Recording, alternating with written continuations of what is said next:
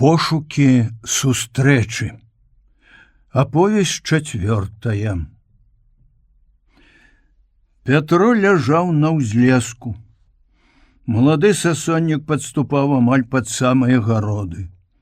Ад лазовага плятня, за якім узвышаўся пажоўклы кіяшнік, яго аддзяляла нешырокая лагчына, парослая альховымі кустамі. Тут усё лета пасуцца цяляты, гусі, свінні, гуляюць дзеці, малыя пастухі. Некалі і сам ён выціраў пузам траву на такім вось выгане. Толькі там, у іх вёсцы, лес не падступаў так блізка, ён сінеў высокай зубчастай сцяной за рэчкай, загадкавы, прываблівы і крыху страшны ў дзіцячым уяўленні. Спаміналася яшчэ, што звычайна ў жніўні іх выган рабіўся чорны і цвёрды, як ток, і кусты каля раўчука радзелі. А тут всё некранутае, і кусты, і трава. Ці, можа, так здаецца таму, што ўсё абліта густой халоднай расой? За дарогай, каля вялікага лесу пры самай зямлі адплываюць у гушчар апошнія пасмы туману, яшчэ не ўзыходзіла сонца, толькі развіднела. В такі час усё здаецца як бы абноўленым. Не, трава тут сапраўды не вельмі вытаптана. Вядома чаму, няма свіней, гусей, наўрад ці ёсць цяляты. Всё з'еў ненажэрны фашыст. Праўда, у дварах дзе-нідзе рыкаюць каровы, клічуць гаспадынь. Больш раннія з іх і руплівыя уже запальваюць у печах. Сям-там над комінамі ў ясны блакіт неба падымаюцца дымы, з адных комінаў густыя, чорныя, з другіх празрыстыя, як марыва над раллёй у гарачы дзень. Жыццё не спыняецца.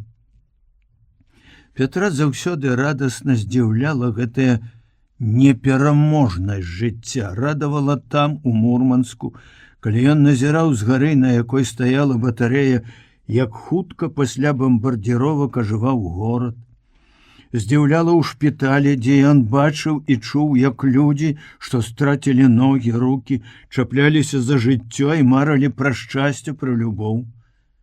Радуе непераможнасць жыцця і тут, на захопленай ворагам зямлі.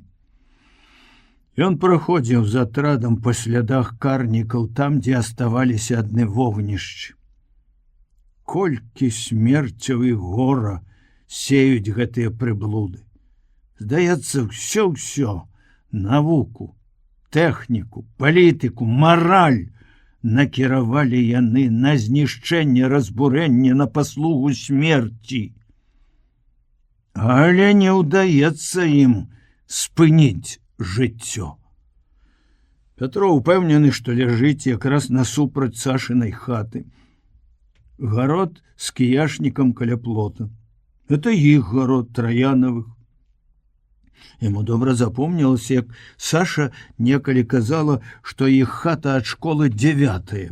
Ён пералічвае каторы раз, новых будынкаў няма, пажарышчаў таксама не відно, значыцца 9. Гэта была і ёсць. Сюды ён ішоў 2 сутак. Не ішоў, бег, ляцеў, бег без сну, без адпачынку. Шкада, што крыху спазніўся, думаў прыйсці зацемна. Перад світаннем самы зручны час для партызана, каб наведацца ў незнаёмую вёску, а прыйшоў, калі ўжо развіднела, бо крыху блудзіў уначы па незнаёмым лузе і лесе. Цяпер трэба быць пільным і асцярожным. Не падабаецца школа. Нікога Пятро там не ўбачыў. Ціха, спакойна, як і ўсюды навокал, але за хлявом на жардзінах вісяць сеткі. І не адна, штукі 3. 2 месяцаў партызанства яму было даволі, каб ведаць, якія рыбаловы звычайна размяшчаюцца ў школах, паліцэйскія гарнізоны, нямецкія пасты, камендатуры. Калі ў іх дзе-небудзь на вышках сядзіць вартавы, ён адразу ўбачыць чалавека, які выйшаў з сасонніку і накіраваўся ў вёску. Пятро дастаў з кішэні пісталет, праверыў яго, гэтак жа ўважліва агледзеў загорнутую брудную насавую хусцінку лімонку. Зброя надзейная, але яму зусім не хочацца сустракацца з ворагам. Не для такой сустрэчы ён месяц прасіў камандзіра, каб той адпусціў яго сюды за 100 кіламетраў. Добра, што камандзір атрада бацька Кастуся Гаманка. Дапамог Косця. Разам прасілі. Гараць падэшвы ног, дзіўна млее шыя, цяжка трымаць галаву. Ён упаў тварам на мяккую гліцу, вільготная жнівеньская зямля пахне грыбамі, з маленства знаёмым пахам. Петро вспомніў, як 2 месяцы назад, спусціўшыся на парашуце ў Васілевіцкія балоты, ён вылез на сухі груд і цалаваў яе, родную зямлю. Цалаваў і плакаў ад шчасця. І цяпер яму захацелася пацалаваць зямлю. Тут пад гэтымі сасонкамі неаднойчы праходзіла Саша. Саша, родная моя любая, прачнулася, спіш? І нават не сні, што я тут за 100 метраў ад цябе? Мне страшна знянацку з'явіцца перад табой. Ты, напэўна, не паверыш сваім вачам, падумаеш, я прывід, зваліўся з неба. Слаўная моя, незведаныя крутыя дарогі вайны. Куды яны толькі не могуць завесці. Але мяне вяло маё каханне. Праз усе смерці, усе перашкоды і выпрабаванні, вялікія і малыя, праз усё. Даруй мне. Я схіляю галаву, я стану на калені, пацалую твае ногі вось так, як гэтую зямлю. Петро быў упэўнены, што Саша тут, у гэтай хаце, у якой ён ужо колькі хвілін не зводзіць з яе вачэй. У мінулую ноч па дарозе сюды ён заскочыў знаёмае заполле да Ані. Гаспадыня расказала, у пачатку вайны Саша паехала да бацькі, яна, Аня, сама правяла яе туды. Нядаўна вясной Саша перадала ёй з адной жанчыны, якую сустрэла ў Гомеле, прывітанне, сказала, што жыве ў роднай вёсцы. Моцна акрыліла Пятра гэтае паведамленне. Адтуль за поле ён сапраўды ляцеў, як на крыллях. Не знайшоў на сожы лодкі, пераплыў, схаваўшы патроны і гранату ў гумавы мяшэчак, вынаходства Кастуся. А можа, і няма ў школе гарнізона? А калі і ёсць, не вартуюць жа яны ўвесь час. Хутчэй уначы будуць дзяжурыць, а ў такі час, бадай што, спяць, як совы, адзін скачок і я на агародзе, у кіяхах. А там паразоры. Ну, сапраўды, не сядзець жа мне тут да наступнай ночы. Блішэй да дня больш прачнецца людзей, пойдуць да калодзежаў, на гароды, пагоняць жывёлы. Не, чакаць нельга. Але сэрца, чаму яно так дзіўна паводзіць сябе? То сціскаецца, як бы замірае. То пачынае грукацець так, што ажно балюча ў скронях. Здаецца, ніколі так не білася. Не тады, калі ў лютаўскую ноч на возеры з'явіліся фінскія лыжнікі. Не нават тады, калі рыхтаваўся скакаць з самалёта ў чорную бездань, не ведаючы, што ўнізе. Лес, поле, балота, і хто сустрэне свае ці ворагі, а тут жа вядома, хто сустрэне. Самыя блізкія родныя людзі, жонка, дачка, сваякі. Супакойся ж, сэрца дурное. Пятро яшчэ раз пільна агледзеў гароды, з найбольшай увагай школу, стаў на адно калена, як на старце бегавой дарожкі, пераклаў пісталет з кішэні штаноў кішэню пацёртага мокрага ад расы пінжака, каб быў пад рукой, калі спатрэбіцца. Крокаў колькі прайшоў, потым крыху выпрастаўся і, разразаючы галавой паветра, вокамгненна праскочыў выган, прысеў за плотам, азірнуўся назад на срэбнай некранутай гладзі расы. Ярка-зялёныя сляды здаваліся ненатуральнымі, нечалавечымі, занадта шырока сігаў. Не спадабаліся сляды, лепш было цягнуць ногі, каб атрымалась суцэльная сцежка. Дарэмна бег так, нельга бегчы, трэба ісці так, каб здалёк здавалася, што ідзе свой чалавек, а нікога не баіцца. Разважыўшы так, Пятро пералез цераз пляцень. У кіяшніку, праўда, крыху пастаяў, паглядзеў і, не спяшаючыся, пайшоў на паразоры. Нават паспрабаваў, каб супакоіцца, нешта насвістваць. Вось і вароты, яны прыадчынены. Пятро прытуліўся плячом да шулы, стаіў дыханню, прыслухаўся ціха. Добра, што вароты адчынены, не будуць рыпець. Ён праціснуўся ў шчыліну, выглянуў з-за хлява. Каля ганка умываўся мужчына. Схілены стаяў спіной да Пятра, перад ім на ўслончыку вядро. Ён зачэрпнуў з яго конаўкай, сам сабе ўзліў на рукі, пляснуў прыгаршчамі ў твар, фыркнуў, але постаць рукі нестарога чалавека.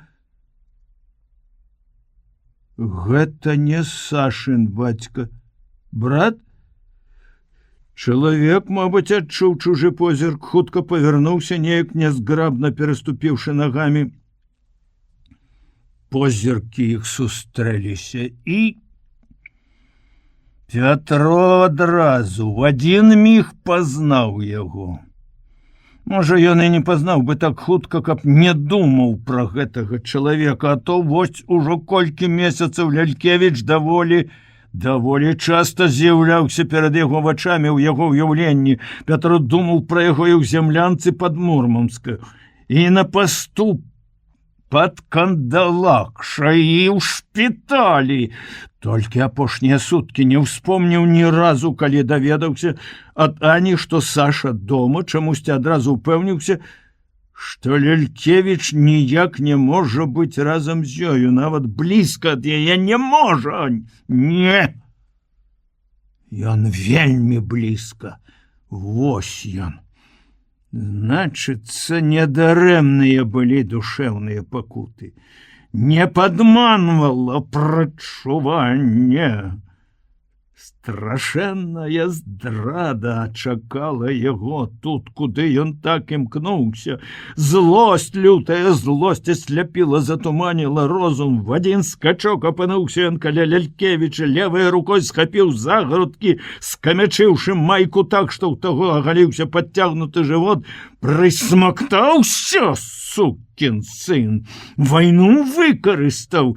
І не даўшы Лялькевічу раскрыць рот па-баксёрску, так вучыў Кастусь, які дамагаўся, каб разведчыкі ўсё ўмелі, ударыў па мокрай пераносіцы, адначасова моцна піхнуўшы ў грудзі. Лялькевіч паляцеў цераз ганак, загрымеўшы дзеравяшкай, якой Пятро не ўбачыў.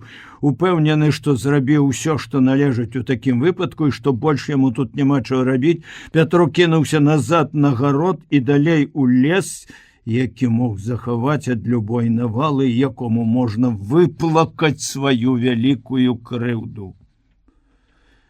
Саша пачула грукат, выйшла з хаты паглядзець, што здарылася, убачыла Владимира Івановича на зямлі і пырснула смехам.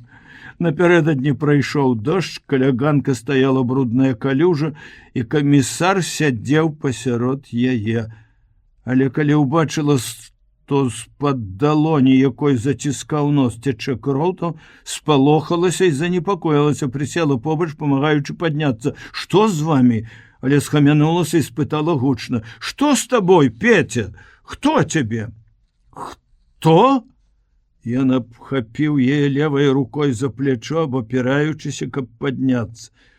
Хто? Саша азірнулася. Нікога ж няма. Чаму ты ўпаў? Галава закружылася. Я казала, не трэба касіць без шапкі. Такое сонца. Стаўшы на ногі, ён не адымаў рукі ад яе пляча, ніколі яны не стаялі так блізка адно да аднаго. Вось яна, каханая, слаўная, клапатлівая. Проста з вядра чэрпае прыгаршчамі ваду, каб абмыць яму твар, як малому, як сыну, якому разбілі нос.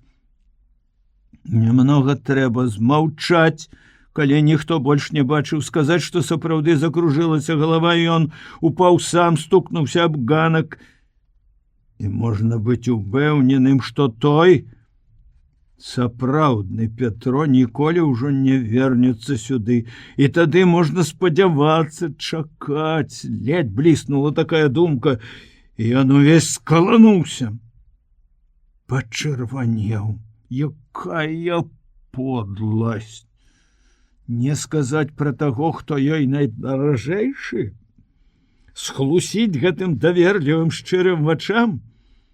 Ды ён пасля ўзненавідзець самога сябе, страціць маральнае права быць камуністам, партызанам, камісарам. Ён ужо зрабіў.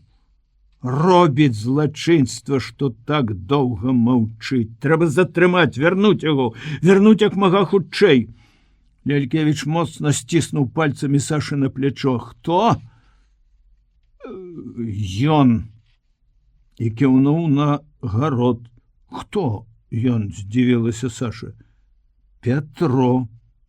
Які Петро? Твой. Секунду. Яна глядзела яму ў твар, жартуе ён ці трызніць? Не, ён сказаў сур'ёзна, сумна, таямніча, амаль шэптам, як заўсёды паведамляў канспіратыўныя навіны. Я не ўправіўся ахнуць, прысмактаўся, кажа сукін сын, і па мордзе. Не лепшы спосаб выясніць ісціну, але я разумею яго. Саша адразу поверила. Прыходзіў Петро. Яе Петя. Яна адпіхнула Лялькевіча так, што ён зноў ледзь не ўпаў і кінулася на гарод. Камісар зразумеў сваю памылку, калі пачуў, як за хлявом яна крыкнула на ўсё наваколле: «Петя!» Ударылася аб сцяну лесу і пакацілася назад звонкае рэха: «Тя!» І на здаровых нагах ён, магчыма, не бегаў ніколі так імкліва, як цяпер на пратэзе, які так рэзаў, што ад вострага болю цемнела ў вачах. Ён хутка дагнаў Сашу, схапіў за плечы, заціснуў рот. Няхай падумаюць, што яны б'юцца. Гэта бывае паміж мужам і жонкай. Або не падумалі чаго іншага, або не з'явіліся падазрэнні ў суседзяў, у паліцыі. Саша, Саша, што вы робіце? Апомніцеся, вы праваліце сябе ўсіх нас. Яна вырывалася, білася ў яго дужых руках. Пусціце! Пусціце мяне, дзе ён? Што вы казалі яму? Я нічога не сказаў, не паспеў. Супакойцеся, нельга так. Мы выдаём сябе, а Петра мы знойдзем. Толькі спакойна, прашу цябе, спакойна. Даніка, які спаў на вышках на сене, разбудзіў Сашын крык. Хлопец убачыў прашчэлену ў страсе, як змагаюцца на гародзе камісар і сястра. Здзівіўся, нават разгубіўся спачатку, але застацца староннім не мог.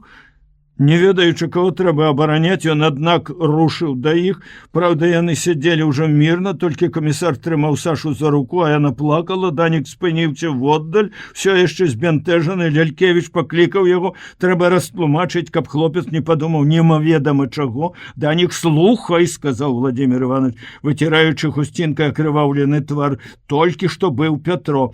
Убачыў мяне, падумаў, уяўляю, што ён мог падумаць. Прысмактаўся, кажа, сукін сын. Вайну выкарыстаў, расквасіў мне нос раней, чым я паспеў сказаць хоць адно слова, і пабег у лес. Значыцца, чалавек наш.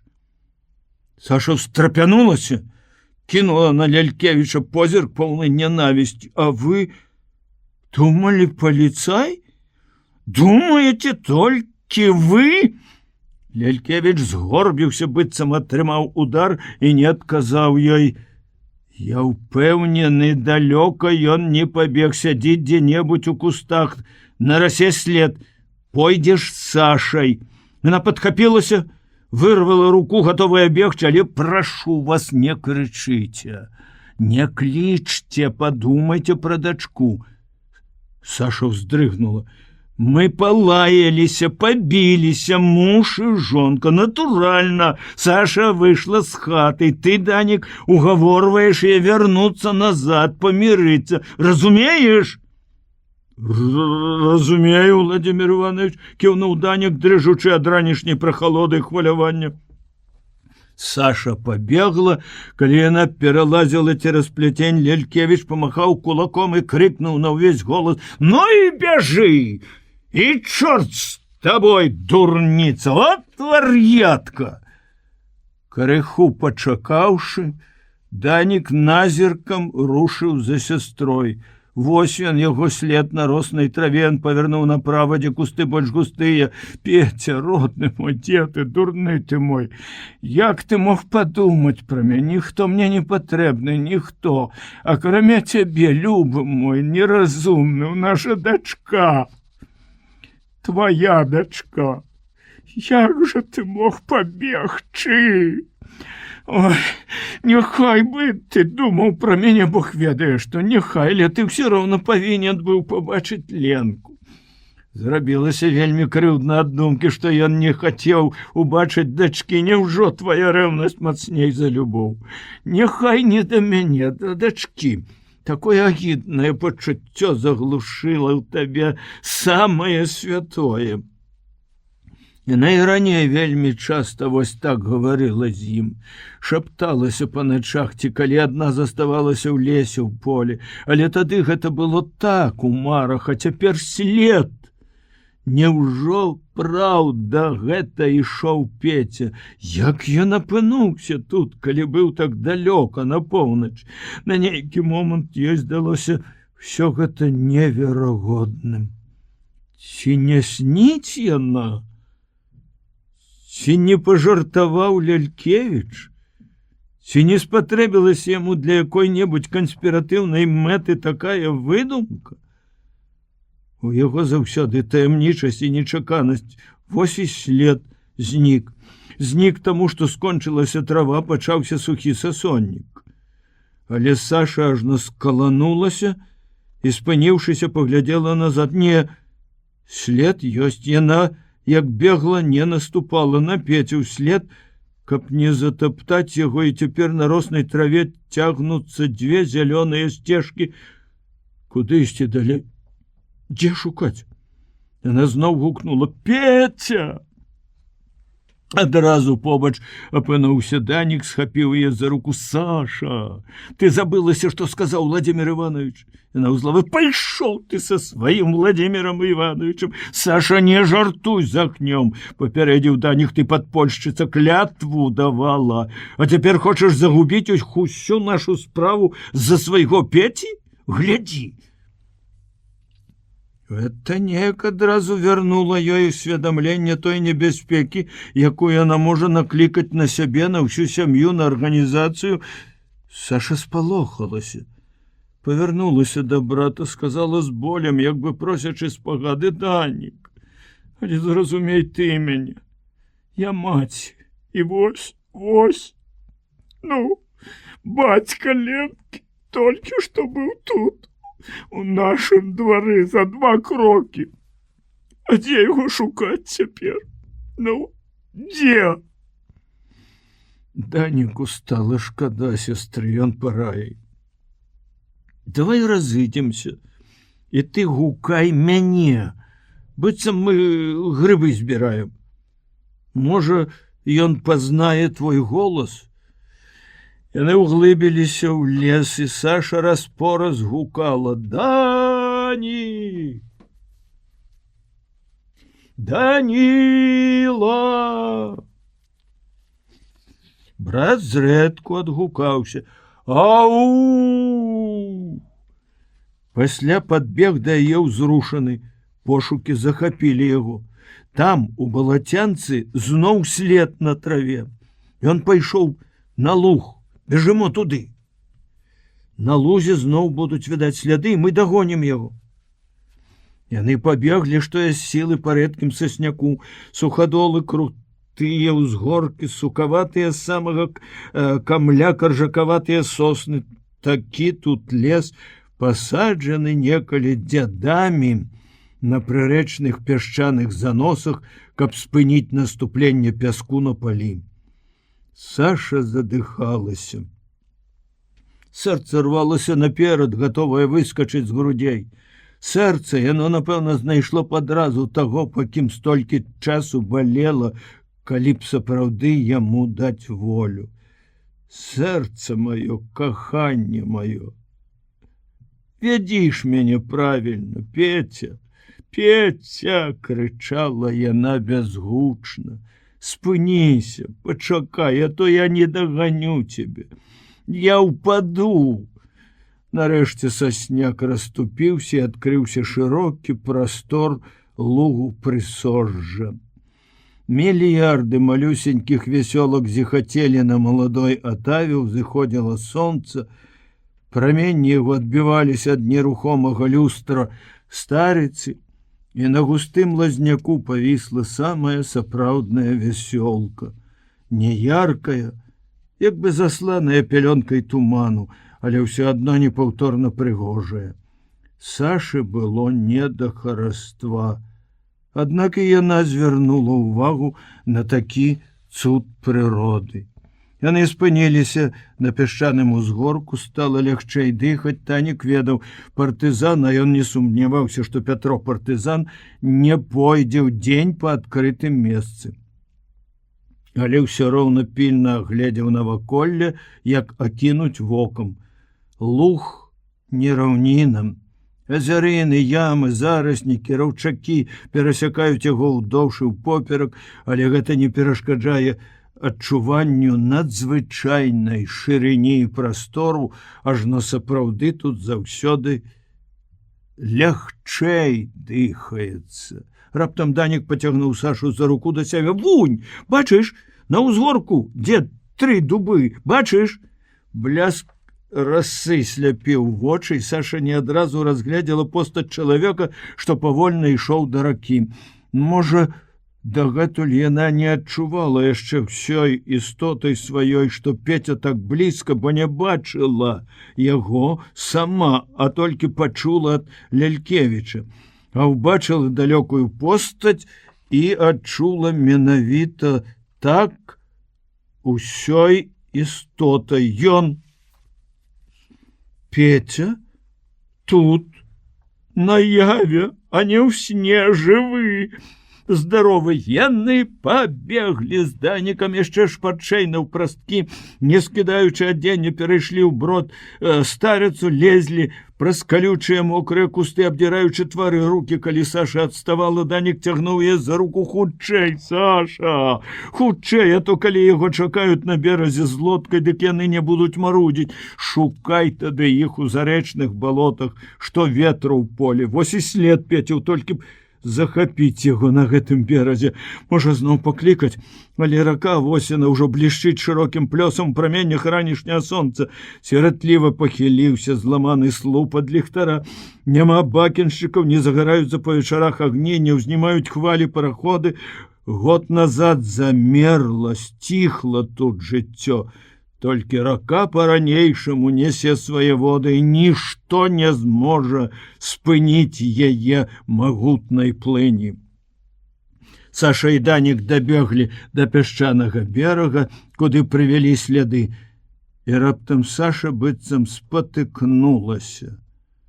Застыла ў такой паставе, знясіленая, збялелая, потым у роспачы плюнула. Тьфу! Каму прыносіў шчасце поп? Унізе каля вады сядзеў на вымытым чорным кражы дуба Алексей Сафронович. і паважна, не спяшаючыся, мурлыкаючы нешта пад нос, разматваў вудачкі. Які ён табе поп? Данік пакрыўдзіўся за старэйшага таварыша, за чалавека, які па сутнасці стварыў іх падпольную арганізацыю, а попом зрабіўся для канспірацыі. Калі расчараванне і здзіўленне мінулі, брат і сястра паглядзелі адно на аднаго, як бы раючыся, што рабіць? Схавацца, непрыкметна пайсці назад ці паказацца дзядзька Алексею на вочы? Як растлумачыць сваё з'яўленне тут? Трэба расказаць усю праўду. Стары павінен ведаць усё, сказаў Данік. Саша моўчкі згадзілася. Данік кашлянуў. Алексей Сафронович, як кажуць, і вухам не павёў, бо жыў па закону, богаўслужка, нічога не баіцца зямнога. Ніякая нечаканасць не можа яго спалохаць, бянтэжыць, вывесці з душэўнай раўнавагі. Ён закінуў вудачку, утыркнуў вудзільна ў гліністы грунт і толькі тады павольна павярнуўся, каб паглядзець на таго, хто кашлянуў за яго спіной. Але калі ўбачыў Данілу і Сашу, куды дзеўся яго спакой? Упусціў банку з чарвямі, палез па гліністым адхоне ім насустрач. Што здарылася, дзеці? Чаму вы тут, Божа мой? Схапіўся рукой за сэрца. Няшчасце? Данік зразумеў, пра што стары мог падумаць, і паспяшаўся заспакоіць яго. Не, дзядзька Алексей, нічога страшнага не здарылася. Прыходзіў Пятро, сапраўдны Сашын муж, на досведку, убачыў двары Владимира Ивановича, ударыў яго па твары і збег у лес. Мы шукаем яго, сляды на луг вялі. З Халімонавай гары мы ўбачылі вас і падумалі, што ён за раку адыходзіць.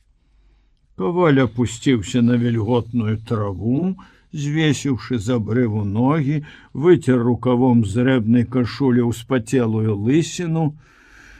Напалохалі вы мяне. Сядайце, адпачніце, у вас такі выгляд. Яны селі побач, Алексей Сафронович узяў Сашыну руку. Уся дрыжыш ад ракавіца. Яны што, ведалі адзін аднаго? Сустракаліся разы два. Немоцная, значыцца, вера ў цябе, у Пятра твайго. Малады, але нічога, ёсць любоў, будзе вера. Всё ў свой час, а ты, Александраў, зрадуйся, што жывы ён твой благаверны. І калі так прыходзіў, то не толькі жывы, але духам моцны і сэрцам чысты. Хіба мала з цябе гэтай радасці? Не пажадай адразу многа. Расплылася рака ў неабсяжнае мора, два доўгія вузкія сонцы загойдаліся ў вадзе, белая хмарка дзіўна закалыхалася, пераламалася. Увесь свет пераламалі гарачыя слёзы. Напоўнілі, затуманілі вочы і застылі там. Не пырснулі, не закапалі, не пакаціліся па шчоках. Але як хораша, як лёгка зрабілася на сэрцы. Праз слёзы Саша паглядзела на дзядзьку Алексея, добрага, разумнага, разважлівага, і вінавата усміхнулася. Ён ласкаво пагладзіў яе шурпатую ад застарэлых мазалёў руку. Яна падумала, сапраўды, я год не ведала, дзе Петя, што з ім, а цяпер ведаю, што ён жывы, што ён тут з намі. Хіба мала такой радасці? Прыемна было адчуваць спіной цеплыню сонечных праменняў і глядзець, як на плыні ракі нырае коркавы паплавок. А, клюе! Зусім па-дзіцячы ўзрадаваўся стары, па-дзіцячы, на спіне сунуўся за прывода вады, схапіў вудзень, набліснуў на сонцы трапяткі кавалачак срэбра. Паблукаўшы па лесе і лузе яшчэ трохі, Данік і Саша, змораныя, вярнуліся дадому. На гародзе іх сустрэла Поля. Лялькевіч усё расказаў ёй, такую тайну ад старэйшай сястры, якая была за маці і гаспадыню, нельга хаваць. Па Сашаным выглядзе Поля не зразумела. Знайшлі ці не знайшлі, спытала вачамі, так размаўляць прывучыла падпольнае жыццё. Бачылі? Не, схіліла галаву Саша. Поля цяжка ўздыхнула, засмучана падперла шчаку кулаком. Яна перажывала ўсё это па-свойму. Ніколі не бачачы Пятра, яна розумам і сэрцам не прымала яго як блізкага чалавека і часам сумнявалася ў сур'ёзнасці Сашынага замужжа. Лялькевіч за час, што жыў у іх хаце, стаў сапраўды як родны.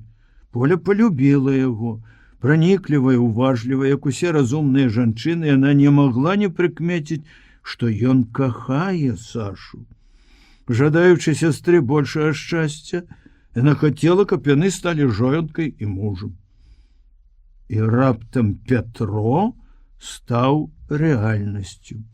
Ён ішоў да іх, як у родны дом. Сэрцам адчуў саперніка, Поля разумела яго і не асуджала, што ён збег, а вельмі шкадавала. Цяпер яна паверыла ў іх каханне Пятра і Сашы, у іх жаніцьбу. І ёй, жанчыне набожнай, стала сорамна за свае грэшныя думкі.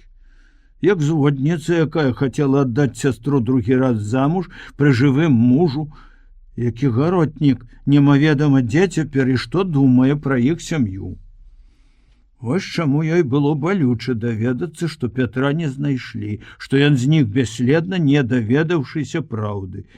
І яшчэ яе спалохала і ўразіла, што Саша быццам не вельмі перажывае.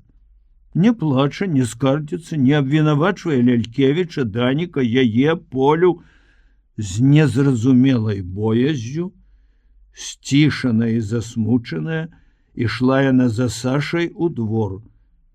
Як яны сустрэнуцца з Лялькевічам? Владимир Иванович быў пад паветкай.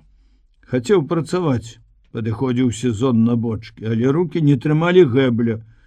Ён гуляў з Ленкай. Малая ўжо цвёрда трымалася на нагах, няспынна шчабятала, а потым ёй спадабалася падаць на мягкія духмяныя стружкі, куляцца ў іх. Та-та! Бах! Валілася на спінку і залівіста смяялася. Лялькевіч з бацькоўскім замілаваннем глядзеў на яе, усміхаўся, але усмешка была сумная. Ён думаў пра яе бацьку, які блукае недзе па лесе з цяжкай пакутай у душы, а малая яму, чужому чалавеку, кажа «тата». Кажа невыразна, яшчэ і несвядома, але так яе навучаюць Данік і Поля. Ён успамінае, як Саша доўга моўчкі упарта супраціўлялася, каб Ленка называла яго татам. Але потым скарылася і ў апошні час як бы не звяртала ўвагі. Саша кінулася пад паветку, схапіла дачку на рукі, моцна прыціснула да грудзей, нібы малой пагражала небяспека. Лялькевіча гэта паласнула па сэрцы. Ён адчуў сябе вінаватым. Ленцы, як на тое, не хацелася сядзець на руках у маці, нарвалася назад у стружкі. Але Саша панесла яе ў хату. Поля праслязілася і, спачуваючы, паглядзела на Владимира Івановича. Саша, нават на думку Лялькевіча, паводзіла сябе дзіўна. Яму, калі ён таксама прыйшоў у хату, яна сказала мякка, ласкава, з бяскрыўднай іроніяй: «Як жа гэта вы, Владимир Иванович, нічога сказаць не паспелі. Атрымалі па носе і слова не вымавілі». Ён сам усю раніцу думаў пра гэта і не мог уцяміць, як яно так здарылася, што ён, партызан-камісар, падпольшчык, які ўмеў у самых складаных і нечаканых абставінах дзейнічаць хутка і правільна, аказаўся такі недарэка. Ён баяўся глядзець ёй у вочы, панурыўся, пераступаў з нагі на нагу, стукаючы самаробным прадэзам аб падлогу. Гэта ціхае жыццё псуе мяне. Я раблюся залішне павольны, цяжкадумны, а ён, Пятро, відаць, падрыўнік ці разведчык, дзейнічаў як маланка. Я пазнаў яго толькі тады, калі з разбітым носам апынуўся ў калюжы. Саша засмяялася, здалося яму нават весела, і больш нічога не сказала. Усё знешне было так, як учора, пазаўчора, усе папярэднія дні. Саша сабрала бялізну і пайшла на рэчку, але ўзяла з сабой і Ленку. Лялькевіч не мог не адзначыць гэта. Поля збірала на гародзе фасолю. Данік з касой пайшоў на луг выкасіць дзе-небудзь лапінку атавы. Хоць на самай справе мэта была іншая. 2 дні назад на сожы амаль села баржа. На баржы ўзмоцненая варта. Хлопцы здагадвалі, што немцы на баржы вязуць важны груз, можа, нават боепрыпасы, і выпрасілі ў Лялькевіча дазвол спаліць баржу. Данік і Анатоль, косячы атаву, павінны паназіраць за вартай і разведаць подступы. Лялькевічу не працавалася. Ён думаў і пра чарговую аперацыю, і пра наведанне Пятра. Безумоўна, Саша балюча перажывае, але яна гордая, а таму ні аб чым не просіць і нікога не вінаваціць. Калі яна вярнулася з рэчкі, развешвала на агароджы бялізну, ён падышоў да яе, стаў побач, сказаў шэптам: «Я пайду, Александра Фёдоровна, в атрад. Я знайду яго. Накіруем сувязных ва ўсе суседнія атрады. Ён або з армейскай групы Віці, або з атрада Куцага. Ім скінулі радыста і дыверсантаў для горада». Саша ўзняла вочы. У позірку яе была ўдзячнасць. І гэта было яму даражэй за ўсё. «Я пайду, буду рамантаваць царкву. Поп прасіў». Ён зрабіўся не толькі бондарам, але і цесляром. Пра гэта ведае ўся вёска. Саша кіўнула галавой. Не першы раз і моўчкі дакранулася да яго локцем. Усё нішчыць вайна.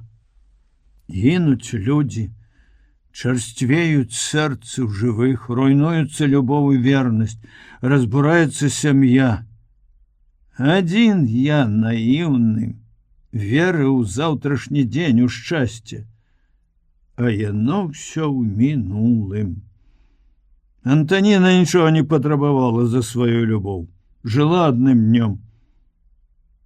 Няўжо так і трэба жыць? Каб цябе сёння разнесла бомба, твоя жонка, стихни, закрычаў я ёй тады. А чаму ёй сціхаць? Мяне не разнесла бомба, я выжыў ад фінскіх куль і гранаты, а шчасця таго, што было, няма і ніколі не будзе. Пятро ляжаў, уткнуўшы галаву ў мокры мох. У цяжкія хвіліны вайны шмат пра што жудаснае думаў, шмат чаго сніў. Сашы няма жывой, яе пагналі ў Нямецчыну, ў няволю, на здзек і гвалт. І пра Лялькевіча думаў, раўнаваў, пакутаваў. Але ўявіць, што Саша жонка гэтага чалавека, і яны жывуць у ціхай лясной вёсцы і, можа, плодзяць дзяцей у той час, калі навокал ідзе бязлітаснае змаганне, такая думка нават ні разу не прыходзіла ў галаву. Як можна памыліцца ў чалавеку? Саша, Саша. Хацеў плакаць, але слёз не было, і думкі, як іскры, сухія, кароткія, ясныя, толькі мох мокры і пахне родным забытым маленствам. Самае дзіўнае, што злосці на Сашу не адчуваў. Іншая рэч на Лялькевіча. Можа, паліцай які-небудзь падлюга, трэба было не па мордзе, а стукнуць з пісталета. Няхай бы адным гадам менш было. Ён дастаў з кішэні пісталет, да болю сціснуў шурпатую рукоятку, але праз хвіліну падумаў, што, не ведаючы акалічнасцей, ён не мог зрабіць гэтага, забіць чалавека, тым больш блізкага Сашы. Ён не забойца. Ён поверыў, што Саша могла здрадзіць яму, Пятру, але поверыць, што яна здрадзіла народу, радзіме, жыве з паліцэйскім? Не можа гэтага быць.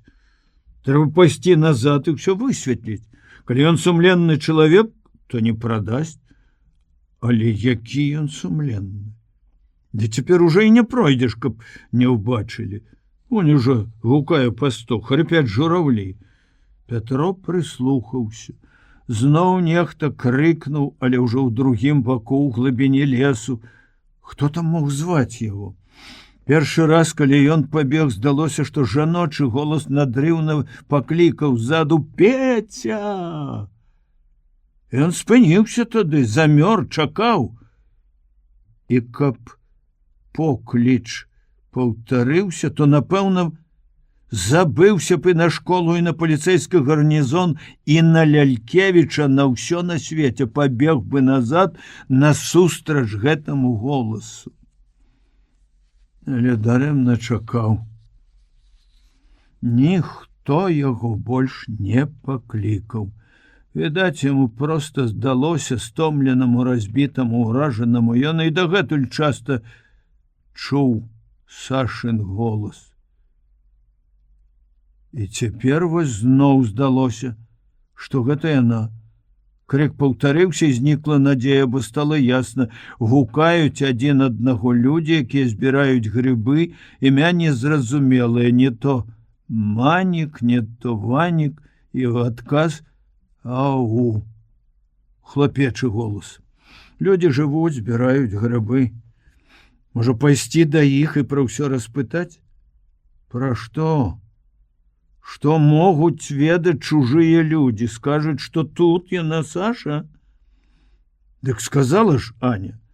Пачуць ад людзей лішні раз, што жыве не адна з мужам? А можа, вярнуцца да іх і сказаць: «Я хачу ўбачыць сваю дачку, дзе моя дачка?» Паглядзець малую, глянуць у вочы Сашы. Якія ў яе будуць вочы? Ён уявіў з незвычайнай выразнасцю яе вочы, як цалаваў іх і застагнаў ад болю. Не, Вяртацца нельга. Ён просто не мае права, бо гэта неразумна і небяспечна. Это можа прывесці да недарэчнай гібелі. А ён павінен жыць, змагацца, помсціць за сваю і людскую крыўду і гора. Заўтра ён павінен быць у сваім атрадзе, дзе яго чакаюць Павел Петрович, Кастусь, іншыя сябры, вялікія справы. Заўтра. А яму ісці кіламетраў 100. Трэба спяшацца. Пятро падняў галаву. Што ж, бывай, звярнуўся ён да Сашы. Не падумай, што я сапраўды больш не буду верыць, што ёсць на свеце каханне мацней за смерць. Можа, і маё не мацней за смерць, але маё вернае і адданае. Ты чуеш? Я і цяпер кахаю цябе, Саша, чуеш? Вярніся. Ён хацеў сказаць, я ўсё дарую, але адчуўшы пошласць гэтых рамансавых слоў, злаваўся па-салдацку, вылаяўся. Трэба ісці. Але ніяк не мог адарвацца ад зямлі, быццам зламаўся хребет, адключыліся нервы і рукі, ногі, сэрца, ўсё цела не слухалася загадаў, якія пасылаў розум. З'явілася сумненне. А ці Лялькевіч то быў? Ці не ўдарыў ён невінаватага чалавека? Здараецца, што далёкія чужыя людзі часам знешне падобны адзін на аднаго. Але хутка Пятро адкінуў гэтае сумненне, бо вспомніў позірк таго, каго ўдарыў. То быў позірк чалавека, які таксама пазнаў яго і разгубіўся. О, каб ён не пазнаў і не разгубіўся, то не стаў бы як анямелы. Цяпер людзі насцярожаныя і не чакаюць, пакуль іх схопяць ці ўдараць, а гэты тып адчуваў сябе, што сабака, які нашкодзіў. А я ішоў як гаспадар, скаланула думка, як гаспадар. Дык чаму ж тады ты кінуўся ўцякаць? Не пачакаў хвіліны, не паклікаў Сашу. Няхай бы глянула ў вочы, сказаў, як бы хто іншы. Той, з кім ён часта гутарыў, раіўся, спрачаўся, другі Пятро Шапятовіч. Я ж накінула ў пот, калі адказаў. Спалохаўся. Пабаяўся, што Лялькевіч закрычыць, узніме на ногі паліцыю. Паспрабаваў апраўдацца. Не таму, што пабаяўся. Проста не хацеў яе бачыць, не хацеў ніякіх тлумачэнняў. Навошта? Каб зрабілася яшчэ больш балюча? Я не немцаў баюся, не паліцаяў, самога сябе баюся душэўных пакут. Аднак адчуваў, што крывіць душой. Але ты кінуўся, як заяц, як баязлівец. Гэта вельмі пакрыўдзіла. Магчыма, у пачатку вайны ён сапраўды баяўся смерці. Але потым ніхто не мог, не меў права кінуць яму такога папроку. А тым больш цяпер, калі ён стаў партызанскім разведчыкам. І ён давядзе сабе і ўсім, што не баязлівец. Зараз жа пойдзе назад і пагаворыць з імі. Апанавала неразумная, адчайная адвага. Ён падскочыў з зямлі і рушыў да вёскі. Але не патрапіў на тое ж месца перад выганам да хаты Траянавых, а выйшаў з другога боку, з сухога балотца, з альховых кустоў, паміж якімі чарнелі свежыя сцежкі, пратаптаныя статкам. Гэтыя сцежкі неяк адразу ўтаймавалі Пятра. Кароў много, падумаў ён, значыцца, мірна жывуць, не соляць немцам, раз тыя кароў не чапаюць. Яўна ёсць паліцэйскі гарнізон са сваіх бобікаў. Ды і вёска ўжо вся прачнулася. Па вуліцы ходзяць людзі. У такі ранні час незнаёмага адразу засякуць. Пятро зноў адступіў углыб лесу, зноў забраўся ў гушчар і паваліўся на мох. Трэба ісці, загадаў сабе і не падначальваўся. Там чакалі сябры, а тут Саша. Як пайсці, не глянуўшы ёй у вочы, а як глянуць? Зноў думкі, планы, ды перамагла стомленасць, 2 бессонныя ночы. Пятро заснуў. Прачнуўся спалоханы. Можа, нехта неўзнарок наскочыць на яго. Але сон неяк хораша заспакоіў, надаў разважлівасці, удумлівасці. Хацелася есці. Уже суткі, акрамя позняй чарнікі, нічога не еў. Спаў, відаць, гадзіны 3, бо сонца ўжо ўзнялося высока. Разважыў. На такі час вёска пусцее, адны дзеці ды старыя. Пайду. Папрашу есці ў якой-небудзь бабулі. Я, між іншым, спытаю Сашу. Скажу, што некалі да вайны разам вучыліся. А там, можа, удасца паслаць якога-небудзь хлапчука, каб паклікаў Сашу ў лес. Ну, чаго мне баяцца з такой зброяй?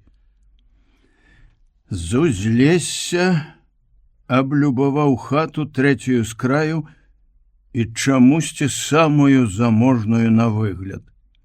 Зайшоў з вуліцы, не хаваючыся. У двары сустрэла маладая гаспадыня, якая расстаўляла для сушкі тоўстыя снапы проса. І тады Пятро трохі спалохаўся.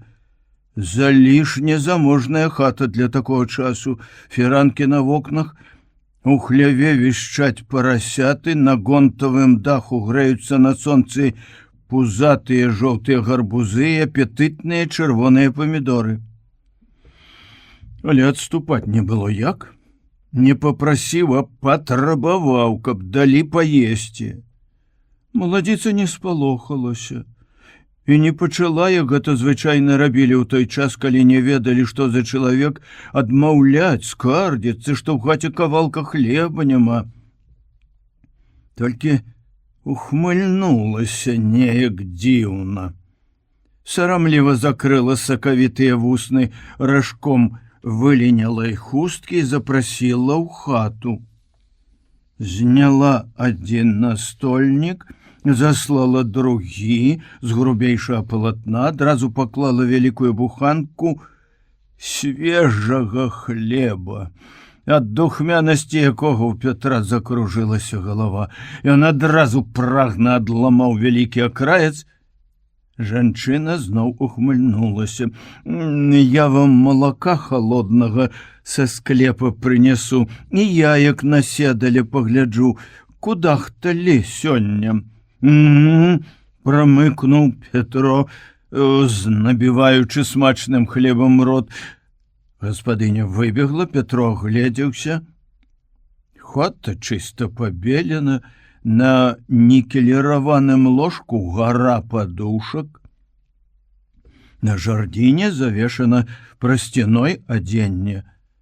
Не баяцца, што немцы забяруць. Ён ведаў, бачыў, што цяпер у сялянскіх хатах пуста. Увесь нажытак схаваны, бо акупанты рабуюць усё, што трапляе пад руку, не толькі хлеб і жывёлу, але і адзенне, палотны, настольнікі, ручнікі, посуд. Ці не да старасты якога-небудзь я трапіў, мільганула думка. І ён праверыў пісталет, падарунак, які Кастусь атрымаў у Маскве в партызанскім штабе, новенькі, безадказны, прыгожы і бліскучы, як цацка. Раптам у шыбу за яго спіной стукнула, быццам кінулі каменьчык. Ён азірнуўся. Хлапчук год 10, зрабіўшы вялікія спалоханыя вочы, круціў галавой, паказваў рукой на гароды, падаваў знакі, сэнс якіх не цяжка было зразумець. «Уцякай!» «Здаецца, уліп», — падумаў Петро. «Можа, сігануць цераз акно?»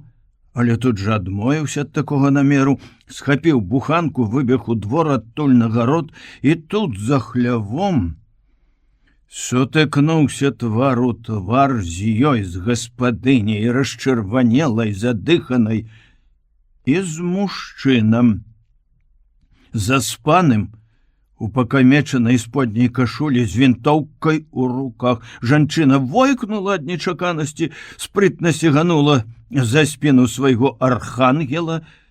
Мужчына ўзняў вінтоўку, але ад нечаканасці ён не паспеў даслаць патрон. Пацягнуўся да ручкі затвора. Пятро апярэдзіў яго, выхапіў пісталет, накіраваў на паліцая, але чамусьці адразу не стрэліў, загадаў: «Кідай вінтоўку, сукін сын!» «Кідай!» — завішчала за паліцаевай спіной жанчына. І той, пасінелы ад страху, выпусціў зброю сабе пад ногі. 3 крокі назад. Яны паслухмяна адступілі, рукі ўгору, узнялі рукі. Петро падхапіў з зямлі вінтоўку. «Па партызанскіх законах я павінен вас прыстукнуць, родненькі!» — загаласила кабета. «Молчать, немецкая сучка! Мало добра нажила! Хотела за мяне получить!» Найбольшая злосць у Петра была на яе, на гэтую здрадніцу. Але ён адчуваў, што не здолее вось так ва ўпор стрэліць у жанчыну. А на спалатнелага паліцая, які не прамовіў ніводнага слова, чамусьці не адчуваў асаблівай злосці. Лапух нейкі. Нават патрон не даслаў. Мабыць, яна, жонка, прымусіла пайсці ў паліцыю. Не страляў ён, Петро, вось так людзей. І нелёгка гэта забіць абязброенага. Чорт з імі, няхай жывуць, кары сваёй не мінуць. Лажыся! Ляглі. Яна уткнулася тварам яму ў падкаленне, трохі не ў тое месца, якім сядзяць. Петра гэта развесяліла. Ну, як там? Суха ў штанах, ляжаць і не рухацца, пад імі которых галаву пушчу кулю, ад лесу достану. І сёння ж каб кінуў паліцыю, бо май на ўвазе, мы тебе пад зямлёй знойдзем. І Петроў подбег, кінуўся па гародзе паміж высокага кіяшніку. Каб ён ведаў, каго палажыў, самога начальніка паліцэйскага гарнізона Гусева. Той ужо развітваўся са светам, бо рашыў, што прыйшла яго кара, што партызаны падпільнавалі яго, калі ён спаў у садзе ў палюбоўніцы. І, о шчасце! Партызан злітаваўся. У адрыне, дзе яны часам спалі, стаяла вінтоўка, а мундзір з пісталетам застаўся ў хаце. Гусев па разоры папоўз у двор. Не паспеў Петро дабегчы да сасняку, як з двара прагучалі пісталетныя стрэлы, узнімаючы трывогу. Ім адгукнуўся аўтамат каля школы. І тады Петро пашкадаваў, што адпусціў таго гада. Вылаяў сябе: размазня, слюнця, інтэлігент. Ну што ты скажаш хлопцам? Мінут праз 10 ззаду ў лесе ўжо страчыла некалькі аўтаматаў, прачэсвалі. Глуха бухалі вінтоўкі. Адна куля дзынкнула і зрэзала лазінку зусім блізка. Калі ў вас няма сабак, то насыпьце мне солі на хвост, зларадна падумаў Петро, адыходзячы ўсё далей у глыб перасохлага ў тое лета балота, хоць пад нагамі чаўкала, дзе-нідзе паміж лазнякоў бліскала чорная і тлустая, як дзёгаць, з чырванаватым адлівам вада воўчых ям. Пакуль прабіраўся балотам, адкусваў хлеб, думаў, як напалохаў паліцая яго жонку, спамінаў усе падрабязнасці і быў задаволены сабой. Можна лічыць, даказаў, што ён не баязлівец, думаў, як будзе апавядаць пра гэта ў атрадзе.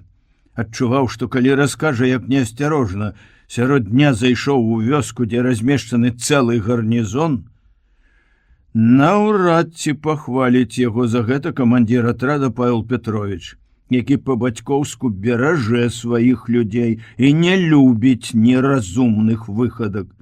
Сыну яго, Кастусю, камандзіру разведкі, таму безумоўна спадабаюцца, той любіць рызыкоўныя ўчынкі. Але наўрад ці ўхваляць Кастусі ўсе хлопцы, што ён адпусціў паліцаем. Не ўхваляць. Страціць можна павагу і даверу, гэта самае страшнае пакаранне ў атрадзе, калі табе не вераць. Што ж сказаць? Схлусіць, што забіў паліцая?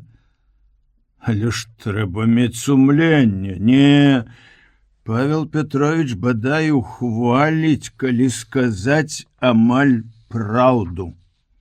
Не ведаў, дзе другія бобікі, блізка, далёка, можа, тут жа на сенавале спалі, а таму не адважыўся страляць, узнімаць шум. Абезброіў, палажыў разору і ходу.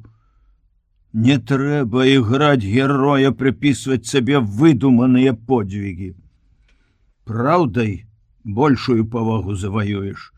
Прынесу доказ, вінтоўку. Не, вінтоўку не данесу, з ёй удзень небяспечна ісці, прыйдзецца прынесці адзін затвор.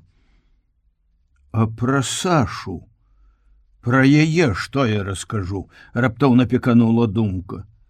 У першую чаргу Кастусь спытае пра Сашу.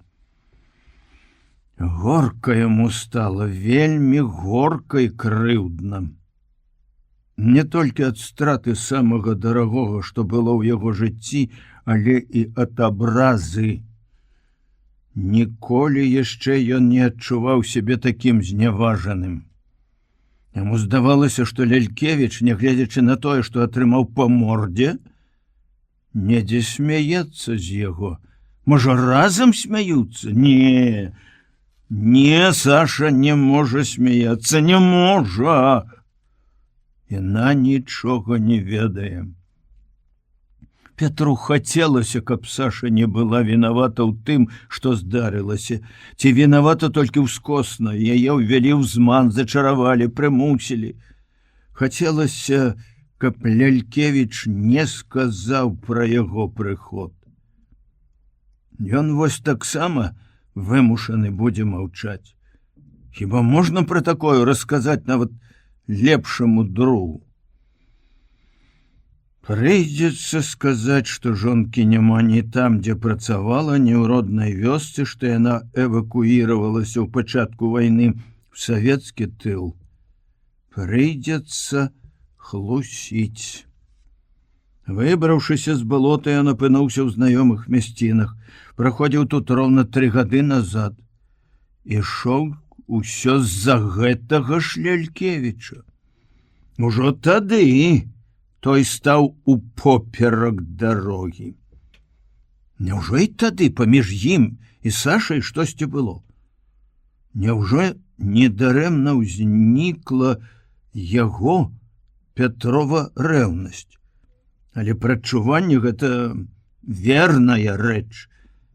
Аднак все адно яго розум, сэрца, вся істота не маглі пагадзіцца, што Саша добрая, пяшчотная, чулая, сардэчная, такая прытворная і здрадлівая. Ён успамінаў хвіліны, дні, месяцы свайго жыцця з ёй.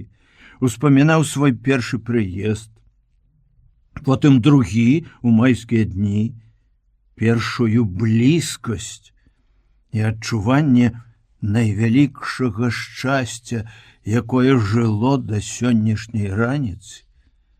Як жа цяпер ён будзе жыць без гэтага шчасця, без мінулага і будучага, без мары? І сеўшы адпачыць, ён упершыню заплакаў. Адчуўшы сваю адзінокасць сярод пустэчы сухога балота, дзе сіратліва стаялі абгарэлыя сасонкі. Хутчэй да сяброў, можа, там развеецца, забудзецца гора. Да Дняпра ён выйшаў над вячоркам, прайшоў па беразе, удыхаючы рачную прахалоду з пахамі ілу і рыбы. Лодкі нідзе не было. Плыць ён не адважваўся, адчуваў стомленасць, ды і баяўся прыцягнуць да сябе ўвагу. На тым заходнім крутым беразе паказваліся людзі. В адным месцы дарога падыходзіць да самага абрыву, і там праехалі фурманкі, нагружаныя снапамі ячменю ці пшаніцы, прайшлі жанчыны. Здаецца, ідзе звычайнае жыццё, і людзі заняты мірнай працай. І ўсё-такі трэба асцерагацца. Страшэнна крыўдна хавацца на роднай зямлі. Што ж рабіць? Чакаць ночы? Але шкада часу, ды і плысці ўначы яшчэ больш небяспечна, трэба шукаць дарогу. Пётр пайшоў уніз, хаваючыся ў прыбярэжных лазняках. За паваротам ракі на тым беразе паказаліся белыя будынкі. Ён пазнаў іх. Тое мястэчка, дзе яны часта бывалі з Сашай. Будынкі былая МТС, а крыху далей бальніца, дзе працавала маці Сені Пясоцкага. Зноў наплылі ўспаміны. У вусці маленькай рэчкі, што ўпадае ў Дняпро, ён знайшоў човен, але толькі дакрануўся да яго, як ззаду пачуўся суровы голас: «Эй, ты там! Не ты паставіў, не чапай! Прывыклі да чужога, як да свайго!» Пётр адскочыў, каб заняць больш выгадную пазіцыю для абароны. З кустоў высунулася рудая барада, бліснулі калючыя вочы, але Пятроў бачыў, што перад ім не вораг. З гушчару вылез стары гадоў 70, узброены адным сцізорыкам ды зрэзанай лазінай. Праўда, глядзеў ён недобразычліва. Зарослы твар яго быў злосны і хмуры, мацюкнуўся і паўтарыў: «Не ты паставіў, не чапай, не тваё». Пятро вырашыў дамовіцца з ім па-мірнаму і лагодна папрасіў: «Перакіньце, дзядуля, на той бок, калі ласка, да сястры да ў заполле». Стары агледзеў яго праніклівым і крытычным позіркам. «А што дасі?» «Што я табе дам? У кішэнях маіх ветер гуляе». 10 марак, заявіў лодачнік. Пятра абурыла такая нахабнасць і прагнасць. Уласна кажучы, не столькі прагнасць, як тое, што стары патрабаваў маркі.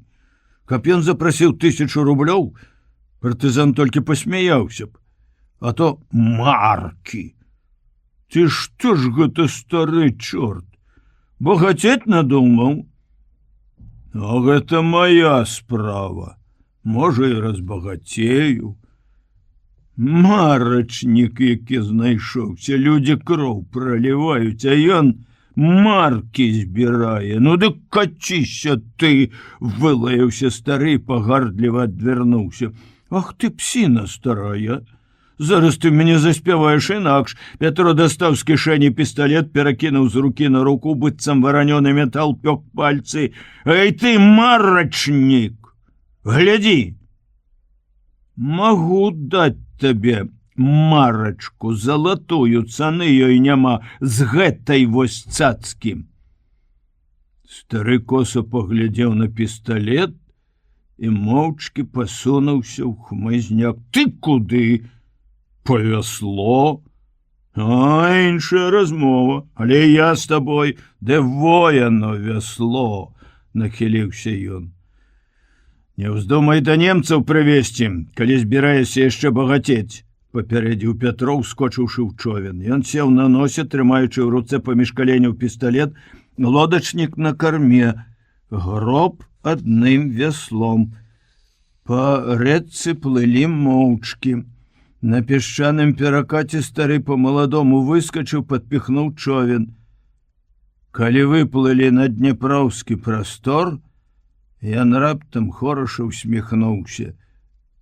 Такой усмешкай быццам сказаў ці хацеў сказаць: «А што? Добра я з цябе пажартаваў». Не сказаў. Не, сказаў ён іншае. А я, здаецца, перавозіў цябе ўжо раз. Калі? Не помню, калі, але твар твой запомніўся. Выгляд у цябе вельмі зажураны.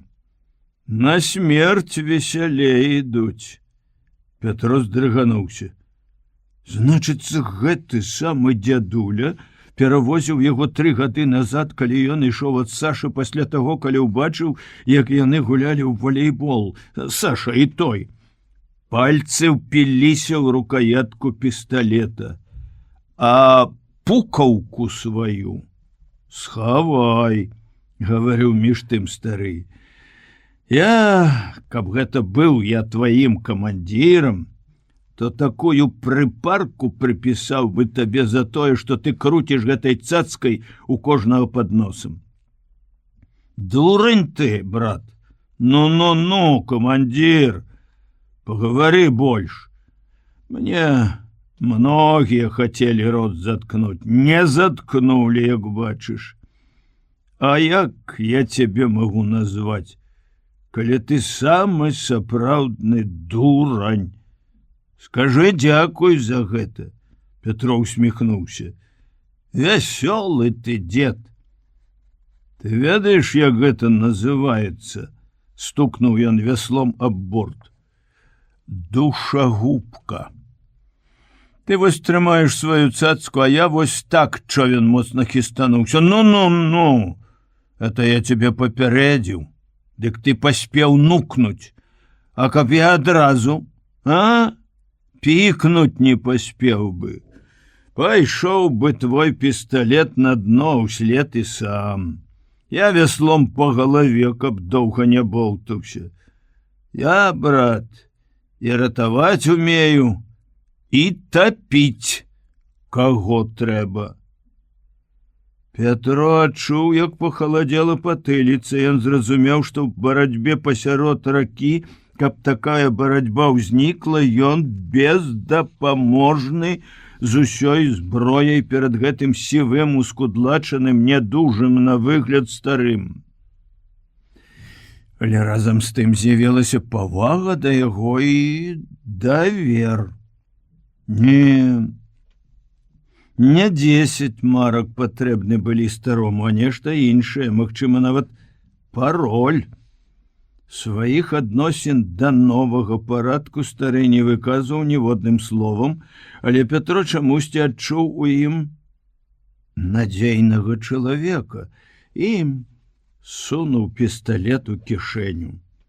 Не будзем сварыцца, мы ж старыя знаёмыя, лепш скажы, ты часам не адтуль?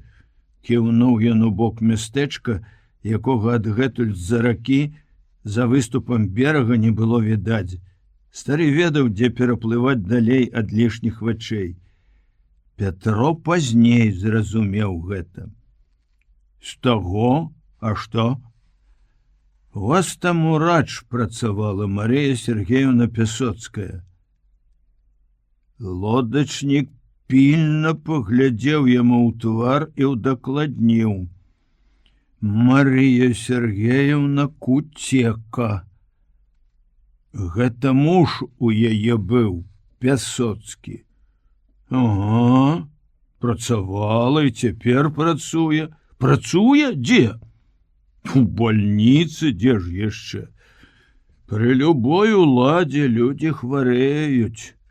Па-філасофску разважліва сказаў ён і, крыху помаўчаўшы, спытаў: «А ты адкуль ведаеш нашу доктарку?» Лячыўся ў яе, схлусіў Пятро, каб не паглыбляцца ў лішнія тлумачэнні. О!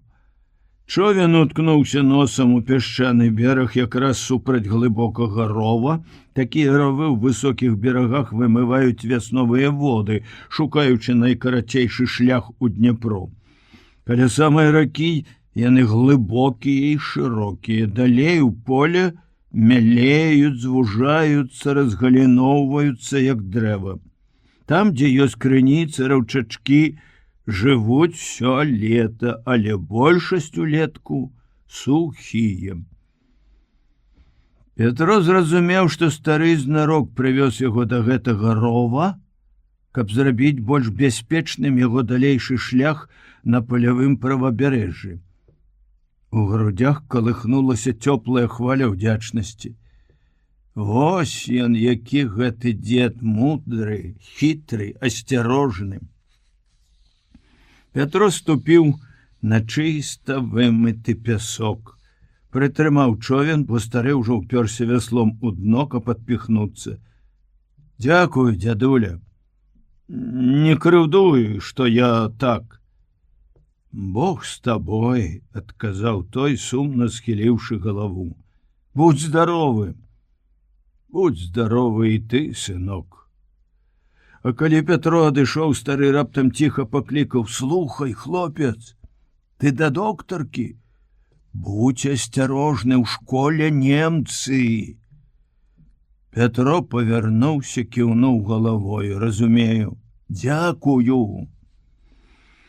Ён помніў, што школа недалёка ад бальніцы, цераз вуліцу. Упэўненасць старога, што ён прабіраецца ў мястэчка, навяла на думку наведаць Сеневу маці. Але ён павінен зайсці да яе абавязкова. Это патрабуе памяць Сені, іх дружба. Пятро спыніўся ў задуме на дне былога ручая, на белым утаптаным пяску. Паабапал на схілах рова раслі каліна, шыпшына, яшчэ нейкія густыя і калючыя кусты. Убачыўшы на пяску свае сляды, партызан збочыў, прадзіраючыся праз кусты.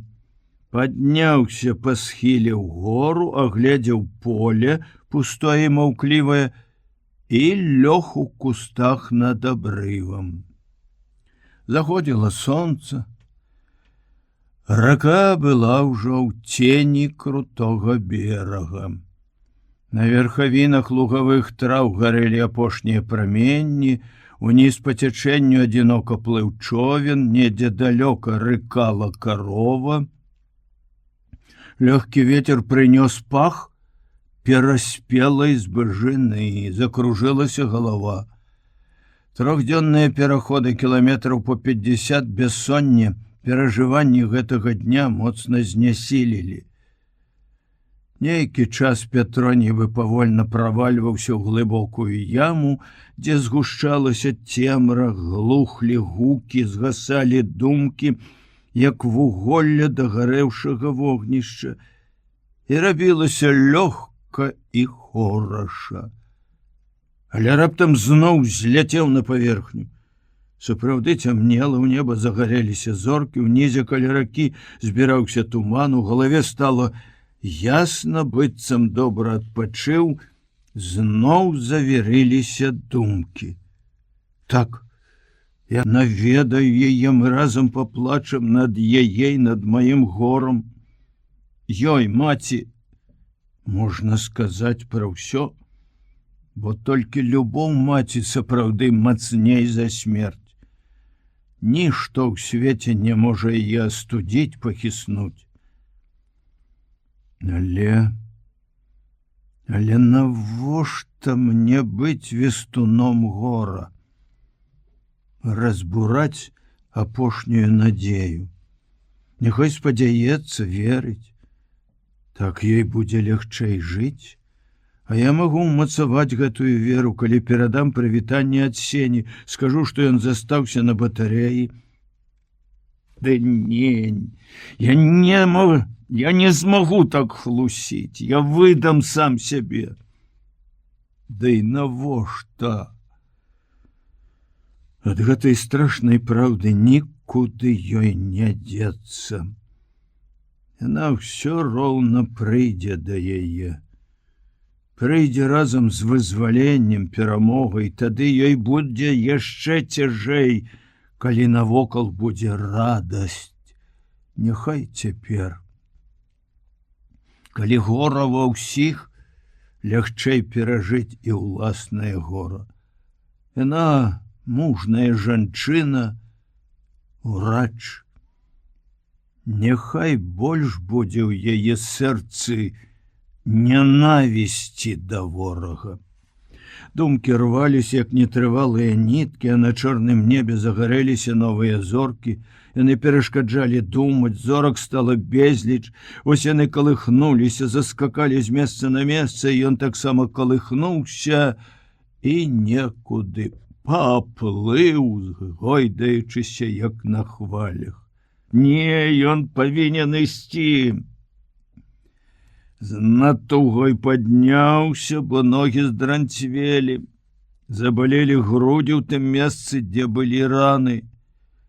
Пасля ён доўга ляжаў яшчэ недалёка ад мястэчка у недаспелай грэцы, ад якой пахла мёдам. Адтуль у цемры безмесячнай ночы быў відаць белы будынак бальніцы з адзіным цьмяным агеньчыкам, мабыць, у дзяжурным пакоі. Але трывожылі гукі, што даляталі з мястэчка, прыглушаная музыка, галасы і спевы.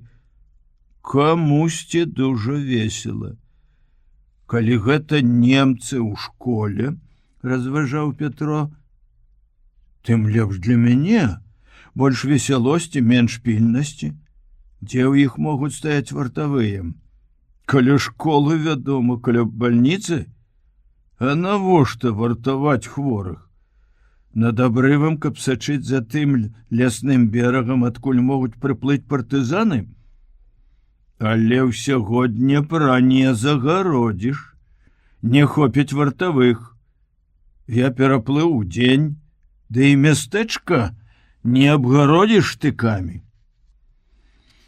Петро помніў драўляную хаціну за бальніцай, у якой жыла Марыя Сергеевна, паказвала аднойчы Саша, калі яны праходзілі міма, нават звала зайсці пазнаёміцца з урачом, але ён пасаромеўся. Ды і Сеня неяк расказваў, што маці ўвесь час баялася, каб іх хаціна вясной ці пасля добрага ліўня не апынулася ў Днепры. Ён поўз па грэцы па калючым іржышчы праз межы з сухім пустазеллем. Як многа стала межаў. Раз-пораз спыняўся, прыпадаў вухам да зямлі. Зямля маўчала, гукі былі ў паветры, чужая музыка, чужыя спевы і п'яныя выкрыкі. Балююць гады, а? Яны злавалі гэтыя гукі, напаўнялі сэрца гневам. Гранату б вам туды, паразіты. Калі дапоўз да рэшткаў былой агароджы і пачуў смурод прыбіральні, яшчэ больш узлаваўся і абразіўся. Ворагі смела балююць, а ён мусіць паўзці па роднай зямлі, каб убачыць маці друга, сказаць, што загінуў яе адзіны сын. Даволі. Петро падхапіўся на ногі. Калі тут бальніца, то ў прыбіральню ходзяць хворыя, і на таго, хто будзе ісці адгэтуль, не павінны звяртаць асаблівай увагі. Падмацаваўшы сваю злосць такім лагічным разважаннем, ён на поўны рост, але павольна, як ходзяць хворыя, рушыў да хаціны, якая чарнела збоку белага будынка бальніцы. Ды раптам угледзеў тых, што весяліліся. На другім баку вуліцы ў школе, небачнай за густымі прысадамі, было адчынена адно шырокае акно. Іншыя вокны былі, відаць, замаскіраваныя, а толькі гэтае смела глядзела ў ноч, праз бальнічны двор за раку на луг і далёкі лес, як бы кідаючы выклік тым, хто хаваецца там у лесе гаспадарам зямлі. Так здалося Пятру, і ён ажно закалаціўся ўвесь. У вялікім класным пакоі, можа, у тым, дзе вучыўся Сеня, танцавалі фашысты. Дык хіба можа ён, партызан, прайсці міма? Хіба можа прыйсці да маці з адным сумным паведамленнем аб смерці сына? З гранатай у кішэні ён не мае права паглядзець, як весяляцца ворагі, і пайсці далей. Калі ўжо рызыкаваць, дык толькі так, каб адпомсціць за Сеню, за сябе, за Сашу, за ўсё тое светлае, што страчана і растаптана. А калі ён, можа так здарыцца, не прыйдзе да маці Сені, няхай яна даруе. Пятро павярнуўся назад у поле, адышоў паволі, потым, нахіліўшыся, пабег, перабег дарогу і па-за гародамі, за школай было некалькі хат, падкраўся да прысад маладых таполяў, лісце на якіх і ў гэтую ціхую, бязветраную ноч спалохана трапятала. Школьная агароджа была не кранутая, не тое, што бальнічная, і нават умацаваная, зверху абнесена калючым дротам. Безумоўна, можна пералезці цераз дрот, але Пятро пабаяўся, што на ім зроблена сігналізацыя, і папоўз уздоўж агароджы, шукаючы якой-небудзь шчыліны. Умацаваліся сволачы. В адным месцы ў лагчынцы штыкеціны былі крыху падняты ад зямлі, Пятро падкапаў рукамі і пралез. У школьным садзе, праз які ён прабіраўся, стаяў густы водар спелых яблык. У галоднага хлопца ажно пацякла сліна, нестерпна захацелася падняцца і сарваць хоць адзін яблык, але ён перамог такую спакусу. Вось і будынак школы, нізкі, доўгі. Над дахам узнімаюцца ўзорнае неба, чорныя пікі таполяў. Пятро прыслухаўся. Знадворку ціха. І ў школе сціхла музыка. Ці не разыходзяцца, падумаў ён з трывогай. Трымаючы ў левай руцэ пісталет, у правай гранату, ён шпарка прабег апошнія метры, прытуліўся да цёплай сцяны, ад якой пахла нагрэтай смалой. Не, яны не разыходзяцца, яны рагочуць. Няхай парагочуць яшчэ хвіліну, многім з іх больш не прыйдзецца рагатаць на гэтым свеце. Не адрываючыся ад сцяны, ён асцярожна пасунуўся уздоўж яе да вугла. Шырокая палоса святла лягла на дарожку, пасыпаную жоўтым пяском, на акуратна падстрыжаны куст бэзу, на брамку. Пятро ўбачыў усё гэта в адзін міг, асабліва брамку, адразу адзначыў, што на ёй, над ёй няма калючага дроту, а яшчэ ўбачыў, якое дзіўнае ў святле лісце таполяў. Не зялёнае, а срэбна-алюмініевая, як луска рыбы. Абышоўшы ганак, ён апынуўся каля адчыненага акна, зазірнуў пакой. Яны сядзелі за сталом, падымаючы чаркі. Пятро палічыў: 6 афіцэраў, 2 дзяўчыны. Адна залівалася п'яным смехам, другая з гуллівай сур'ёзнасцю гаварыла свайму суседу, ківаючы пальцам: «Я вас пакараю, ота! Колькі разоў я вам паўтарала, па-руску трэба казаць не девкі, а девушкі.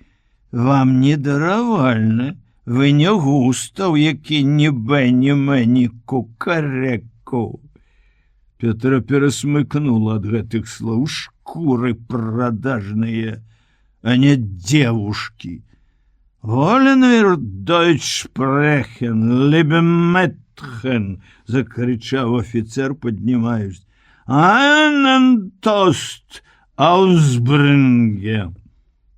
«Это ты, Генрих?» — пачуў Петро ззаду ціхі голас. Ён уздрыгнуў, не кінуўся ўцякаць. Спакойна ўзняў руки над галавой, вырваў чаку і па-жаночаму з-за левага пляча шыбнуў гранату ў пакой на стол. Тады толькі адскочыў цень пад таполі. Выбух пагасіў святло. Петро кінуўся да брамкі, моцна піхнуў яе, яна з трэскам адчынілася. Ён выскочыў на вуліцу і пабег у поле, але крокаў праз колькі спатыкнуўся, падумаў, няўжо я так стаміўся, падхапіўся, але хутка зноў спатыкнуўся, быццам невядомая сіла штурхала ў спіну, адчуў сяродку гарачыню. Ранены? Чым? Калі? Відаць, стрэл вартавога прагучаў адначасова з выбухам, а таму ён не пачуў яго. Чамусьці прыйшла думка, што ратунак не ў полі, куды ён бяжыць, а там, за Днепром. Сабраўшы апошнія сілы, ён кінуўся туды праз бальнічны двор. На момант з'явілася адчуванне надзвычайнай лёгкасці. Здавалася, што ён не бяжыць, а ляціць. І, можа, вось так, скочыўшы з абрыву, пераляцець Днепро. Хутчэй бы толькі абрыў, хутчэй.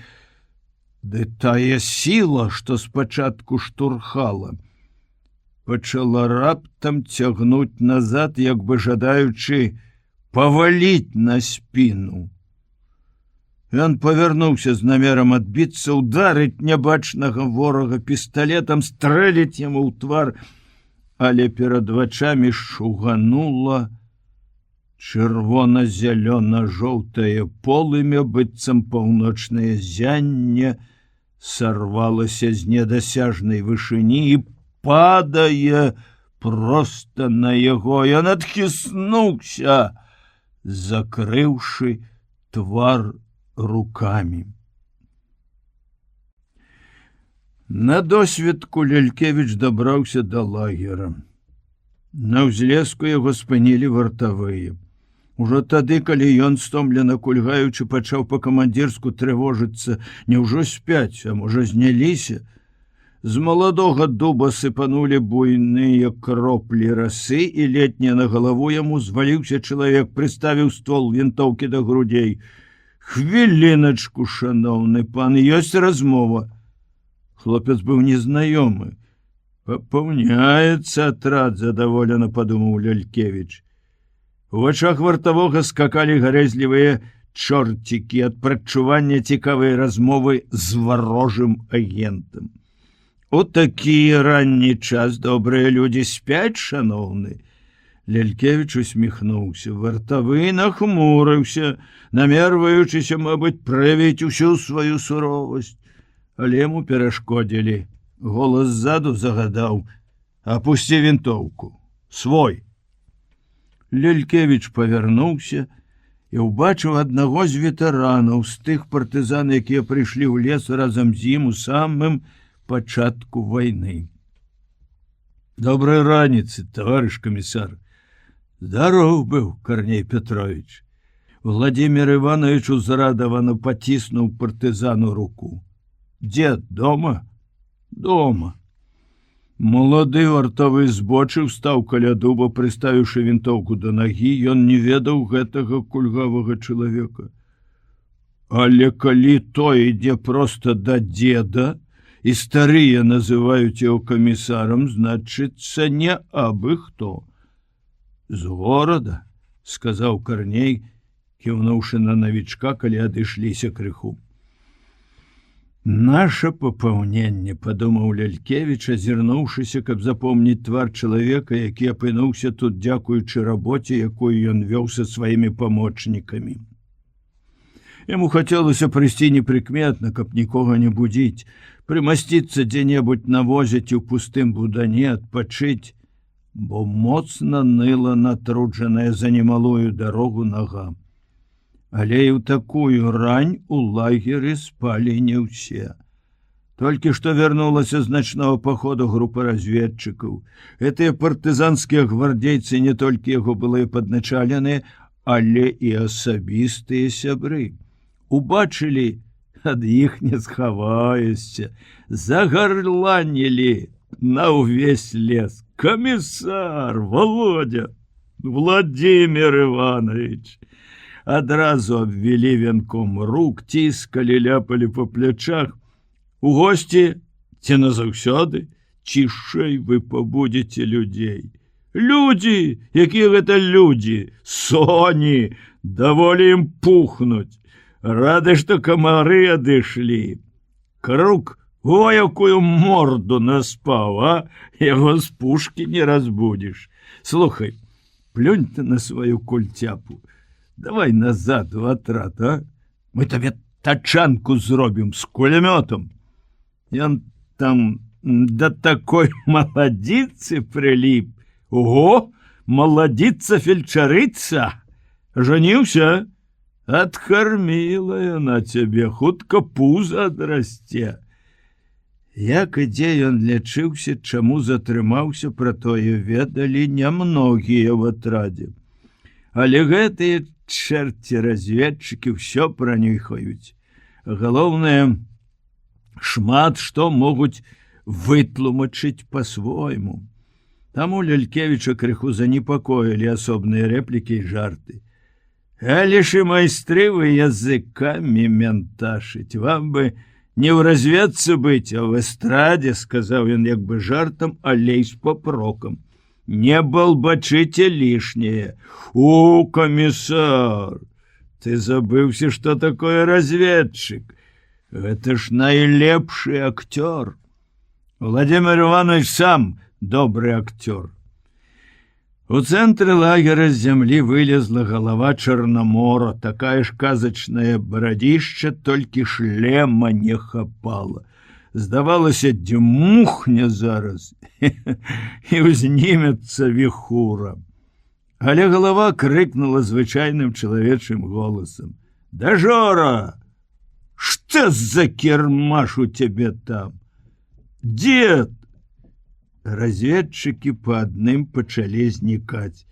Толькі камандзір іх, Генка Дажора, высокі хударлявы, з валасамі лёнам і дзявочым тварам, да якога брытва дакраналася раз у тыдзень, застаўся побач з Лялькевічам. Не спіцца, деду. Ад такога шуму ўвесь лагер мог падняцца. Дед, камандзір атрада Макар Піліпенка, убачыў Лялькевіча і адразу вырас у поўны рост, выскачыў, як той асілак з бутэлькі. Насілка, праўда, ён быў малападобны, але бараду меў па пояс.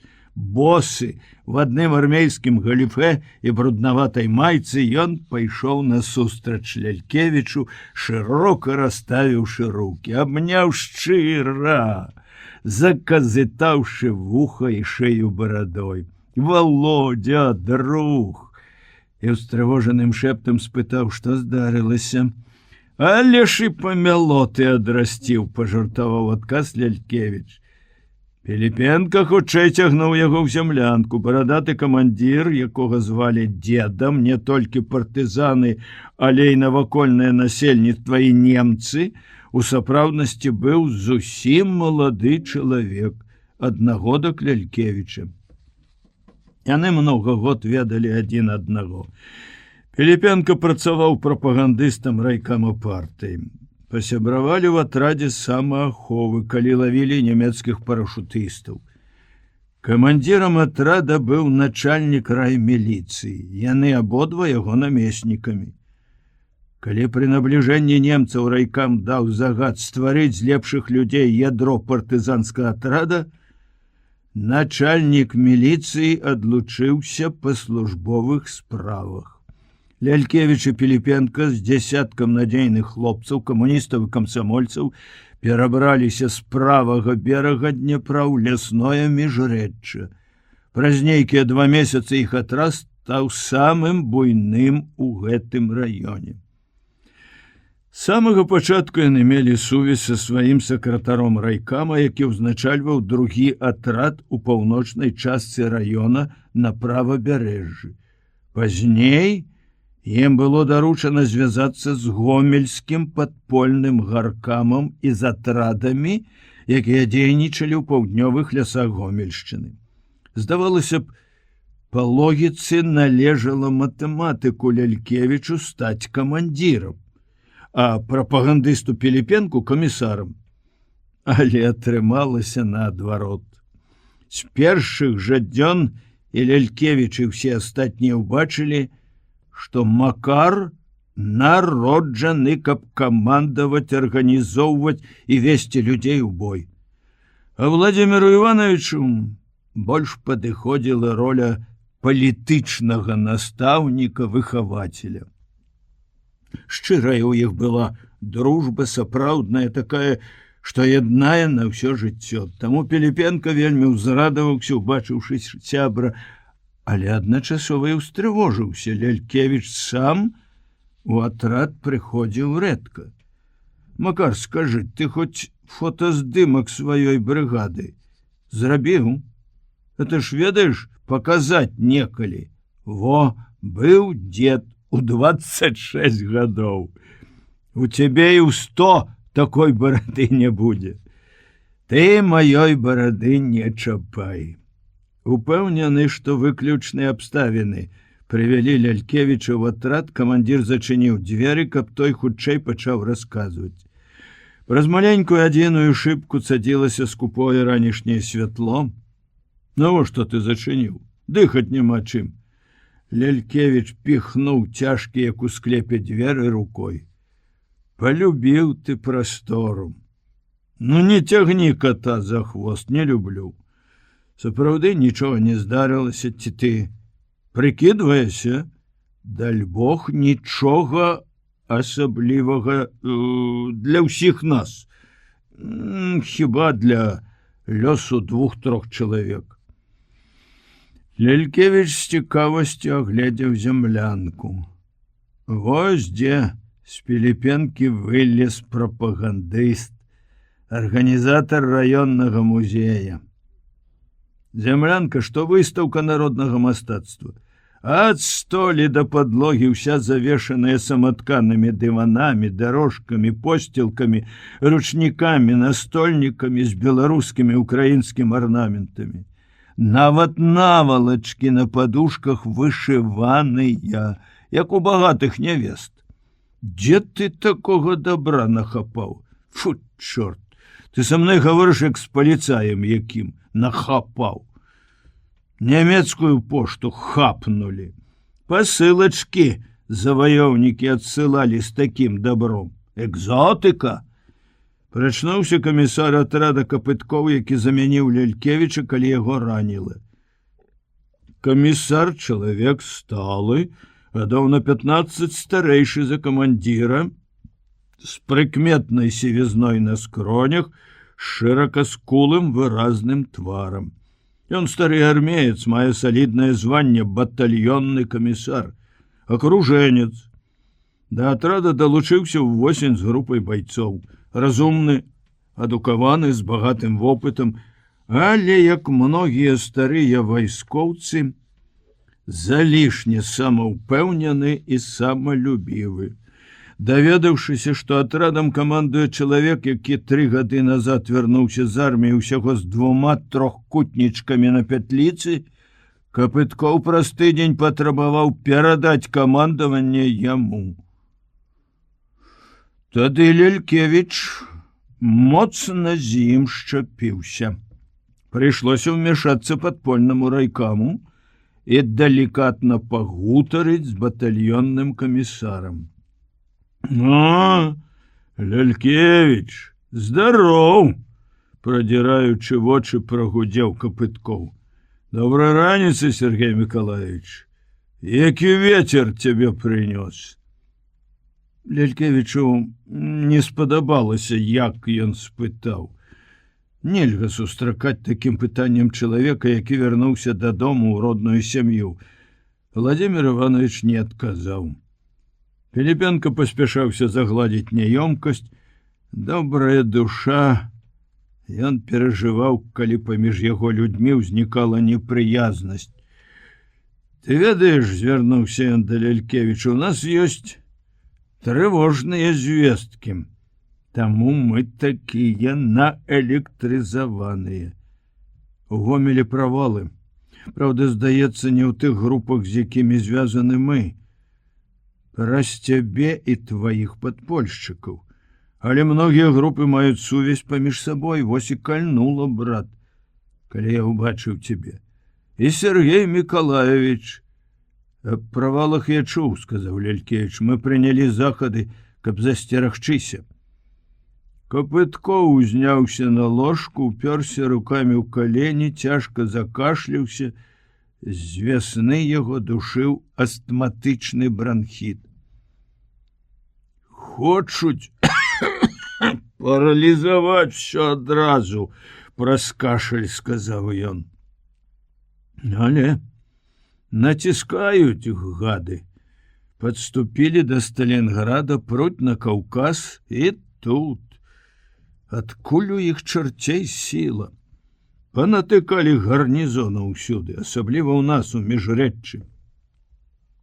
У кожнай прыбярэжнай вёсцы нямецкі гарнізон. Дзе былі румыны, мяняюць, не давяраюць. Якога д'ябла ім трэба тут? Не можам зразумець. Ці то яны хочуць суднаходства развіваць, ці нас у клешчы ўзяць, каб прыціснуць да ракі і патапіць. Калі ў іх такі намер, дурні іх камандзіры. Ты ведаеш, чым мы адказваем ім? Маленькія вочы над дрэмучай пораслю барады радасна заблішчалі.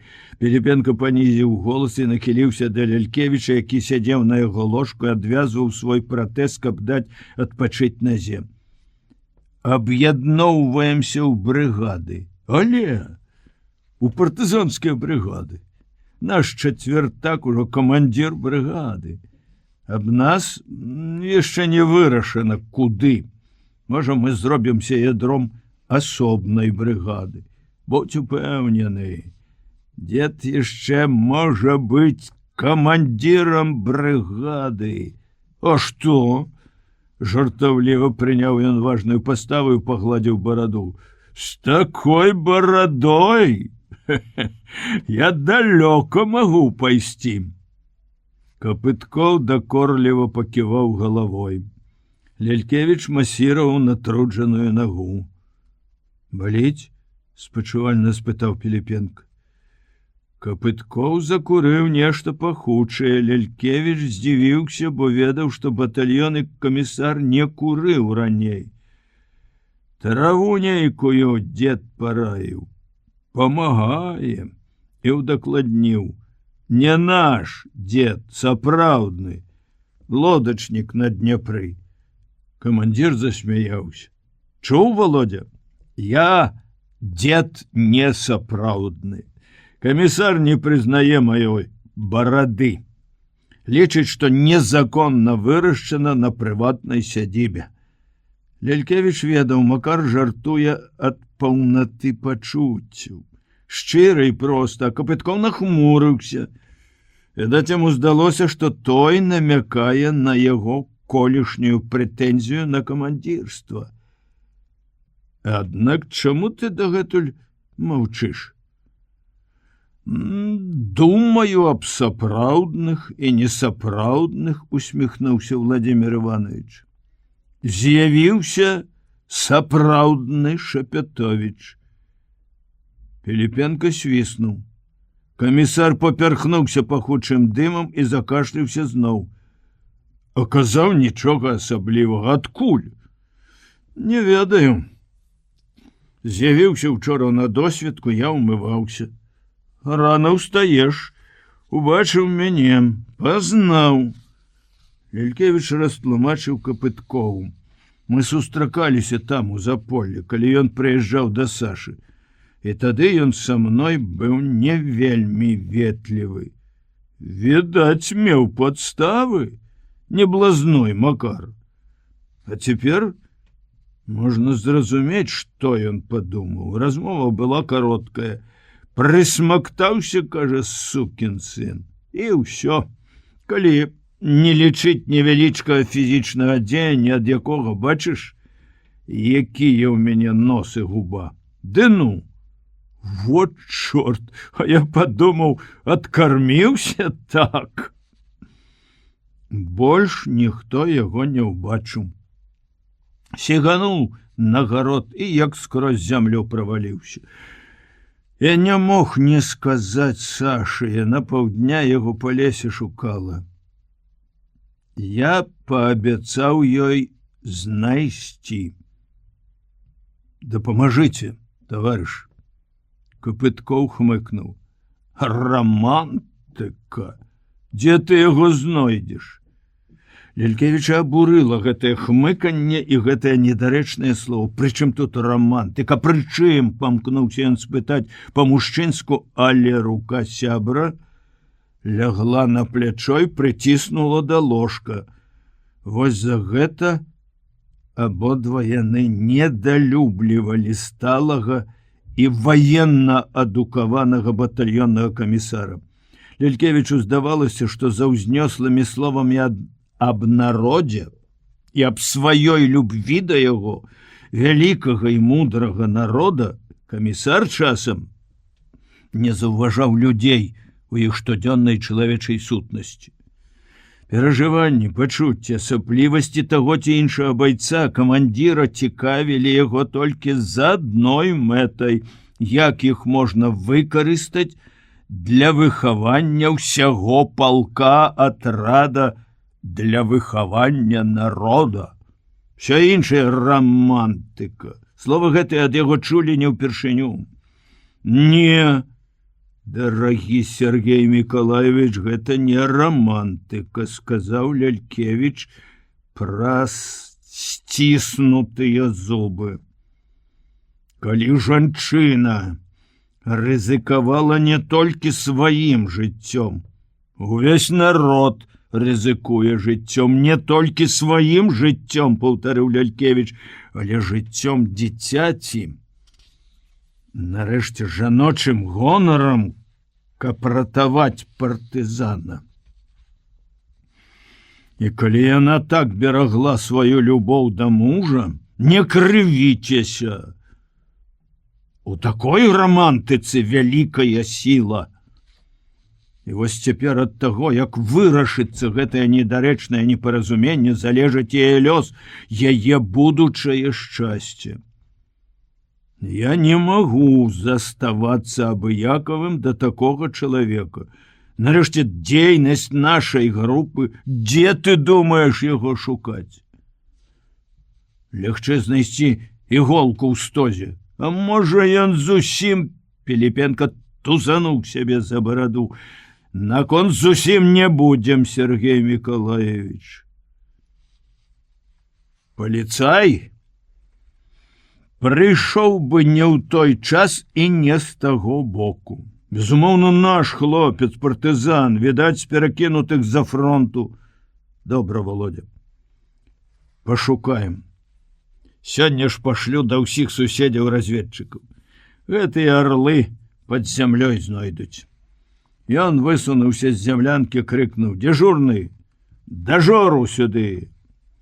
Камандзір разведкі з'явіўся ў момант, быццам чакаў недзе побач за 2 крокі, ускочыў, казырнуў па-вайсковаму, а пасля зняў сваю старенькую кепку.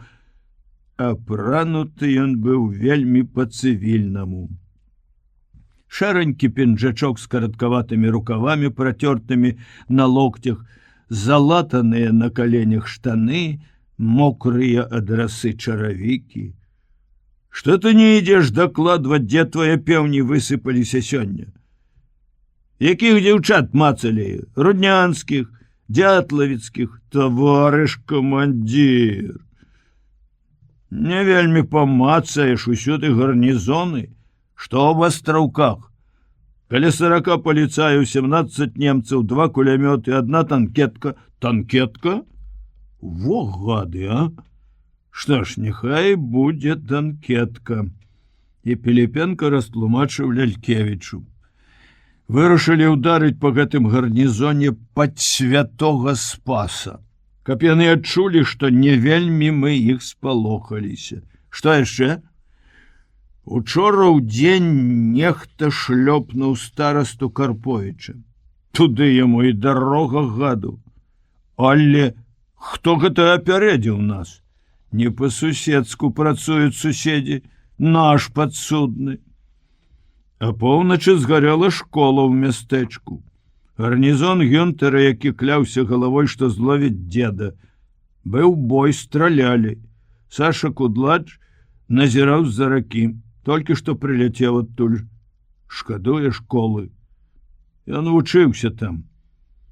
Лялькевіч, які моўчкі слухаў сур'ёзны даклад камандзіра разведкі і жартаўлівыя рэплікі дзеда, сказаў: «Слухай, Макар, ты ведаеш, што я надумаў зараз? Гэта яго работа. Чыя? Шапятовіча, стараста і школа. Помсціў па дарозе. Ты думаеш? Мне так здаецца. Адчуваецца рука, якая саданула мне ў пераносіцы. Вось так, з налёту, доўга не думаючы.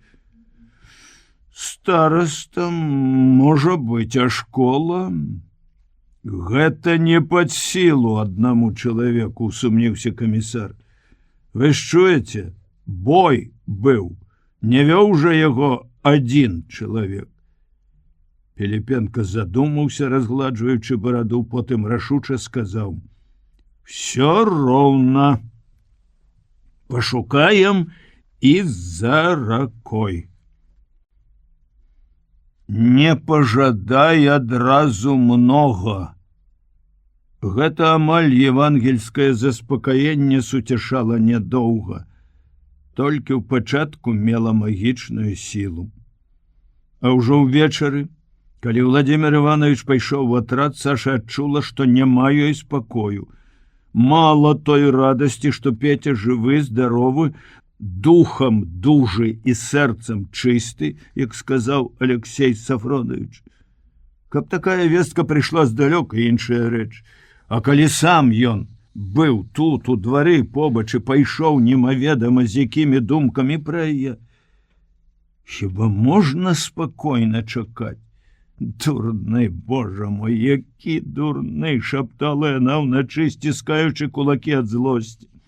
Я не ведаю, што зраблю табе за такое глупства. Ну як ты мог падумаць, вар'ят, вы дура нераўнівы. Але праз момант злосць уступала месца пяшчоце, і Саша клікала яго: «Петя, родны мой, верніся.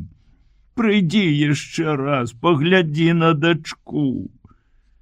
Яна замірала, слухаючы кожны шорох на двары, чакала, была ўпэўнена, што ўначы ён прыйдзе зноў. Ён ведаў, што побач паліцая і не мог прыйсці ўдзень.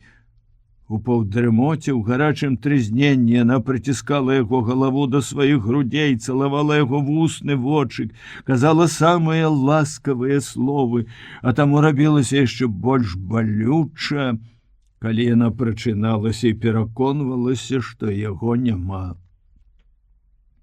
За ноч яна зблажэла, хадзіла як цень, як прывід. Поля і Даніла не зводзілі з яе вачэй, як з цяжка хворай.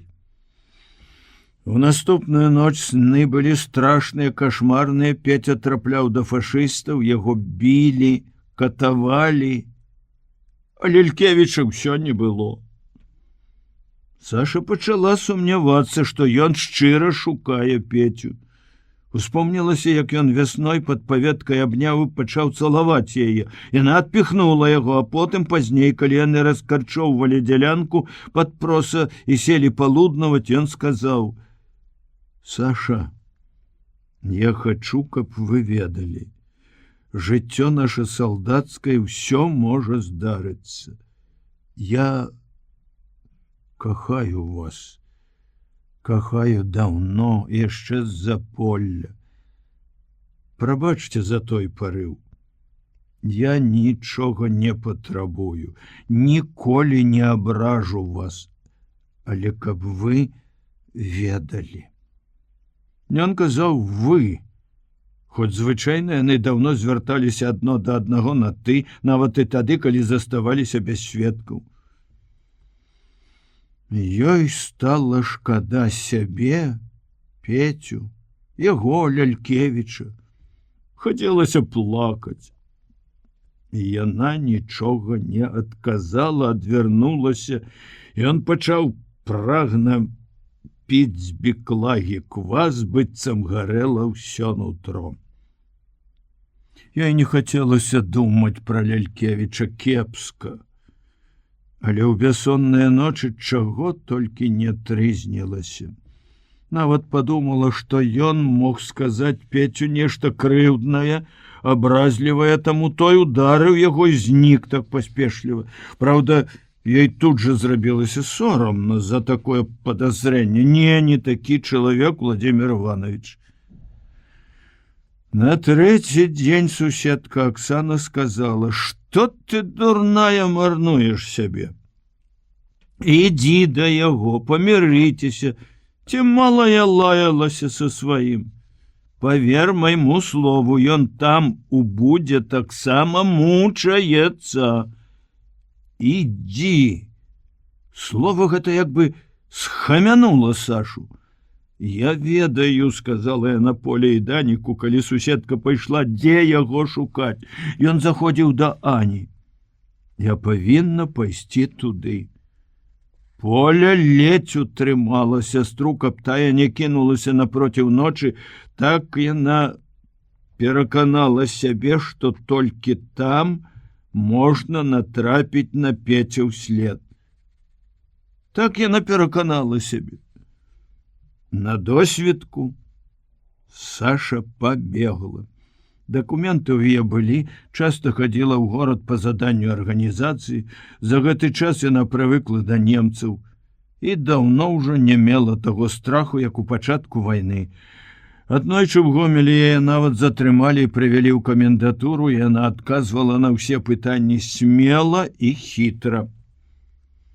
Але паблізу таго месца ў Міжрэччы, дзе ў пачатку вайны іх за ней хацелі расстраляць парашутысты, Саша зноў адчула страх. І дзіўная рэч. Ён больш не пакідаў яе і ў лесе, і ў полі, і нават у вёсцы, праз якую ішла. Гэта быў нават не страх, а прадчуванне нечага нядобрага. Яна баялася сустрэчы з немцамі і хутка сустрэлася з імі. На беразе Днепра яны выскачылі з кустоў з засады, чалавек 8 абкружылі, наставілі аўтаматы на бяззбройную жанчыну з маленькім вузелком у руках, у якім былі акраец хлеба, паўдзесятка яблык ды фунт солі, несла ў падарунак Ані. У Сашы ёкнула сэрца. Немцы нешта злосна гаварылі пра партызан, глядзелі на яе ваўкамі, вырвалі з рук вузелок і трымалі яго з перасцярогай, ці не міна там. Адзін балюча штурхануў яе аўтаматам плячо, нарэшце пасадзілі ў човен і пад вартай 2 салдат павезлі ў мястэчка. У човне Саша з палёгкай уздыхнула. Плылі ў мястэчка, дзе многія ведаюць яе. Прыгадаўшы той час, калі яна прыходзіла сюды з Пецем, Саша нават пачала любавацца знаёмым дняпроўскім прасторам і забылася на страх. Толькі калі ўбачыла, што лодка прыстае каля бальніцы, сэрца забілася зноў, але ўжо інакш. Узышлі па вузкай сцежцы на кручу, і першае, што кінулася ў вочы, свежае папялішча на тым месцы, дзе стаяла школа. Сіратліва і страшна, як прывіды, узвышаліся белыя печы і абгарэлыя чорныя таполі, а бальніца цэлая, ўсе 3 будынкі. Сашу павялі да галоўнага корпуса, дзе яна ляжала, калі нарадзіла Ленку. «Партызан», — сказаў адзін канвойны вартавому каля бальніцы. О, здзівіўся той і накіраваў на яе аўтамат. І раптам Саша ўбачыла Марыю Сергеевну.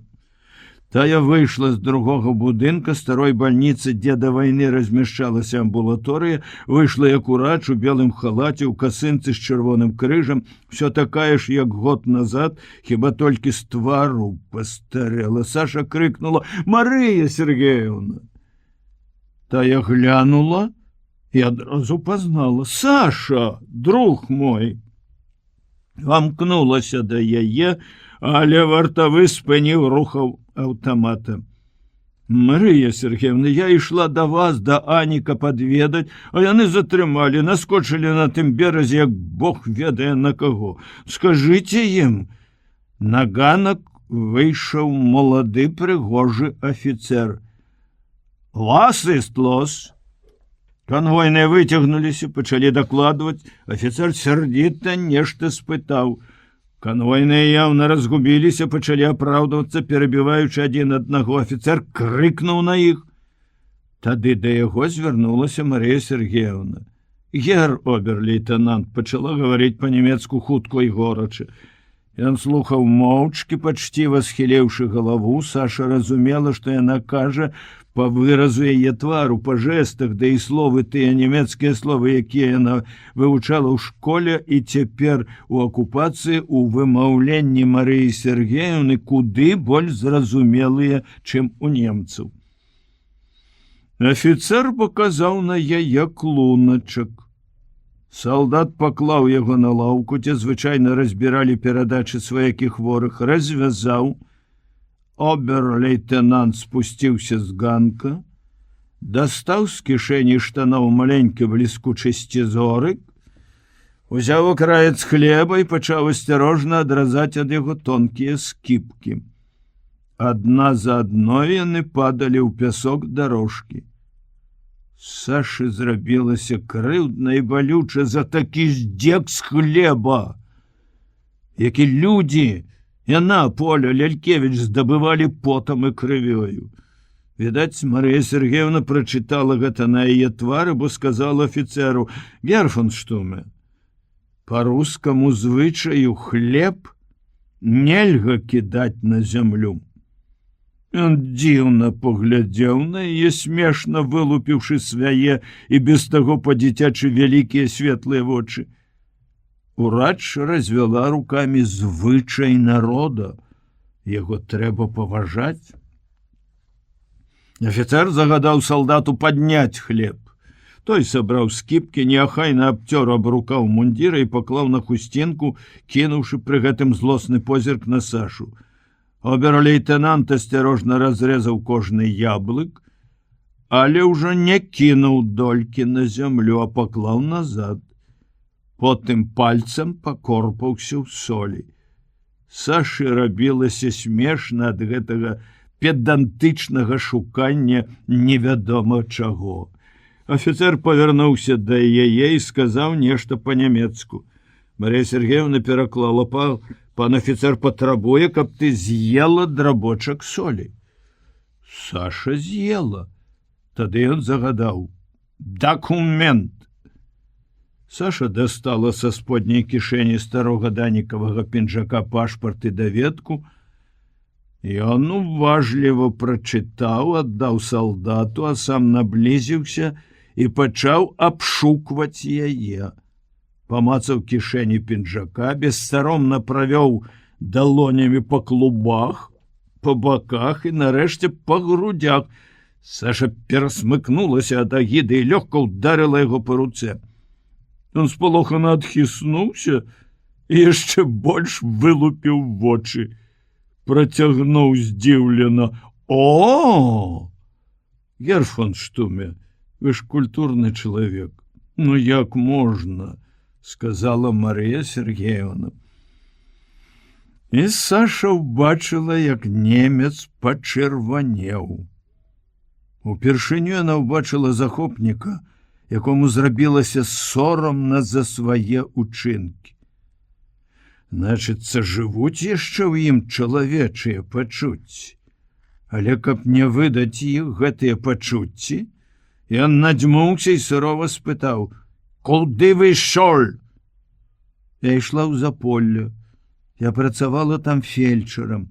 Вось Марыя Сергеевна ведае, там у гаспадыні, у Ганны Телеш засталіся сякія такія рэчы. І цяпер, калі я абнасілася, Саша патрусіла крысо пінжачка і дакранулася да спадніцы. Я хацела забраць іх.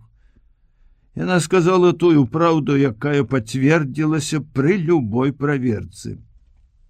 Пасля зноў гаварыла Марыя Сергеевна па-нямецку, афіцэр забраў у салдата дакументы і быццам нехаця з жалем аддаў іх Сашы.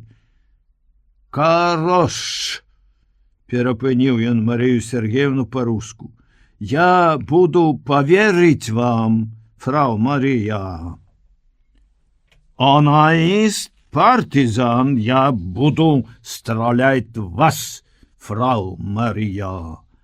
О, таким выпадку я проживу 100 год». Ён не усміхнуўся жарту ўрача, яшчэ раз агледзеў Сашу, затрымаўшы позірк на яе босых падрапаных іржэўнікам, але ўсё адно прыгожых нагах, сказаў па-нямецку: «Можете ісці».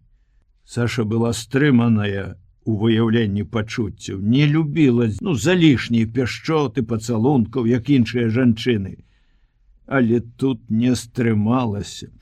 Калі адышлі на колькі крокаў, яна абняла Марыю Сергеевну, пацалавала ў шчаку. «Завошта, друг мой? А наогул твоё шчасце, што я выйшла. Ад іх цяпер можна ўсяго чакаць. 2 дні назад партызаны кінулі ў акно школы гранату. Там у іх папойка была, загінула 5 афіцэраў. У іх там стаяла бутля са спіртам. Спірт загарэўся. Некаторыя, відаць, раненыя былі, кажуць, страшна крычалі. І ніхто не кінуўся ратаваць. Гарэла як порох. Гэтаму, кіўнула Марыя Сергеевна назад на афіцэра, які ўсё яшчэ стаяў і глядзеў яму ўслед, пашанцавала. Я нап'янеў і выйшаў у сад, заснуў на лаўцы. Цяпер гаворыць, што яго добрая маці малілася за яго ў той вечар. Ён разумны в адным: не чыніць рэпрэсій, баіцца, помсты баіцца. Ты бачыла, як ён правяраў твой палуднік? Да яго быў звер Гюнтер, што згарэў. Той любіў выставіць сваю смеласць. Нічога, маўляў, нам не страшна. А гэты вельмі асцярожны. Забараніў рынок, наставіў вартавых, нікога ў мястэчка не пускае. Патрабуе, каб я выбралася са сваімі хворамі ў былую МТС. А там все разбіта, разбурана, ніводнага цэлага будынка. Ледзь упрасіла, каб даў адтэрміноўку на тыдзень, пакуль людзі зробяць там які-небудзь рамонт. А хворых бачыш колькі? Заняла амбулаторыю, сваю хату, хлеў і адна. Са старымі набожнымі бабулямі, якія па чарзе працуюць за санітарак. Дзяўчаты мае разбегліся. Немагчыма ім побач з салдатамі. Нінку, помніш? Сястрой працавала, беленькая такая, дакацілася дзеўка. Зблыталася з афіцэрамі і згарэла разам з імі. 2 іх там такія. Панеслі кару за свае грахі, як кажуць мае бабулі. Суровая кара. Яны падышлі да абрыву каля хаты, у якой Марыя Сергеевна жыла.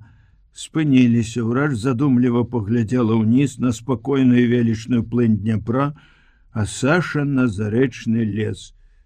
Прыгадала дачку, забалела сэрца па-дзіцяці. Марія Сергеевна як бы адгадала яе думкі. Ну, маё жыццё ты бачыш, а ты? Ты як жыла, як дачка? Нічога, расце, бегае ўжо. Саша усміхнулася. Мне здаецца, Я не перажыла б без яе ўсяго. А яна, можа, в хаце ніхто не засмяяўся б, каб не Ленка. А так і сестра, і брат, і яна прыкусіла язык, і сама.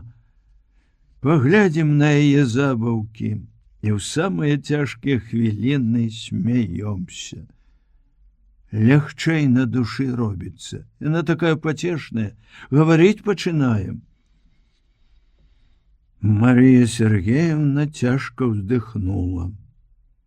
Саша зразумела, што яна думае пра сына, і далікатна спытала: ад Сені больш вестачак не было? Не, мой друг, нічога. Неяк зімой мне чамусьці здалося, што ён загінуў. Божа мой, што я перажыла.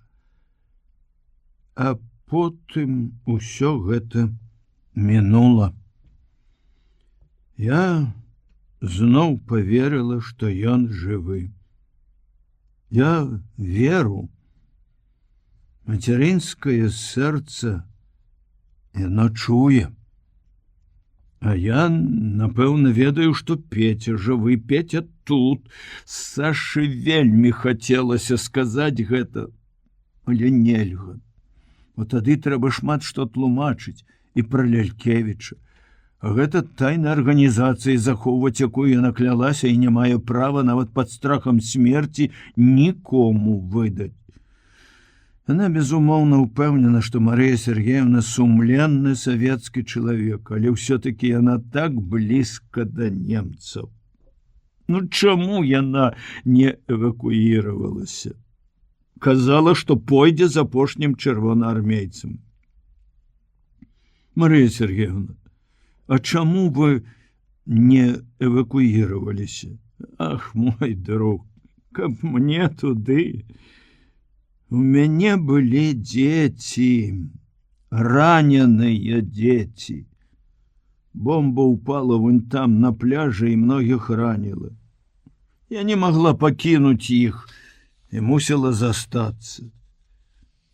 А я захварэла. Тады, калі мы пайшлі ад вас з Аняй, я ведаю, Аня расказвала. Всё мінула добра. Я боялася, каб ты не нажила эпілепсіі. Намервалася схадзіць да цябе, але перашкодзіла гэтае няшчасце з дзецьмі, а потым прыйшлі яны. Саша адчула, што жанчына гэта блізкі ёй чалавек. Каб я мела права сказаць ёй пра Пецю, можа, яна дапамагла б шукаць яго? Хацелася сказаць ёй нейкія асаблівыя словы, даверыць самую запаветную тайну, але словы такія нелёгка знайсці. А тайна — это не толькі яе тайна.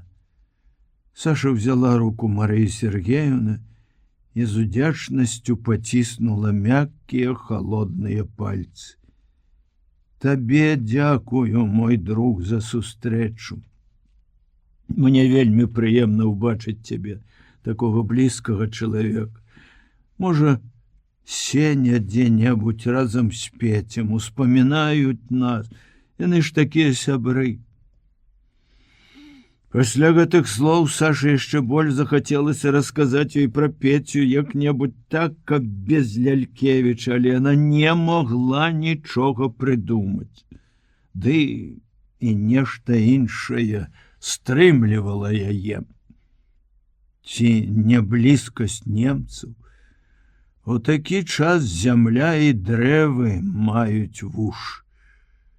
Схаджу да Ані, можа, даведаюся больш, і тады, калі назад буду ісці, змагу Марыі Сергеевне расказаць. Прыдумаю нешта. Вось што. Скажу, што Петя заходзіў да Ані. І рвалася сэрца хутчэй туды, ў знаёмую вёску, знаёмую хату, можа, там, дзе яно нарадзілася шчасце. Яна верне яго назад, але было Няёмка так хутка развітвацца з гэтай добрай жанчынай, якая выручыла з бяды, сустрэла як дачку і шчыра ўзрадавана. Саша папрасіла паказаць бальніцу, бо ведала, што гэта ўрачу будзе прыемна. Няма чаго глядзець, мой друг. Бялізна парвалася, медыкаментаў няма, па 3 разы маем адны і тыя ж бінты. Хворых кормім, чым Бог пашле, як кажуць. Зайшлі ў былую амбулаторыю, дзе ляжалі жанчыны, пераважна старыя бабулі з цяжкімі хваробамі. Сапраўды, ад былой бальніцы, дзе ўсё зіхацела чысцінёй, нічога не асталося. Саша зразумела, якія трэба намаганні, каб у такіх умовах з такім персаналам падтрымліваць элементарную гігіену. Адна хворая застагнала, заплакала: «Доктарка родная, дай ты мне мышаку якого, ох, сілы няма болей, ой!» «Супокойтеся, тетка Алена». Мария Сергеевна провела рукой по твари, проверила пульс. «Вам же лепей, душа болит». «Ва ўсіх цяпер баліць душа», — сурова адгукнулася другая хворая старая жанчына з завостраным тваром пакутніцы. «А ты себе як адчуваеш, мой дружок?» — ласкава спытала Мария Сергеевна дзяўчынку год 8. «Добра», — пропішчала тая. «Апендыцит с прабадзеннем. Трохи не загубілі дзіця», — растлумачыла Мария Сергеевна Сашы. «Няхай дзякуе збавительку нашу», — сказала старая, што сядзела каля акна і грызла скарынку чэрствага хлеба. «Доктарка, дай атруты, ну Богом прошу, стихни, Алена». «Не гневі Бога!» — прикрикнула жанчына з тваром пакутніцы. Муж яе паліцай, п'яны, ботам у живот ударыў. Звярэюць людзі. Аперировала. «Але наўрад ці выжыве», — рассказала Мария Сергеевна, калі яны прыйшлі ў маленькі пакойчык урача. «Сядай, Саша, адпачні, я перакусіць збяру». Сашу уразіла. Про тое, што жанчына наўрад ці выжыве, урач сказала з такім спакоем, нават абыякавасцю. Няўжо і ў яе, такой чулай, сардэчнай, зачарствела душа? Хутка і бесшумна Мария Сергеевна прыбрала са століка шклянкі з лекамі і паставіла талеркі з хлебам і памідорамі. «А соль твою давай, у мяне няма. Эты барон правяраў, ці не атручаная яна.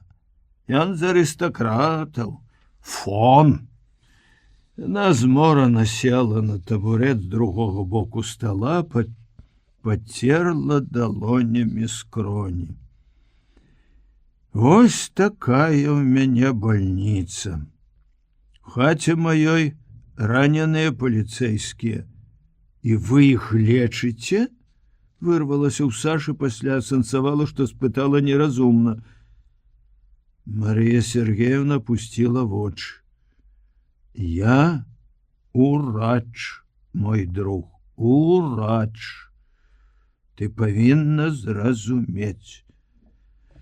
Саша разумела, усё разумела, але жаданне расказаць пра Пецю у яе знікла.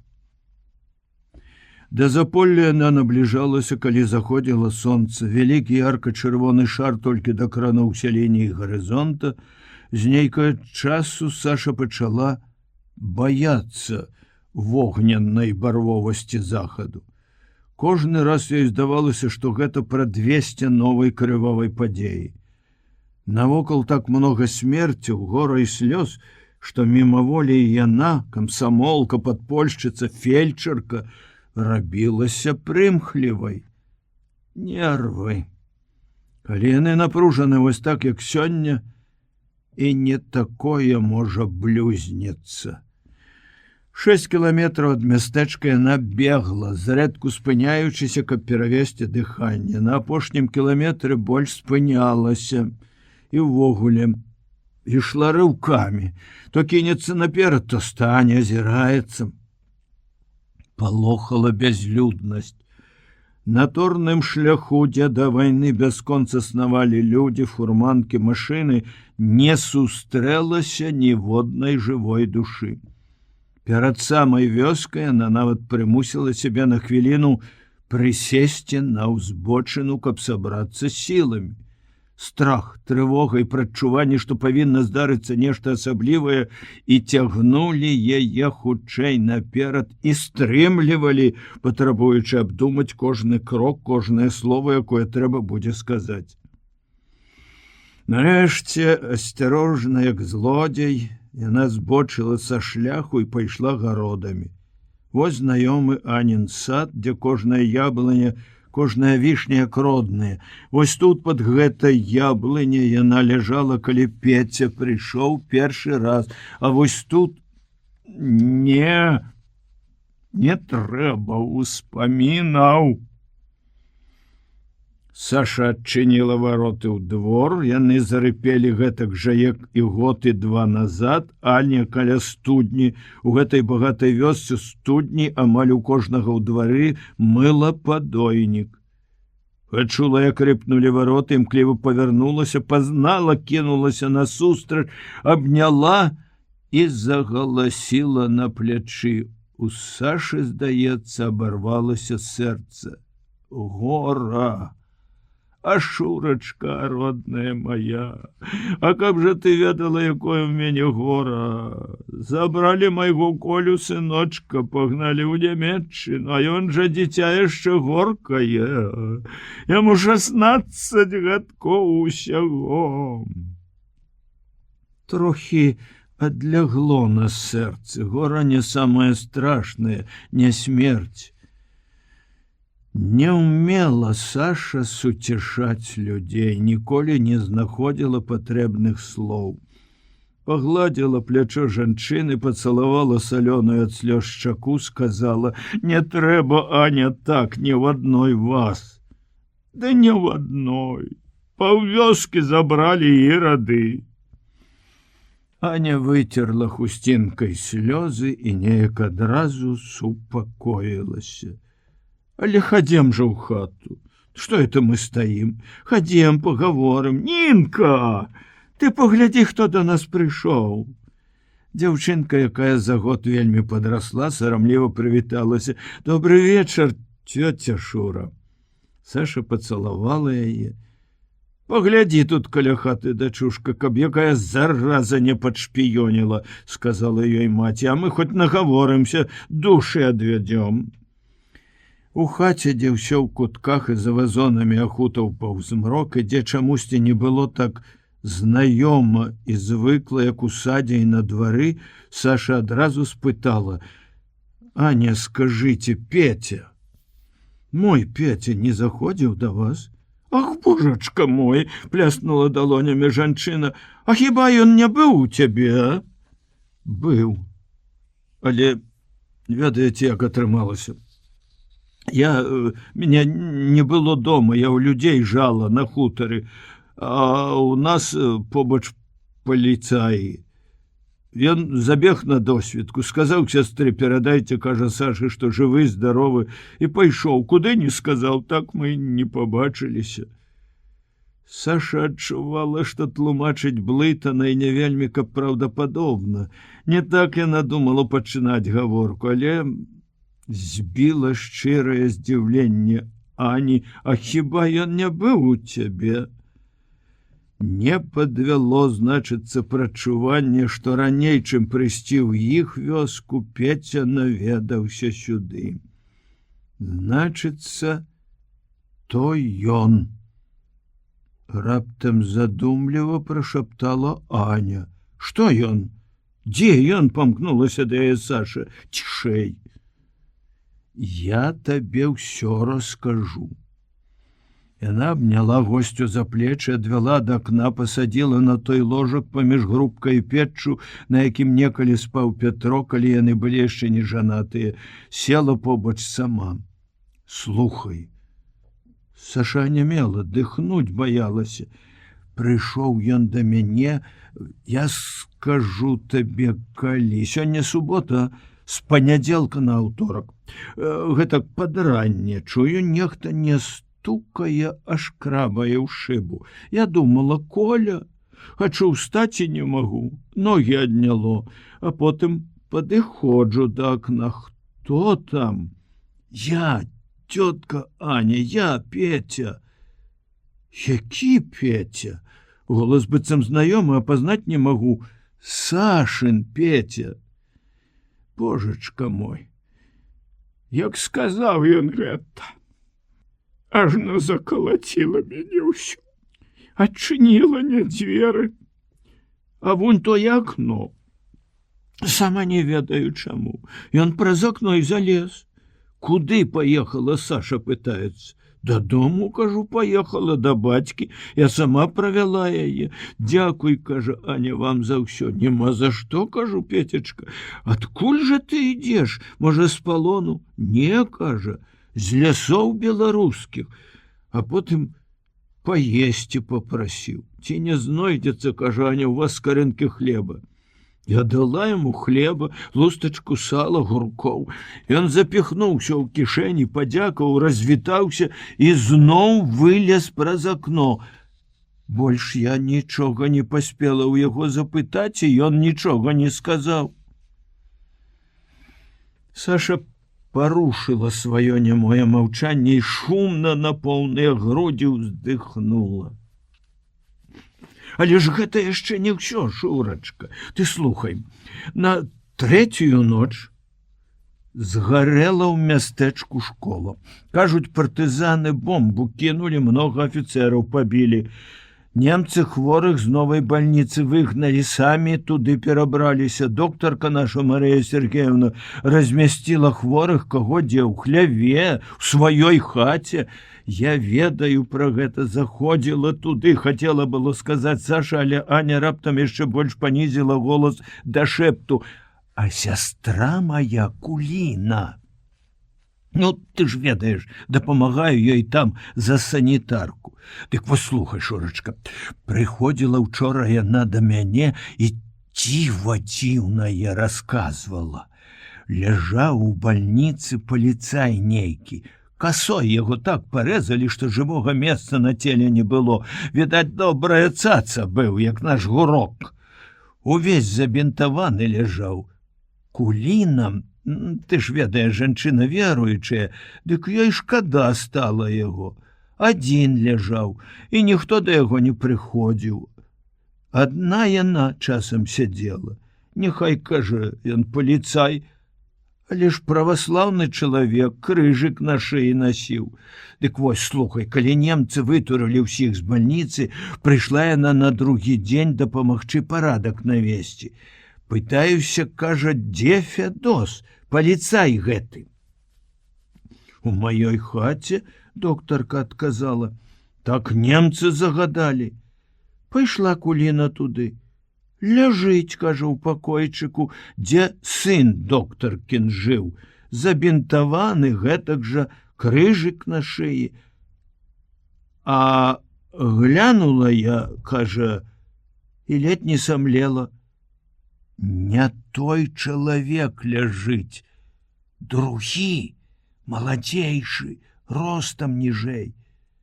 Павярнулася, кажа, Яна, а на парозе Марыя Сергеевна стаіць і так глядзіць, кажа, на мяне, так глядзіць, што страшна зрабілася. Я слова, кажа, не сказала. І яна таксама. Саша адчула, як моцна загрукала сэрца, як гэты грукат запаўняў грудзі, сціскаў дыханне. Больш Куліна не пайшла туды. А да мяне прыбегла, каб параіцца. Ці трэба ёй хадзіць у бальніцу? Я параіла. Хадзі. Але пра гэта нікому ні слова. Ты што, я кажа, маленькая, дзякуй Богу, 56 гадок на свеце жыву. Я табе, Шурачка, нічога гэтага не расказвала б. Цяпер пра такое лепш маўчаць, каб ведаеш, чаго яна мне не сказала. Ты знаеш, кажа Ганна, што вельмі ж ён мне здаўся падобны на чалавека Шурынага, доктаркі той, што ў цябе кватаравала. Вочы. Саша вскрыкнула. У той жа дзень адбыліся іншыя падзеі.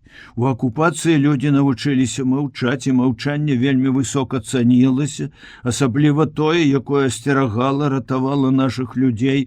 Між іншым, чым больш было маўчання, тым даражэй рабіліся словы, тым большай была іх сіла слоў праўды. Але заўсёды знаходзяцца людзі, якім лягчэй, здаецца, памерці, чым стрымаць язык за зубамі. Адна старая суседка, якая любіла, пакуль нявестка спіць, зазірнуць у кублы. Нейкія 3 курачкі трымалі на вышках, хавалі ад немцаў ласах да кураціны. Праз шчыліну ў дзіравай страсе бачыла, як нейкі незнаёмы прабіраўся да двара Траянавых. Вельмі хутка ён выскачыў адтуль назад і, нахіліўшыся, пабег да лесу, а неўзабаве на гарод выбегла Саша і закрычала: «Петя!» Але яе дагнаў муж без ногі, а бег як на 4, паваліў бульбе і пачаў душыць. А пасля да іх падбег Данік, яны мірна параіліся, і брат з сястрой пайшлі ў лес. Старую вельмі заінтрыгавала ўсё гэта. Яна не расказала нічога нявестцы, жанчыне разумнай, асцярожнай, якую не любіла, але пад вялікім сакрэтам перадала другой старой, а тая сваёй дачцэ, а дачка сяброўцы, той самай даваеннай удаве, палюбоўніцы Гусева, з дапамогай якой ён трохі не схапіў Пятра. Гусев ажно скалануўся ўвесь, калі пачуў пра гэта. Пра ганебнае разбраенне, пра страх, які перажыў, калі партызан палажыў яго ў разору, ніхто не ведаў. Лізавеце ён сказаў: «Гаўкнеш каму? Галаву скручу». Але ўсё адно здавалася, што ведаюць усе. Паліцэйскія село смяюцца за яго спіной. Ён хадзіў больш звычайнага падазроны, засцярожаны і злосны, як сабака. Нікому не верыў, нават ёй, сваёй палюбоўніцы. Нічога нікому не кажучы, рашаў задачу з многімі невядомымі. Выпадкова партызан трапіў у сяло ці не? З якой мэтай прыходзіў? Да каго? І раптам такое паведамленне. Можна было не сумнявацца, што той, хто заходзіў на світанні да Траянавых, і той, што нечакана апынуўся ў Лізаветінай хаце, адзін чалавек. Але што яму трэба было ў Траянавых? Чаму за ім бегла жонка Кульгавага? Зрабіць які-небудзь лагічны вывад? Гусев сваім прапітым розумам не здолеў, але яшчэ больш насцярожыўся, калі даведаўся, што Шапятовіч пайшоў у Буду рамантаваць царкву. Загадаў сваім падначаленым не спускаць з хаты Траянавых вачэй. Добранькія яны, працавітыя, ціхія, але ў ціхім балоце чэрці водзяцца. У той дзень, калі Саша пайшла за Дняпро, Гусев паехаў да начальніка раённай паліцыі. У размове быццам між іншым ён выказаў сваё падазрэнне наконт Шапятовіча. Хацеў пахваліцца: «О, які я пільны і дасціпны!» Але Мілецкага быццам пчала укусіла. Ён падскочыў на крэсле, всхапіўся і ледь не палез на Гусева з кулакамі. «На пратэзе? Ідыёт! Долбуня! Под твоим носом один с кіраўніком гарадского бальшавіцкага падполля. А ты з ім самагонку п'еш? У цябе асіная голова, і іх кубло, і пажар склада, і падрыў грузавікоў, і параход, і лістоўкі іх работа. А я спадзяваўся, ставіў цябе ў прыклад. Зараз жа ляці туды, выслізне з тваіх рук. Расстраляю, павешу! Чаму лыпаеш вачамі? Учора нас выклікаў начальнік гестапа Цинсдорф. Адзін з арыштаваных хлапчукоў гэтых, калі яму добра ўссыпалі, прызнаўся. На пасяджэнні іх групу вясной прыязджаў з невядомай вёскі чалавек на драўляным пратэзе. Прозвішча не назваў. Зразумеў, дуб? Забраць всю сям'ю, управішся? Падмогі не трэба? Мотоцикл, дайте мотоцикл, прохрипел Гусев. Ён побояўся признацца, што Шапятович ужо, відаць, выслізнуў. Церкву ремонтуе, ну нічога. Будзе ў наших руках жонка, дзіця, вернешся. Ох, які ж я дурань, а? Але ж хитро работают, ой, хитро. Бяры мотоцикл, а я позвоню Цинсдорфу, і мы, можа, падскочым да цябе на машыне, але ведай, Гусев, 3 скуры спушчу, калі што. Калі яны выйшлі з кабінета, пышнагрудая блондинка, якая працавала ў паліцыі за машыністку і перакладчыцу, і якую начальнікі пастоў ненавідзелі за тое, што яна пагарджала імі і праводзіла вечары з афіцэрамі гестапа і жандармерыі, пляснула па шчацэ маладога паліцая Кольку Трапаша, якога ведалі ва ўсіх гарнізонах як самага вясёлага балбатуна, хлуса і бабніка.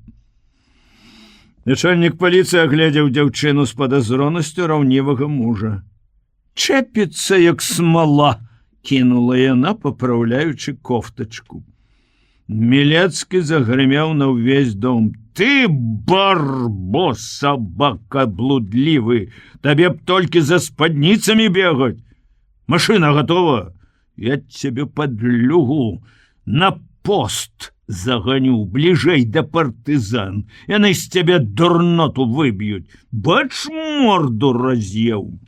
У самога начальніка морда была ў 3 разы большая, але ён заўсёды попракаў падначаленых, што яны раз'еліся, нічога не робяць, што ўсе яны гультаі баязліўцы. Коля ніколі не пярэчыў ніводным словам. Выцягваўся ў струнку, вінавата моргаючы за гэту пакорлівасць. Ён затрымаўся на пасадзе шафёра даўжэй, чым усе яго папярэднікі. Павязеш Гусева, завязеш і назад. Праз 3 хвіліны яны былі за горадам. Хутчэй, хутчэй, нецярпліва падганяў Гусев мотоцыкліста.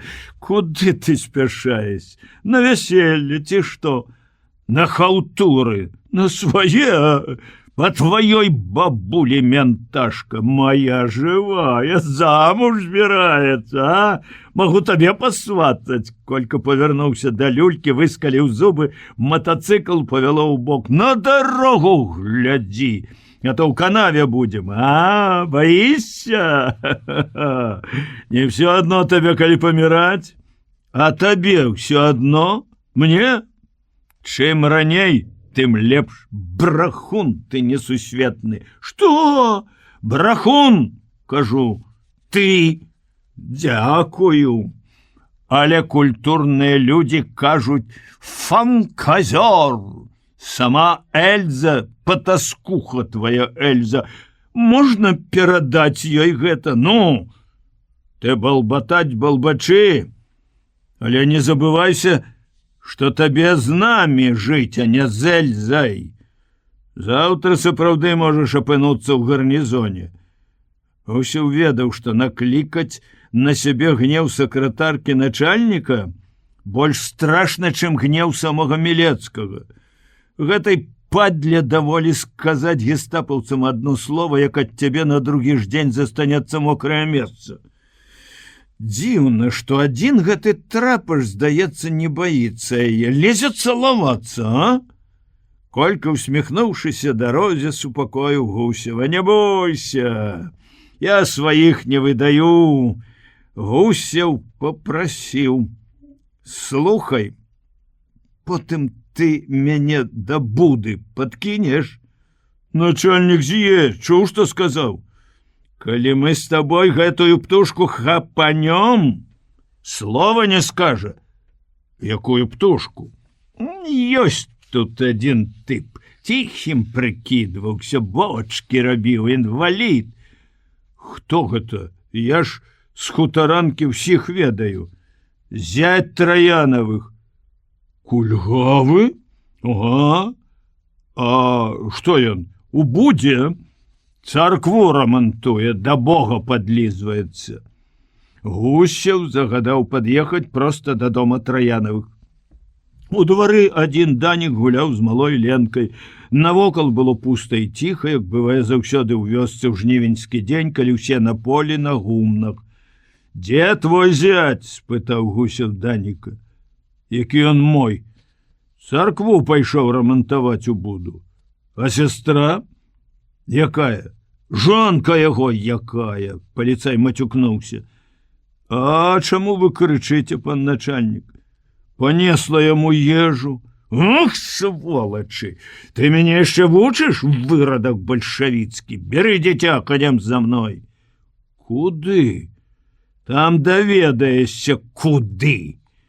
«А дзіця навошта?» – па-блазнецку ухмыляючыся, раптам спытаў Коля. «Гарачыня, крычаць будзе, піць, есць, адны турботы, пан начальнік, нічога не разумеет, не сунь свайго носа!» – крыкнуў на яго Гусев і сам пацягнуўся да дзіцяці, ды раптам убачыў перад сваім носам пісталет.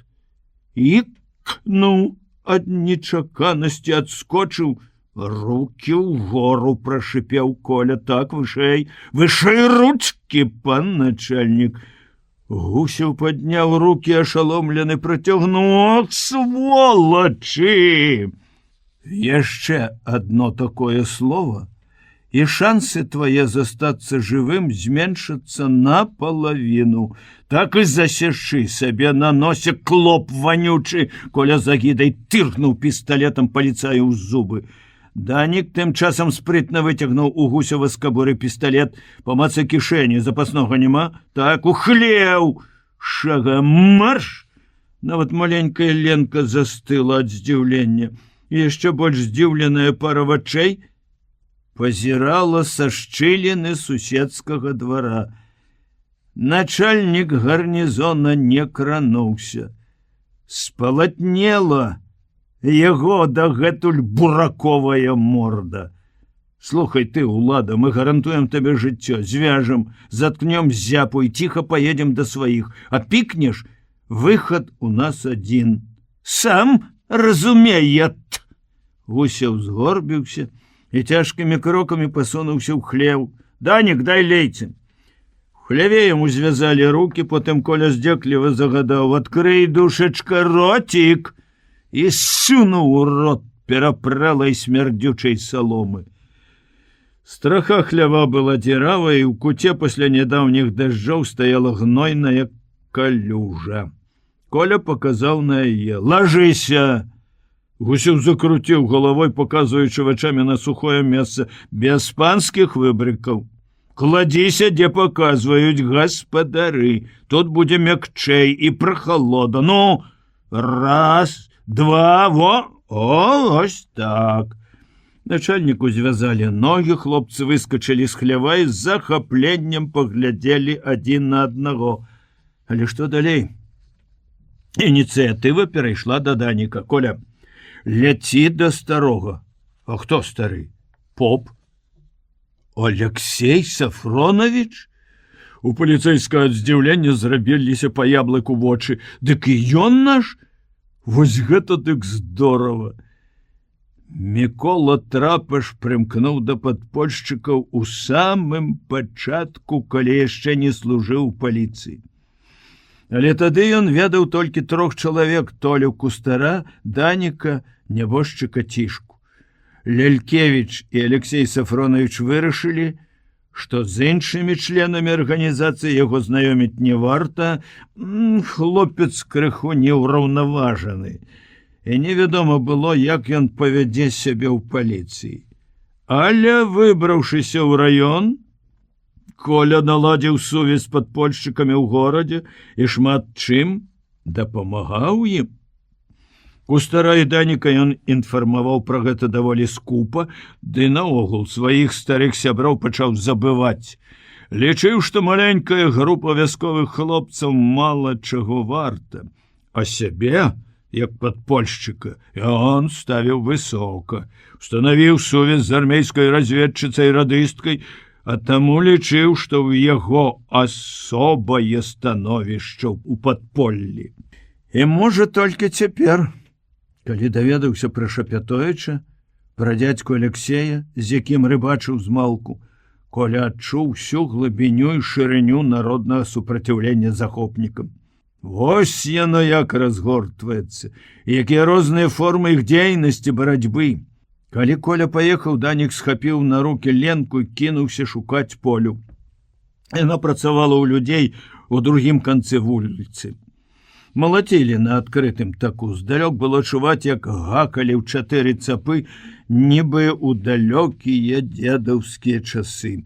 Убачыўшы Даніка з малою, Поля, якая жыла апошнія дні ў трывозе і страху, адразу адчула, што нешта здарылася. Поля, адлучыся на хвіліну, госці! Яна не спытала, якія госці, толькі гаспадар незадаволена прабурчаў. Хто гэта надумаў такі час у госці хадзіць? Ты ж там, Пелагея, не вельмі баўся.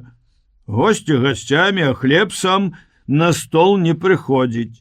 Данік па дарозе на сцежцы за гародамі растлумачыў сястры.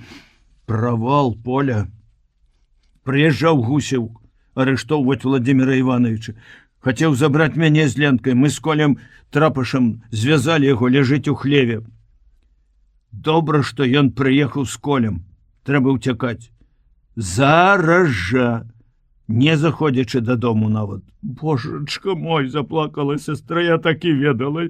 Не мяне нас бяда, што ж мы рабіць будзем? І хата, і карова, яны ж спаляць, забяруць. Што ты пра хату? Я вось думаю, як Сашу папярэдзіць, каб не схапілі яе, да і Владимир Иванович можа вярнуцца. Вось пра што трэба думаць.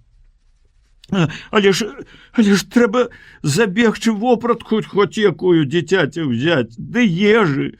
Ну, як ты панясеш яе так? Божа ты мой, Божа, куды ж мы дзенемся? Я так і ведала, так і ведала. Ленка, убачыўшы, што цёця плача, пачала кулачкамі выціраць ёй слёзу, цалаваць і пагражала пальчыкам Даніку. Навошта пакрыўдзіў цёцю? Дам, мама, бу-бу. Это яшчэ больш разжаліла Полю. Данік не пусціў сястру ў хату, ведаў, занадта доўга будзе корпацца там і набярэ ўсяго столькі, што не панясеш. Ён прымусіў яе пасядзець з Ленкай у кіяшніку ў канцы гарода. Я сам возьму, што трэба. Малака бутэльку налі, Сашына паліто не забудь. Колькі ты адзін возьмеш? Не ўздумай ісці, Поля, загадаў ён, за нуж сваіх можаш дзіця загубіць. Каб даць ёй зразумець, што сапраўды вельмі небяспечна, ён дастаў з кішэні гусеўскі пісталет і, прыгнуўшыся ў разоры, пайшоў, трымаючы яго перад сабой. Першым чынам ён дастаў у каморы з-пад падлогі нямецкі аўтамат і гранату, Потым сабраў самыя неабходныя рэчы, галоўным чынам для Ленкі. У гэты момант на вуліцы затрашчаў матацыкл, Данік схапіўся за зброю. Свае, Коля, і з ім дядька Алексей у папоўскай расе. Хлопец узрадаўся, што яны вярнуліся. Трое гэта ўжо сіла. Стары паводзіў сябе так, быццам нічога асаблівага не здарылася, паважна прывітаўся з Данікам, сказаў: «Ну, папярэдзілі ўсіх, Паўлік паляцеў да Толі, збор на лузе, выканаем жаданне нябожчыка Цішкі. З Богом да сваіх». Да нямецкіх машын дзеці ніколі не выбегалі. Нават самыя маленькія адчувалі, што гэта небяспечна. Але на матацыкле прыехаў не немец і не Гусяў, а дзядзька Алексей, які ніколі не даваў іх у крыўду. Заўсёды абараняў нават перад бацькамі, таму немаведама адкуль на вуліцу высыпалі дзеці. Алексей Сафронович убачыў іх, пашкроб сваю зарослую патыліцу, паклікаў Колю, шапнуў яму: «Ідзі, зрабі так, каб мотор роўна ўсю Іванаўскую». Той пачаў разварочвацца, звярнуў з каляіны, забуксаваў пяску. Дзеці пачалі піхаць матацыкл, галёкаць, смяяцца. Стары накіраваўся ў хлеў, Гуся ўбачыў яго, радасна ўстрапянуўся, затузаўся, падумаў, што прыйшоў ратунак.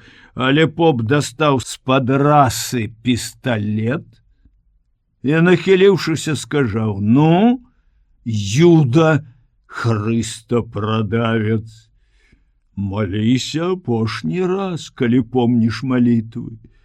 Многа ты праліў слёз і крыві. Прыйшоў час расплаты. Даўно табе вынес прысуд нябожчык Цішка. Вечная памяць яму». Гусеў пасінеў, вочы яго, напоўненыя жудасцю, малілі аб літасці. Што ён думаў у той міг? Хто ж не партызан, калі нават поп з імі? Стары выцягнуў кляп з яго рота. «Кажы сваё апошняе слово, здраднік.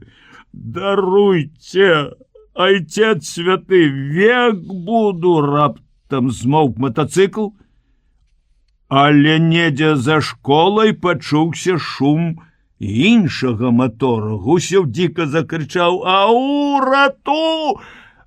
Алексей Сафронович націснуў спускавы кручок. «Немцы!» — папярэдзіў Коля, ускочыўшы ў двор. Начальнік гестапа Ценсдорф працаваў значна больш аператыўна і, безумоўна, не так саматужна, як паліцыя. Калі Мілецкі пазваніў яму і сказаў, што натрапіў на цікавы след, шэф загадаў неадкладна з'явіцца асабіста, выслухаў падрабязнасці, у сваю чаргу назваў самаўпэўненага начальніка паліцыі дурнем і тельпухом, і праз якія паўгадзіны выехаў у вёску на грузавіку з дзясяткам гестапаўцаў. Машына падляцела да школы, зняважаны, спалоханы Мілецкі падняў па трывозе сваіх падначаленых, большасць з якіх бестурботна спала. «Гусев дзе?» Адзін з паліцаяў бачыў, як іх камандзір паўгадзіны назад праехаў на матацыкле ў вёску. Хату гэтага кульгавага на пратэзе Шапятовіча. «Хутчэй на спале морды, падлюгі, варушыцеся!» З кузава гестапаўцы ўбачылі, што недалёка па гародзе бягуць у напрамку лесу, хаваючыся за кукурузай, два чалавекі з клункамі. На вуліцы затрашчаў матацыкл, узняў пыл, аддаляючыся. «Взять гэтых!» — скамандаваў штурмбанфюрер, паказуючы нагароды. «Дагнаць матацыкл! Штрык-кнопе! Грубер! Взять жывымі ўсіх!» І сам выскочыў з кабіны. О, ён вопытны камандзір, ён ніколі не высоўваецца наперад. Найлепшая пазіцыя ў часе аперацыі за спінамі сваіх верных эсэсаўцаў. Данік вельмі спалохаўся, калі не знайшоў на гародзе Полі з Ленкай. Няўжо магла пайсці ў сяло? Не. Поля першая ўбачыла грузавік з салдатамі і своечасова перабралася за выган у Алешнік. Убачыўся Алексея Сафроновича і Даніка ў канцы гарода, яна ціха паклікала іх. Калі падпольшчыкі беглі цераз выган, над галовамі засвісталі першыя кулі. Пераскакваючы цераз лазовыя пляцні, па чужых гародах і па зашкольнай пустэчы, напярэймы ім, каб адрэзаць ад лесу, беглі гестапаўцы і паліцаі. Чалавек 15. «Стой! Стой! Страляць будзем!» — крычалі паліцаі. Гестапаўцы беглі моўчкі.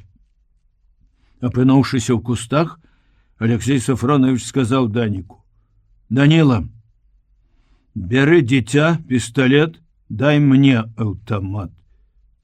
І бяжыце, па маладняку ў загадце, старыцу пераходзьце ў брод.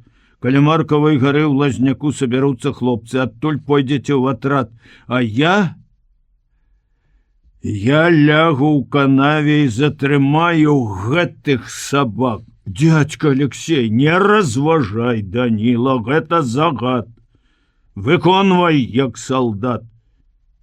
Будь шчаслівы, сын мой». Данік, аднак, не вытрымаў, упаў на дно калена за кустом і даў доўгую чаргу па фашыстах. Тады толькі перадаў аўтамат старому. Аўтаматная чарга моцна ашаламіла прадстаўнікоў улады. Яны не чакалі такого супраціўлення, і ваяўнічасць іх астыла. Адразу ўсіх прыцягнула зямля. Цынздорф ускочыў траншею, выкапаную каля школы для абароны паста. Начальнік паліцыі ныркнуў следам за ім. «Вы бачыце, што вы зрабілі?» — прахрыпеў шэф паліцыі. «Ідыёты! Я павешу гэтага вашага гуся. Разам з ім, магчыма, і вас. Падыміце сваіх!» Ён зняважліва зморшчыўся, шукаючы абражлівае слова для паліцаяў. «Атакуйте адгэтуль! Я пойду в обход. Что вы глядите на меня, як баран? Идите, командуйте!» Гестапаўцы паспрабавалі падняцца першыя, зноў былі прыціснуты да зямлі аўтаматнай чаргой. Тады яны адкрылі агонь па кустах з аўтаматаў, карабінаў, пісталетаў. Алексей Сафронович, пераканаўшыся, што Поля і Данік пабеглі, незаўважаныя дасягнулі лесу, адпоўз па сухой канаве з кустоў на выган, каб ворагі не абышлі і не захапілі знянацку. Пазіцыя тут была зручная, ён мог страляць ва ўсе бакі. Толькі адступаць няма куды. Да ён не думаў пра гэта, турбавала адно, каб немцы не кінуліся ў лес і не пагналіся за дзецьмі, як ён называў у думках Ленку, і Даніка, і Полю. Все яны дзеці зямлі, народа, яго дзеці. Ім ён аддаваў сваю любоў і ласку, іх благаславіў на барацьбу, калі даведаўся, што Данік і Цішка тайком збіраюць зброю, асцерагаў ад неразумных учынкаў, вучыў быць дасціпнымі і хітрымі, звязаў з партызанамі, за іх гатовы прыняць смерць. Стало душна. Алексей Сафронович сцягнуў расу, усміхнуўся. «Маскалад гэты цяпер мне без патрэбы», і кінуў расу ў бок. Фашыстам, відаць, здалося, што нехта перабег па канаве, і кулі пачалі ціўкаць там, дзе ўпала папоўская пратка. «О, ты мне яшчэ служыш!» Зноў усміхнуўся вясёлы каваль, пакратаў сваю густую грыву, шкадуючы, што нельга абстрыгчы і гэтую маскіроўку. Пачулася гучная нямецкая каманда, гестапаўцы як бы пачалі адыходзіць. Не, это манеўр. Аддаляюцца ў бок і бягуць да лесу, смела, на поўны рост, бо добра ведаюць дальнастрэльнасць аўтаматаў. Няўжо даганяюць дзяцей, з глыбокай трывогай падумаў стары падпольшчык. Можа, кінуцца на перарэз ім? Але пайшлі в атаку паліцаі. Пракляццем і пагрозамі начальніку ўдалося падняць іх. Алексей Сафронович падпусціў бобікаў як можна бліжэй і біў кароткімі чэргамі. Трэба эканоміць патроны. Іх зусім немного, асталося ўсяго 2 стручкі. 2 ляглі назаўсёды. Адзін ненатуральна тыркнуўся носам, калі пераскакваў плот, другі закрычаў, кінуўся назад і ўпаў, шырока размахнуўшы рукамі. Это подбадзёрыла каваля, а на паліцаяў нагнала такі страх, што як не крычаў, не пагражаў начальнік, ніхто з іх больш не ўзнімаў галавы. Стралялі з вінтовак, зразалі кулямі кукурузу, трушчылі гарбузы і пляцень. Алексей Сафронович не адстрэльваўся. Думаў пра Полю і Даніка, пра малую Ленку, пра Лялькевіча і Сашу, ці ўправяцца папярэдзіць іх, каб хто з іх не з'явіўся часам сёння, як добра было б, каб усіх папярэдзілі. А Коля, малайчына, не памыліўся, значыцца, я ў табе верыў, што не здрадзіш, не прадасі душу за 30 сярэбранікаў, як гэтыя вось бобікі, што пахаваліся ў градах, боязліўцы. Ну што вы не вылазіць? Адзін высунуўся, а мы цябе вось так, сукін сын, каротенькай. Вся вёска, відаць, у падвалы пахавалася ад страляніны. Что это? Стреляют з лесу? С кустоў? Ура! Значыцца, не кінуліся ў пагоню, не ўбачылі? Добра? Хочаце абкружыць і ўзяць мяне? Бярыце! Бярыце, але не вельмі вы спажывецеся. Невялікая карысць вам будзе ад майго грэшнага цела. Мірам Господу помолімся. Грымнуў ён дыяканскім басам, апошні раз жартуючы з свайго духоўнага сану. Павярнуўся і пачаў біць па гестапаўцах, якія па адным перабягалі з сасняку ў алешнік. Таксама, здаецца, адзін кульнуўся. Значыцца, служаць яшчэ мае вочы. Але гэтыя чорныя, як сама смерць, не спыняюцца. Гэта не бобікі. Гестапаўцы стралялі ўжо з алешніку за нейкія 30 крокаў. Кулі ціўкалі каля самай галавы. Адна дурніца джыгнула ў руку. Алексей Сафронович адчуў, як набраняе гарачым рукаў сарочкі, але страляць яшчэ можна, ды па кім страляць, усе пахаваліся, і патроны апошнія. Ён дастаў з кішэні штаноў гранату, паклаў на замшэлы насып старой канавы, потым выцягнуў белую хусцінку і памахаў ёю над галавой. «Штаць!» – пачуўся з алешніку рэзкі голас. Алексей Сафронович зразумеў, што загадваюць падняцца. Ён стаў на поўны рост. «Хендехох, руки!» Ён крыху прыўзняў руки. Гарачае і ліпучае пацякло по баку. «Поп!» Хлопцы ў вялікім здзіўленні крыкнуў адзін з паліцаяў і вылаяўся. «Наш поп! Вот туды яго!» Паліцаі падхапіліся ўсе адразу з галёканнем і свістам, кінуліся на папа. «Я яму чарта кудлатаму! Не рабіць самасуду!» – закрычаў начальнік паліцыі. Гестапаўцы былі бліжэй, але гэтак паспешліва не кінуліся. Яны добра ведалі, што проста так партызаны не здаюцца. Бач, начальство не спяшаецца вязаць мяне, падумаў Алексей Сафронович. Шкада, ну што ж, няхай лягуць гэтыя сыны Юды, заслужылі. Калі паліцаі наблізіліся, ён хутка нахіліўся, схапіў гранату і шыбануў у іх. І зноў нахіліўся за аўтаматам, у якім заставалася яшчэ колькі патронаў, але ўзяць яго не змог. Адразу некалькі куль прабілі галаву, ён упаў тварам ніц, шырока расставіўшы рукі, быццам хацеў абняць родную зямлю.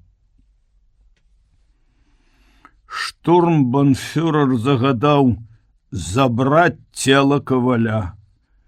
На забітых і раненых паліцаяў ён нават не глянуў.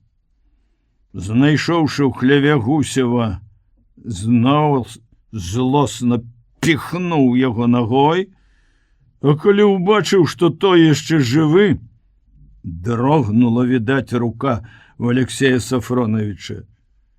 Дастаў з кабуры пісталет і выпусціў у непрытомнага начальніка гарнізона всю абойму.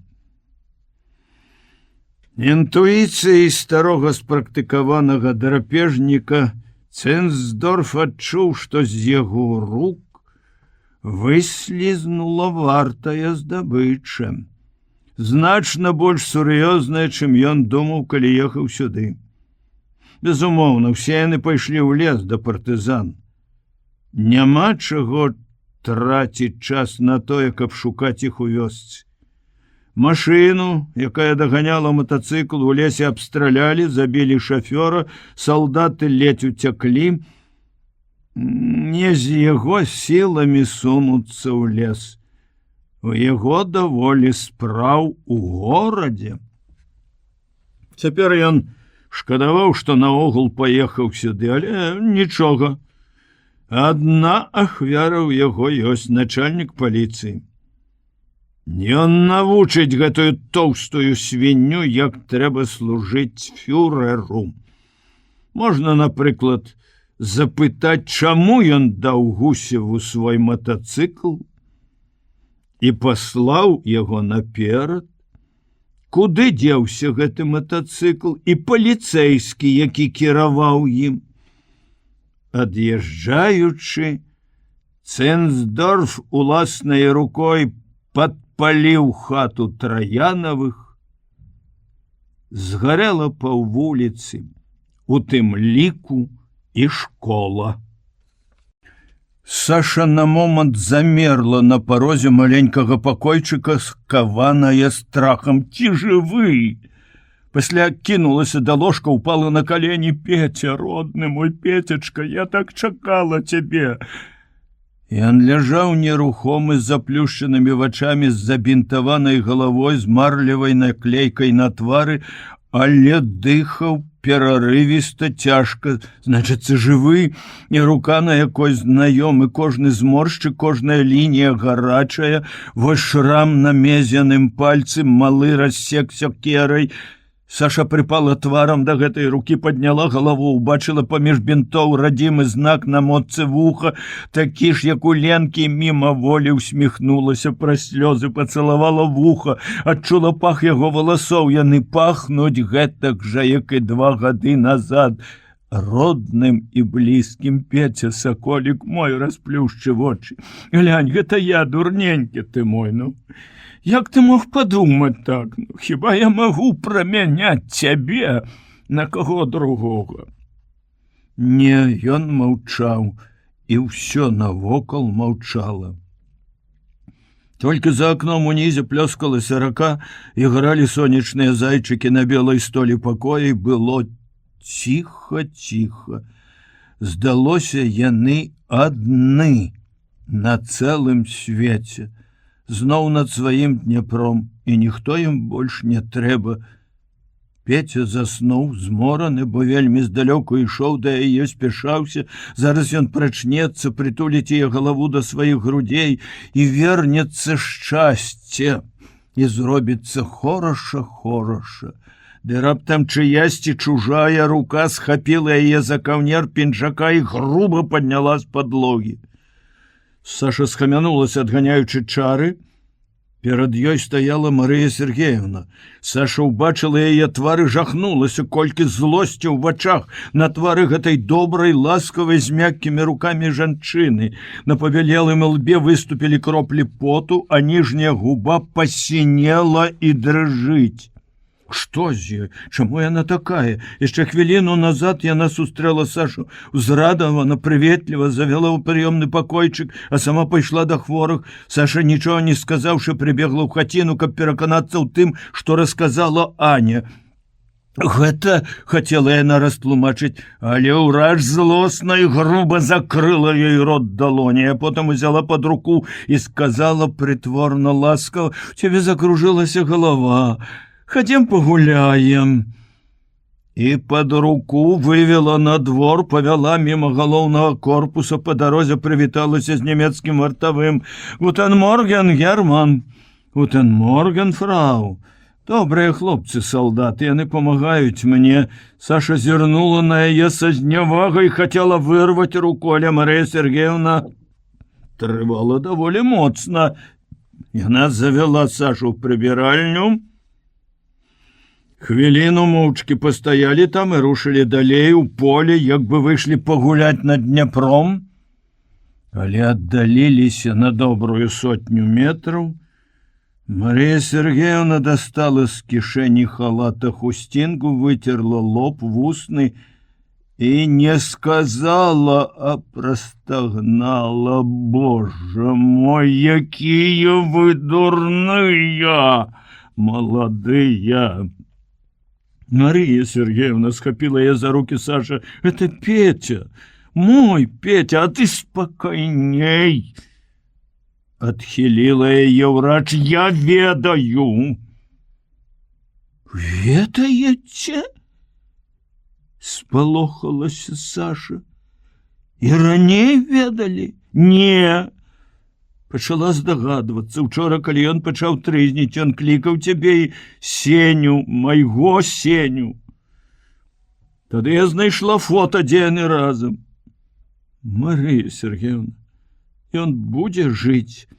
Я зрабіла ўсё, што магла ў такіх умовах, штохвілінна рызыкуючы. Трэці дзень я хаджу над безданню, я сама не разумею, як трымаюсь, а ты сваёй неразумнай любоўю, сваім парывам магла ўсё загубіць. Ты чаму так кінулася туды?» Саша расказала пра тое, што пачула ад Ані, і пра тое, як яна ўначы хацела бегчы сюды, але Аня не пусціла да раніцы. Твар у Марыі Сергеевны зрабіўся шэры. Яна быццам звяла ўся. Боже мой, якая гэта... Ну як гэта разносіцца, а? А я ж была упэўнена, Марыя Сергеевна, як ён трапіў да вас? Саша ўся дрыжала, а врач не адразу пачула яе пытанне, думала пра нешта сваё, потым устрапянулася. А як трапіў?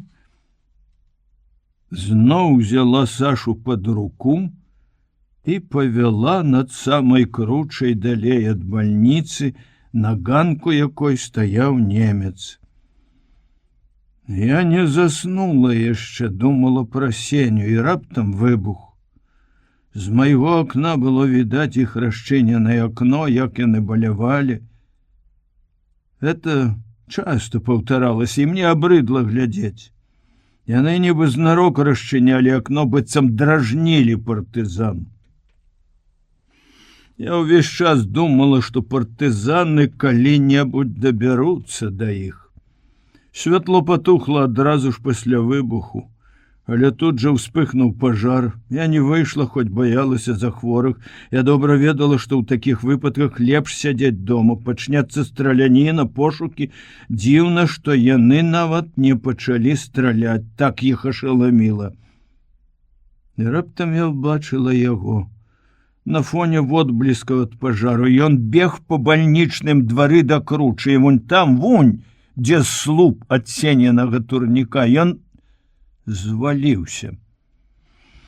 Я не сумнявалася, што гэта ён той, што кінуў гранату. Што мне рабіць, як памагчы яму? Боже мой, пакінуць у бядзе такога чалавека? Я ведала, што іду на смерць, што вось-вось яны абшныраць кожны дом, кожны закутак, і ў бальніцы, безумоўна, ў першую чаргу, але я не магла інакш. Я савецкі ўрач. Я выскачыла, зацягнула яго ў сваю хату, ён быў непрытомны. На шчасце, яны не кінуліся адразу шукаць. Салдаты засталіся без афіцэраў і былі заняты пажарам. Школа згарэла, як куча сухога галля. Потым у іх атрымаўся казус. Немцы абстралялі паліцаяў, якія беглі на пажар цераз гароды. Вунь адтуль. Гэта дало мне час, каб схаваць яго. У мяне на кухні пад падлогай яма, куды ссыпаю на зіму бульбу. Я кінула ў яму коўдру, падушку і апусціла яго туды. Адкуль браліся ў мяне сілы? Я несла дарослага чалавека, як дзіця. Шукаць пачалі паліцэйскія.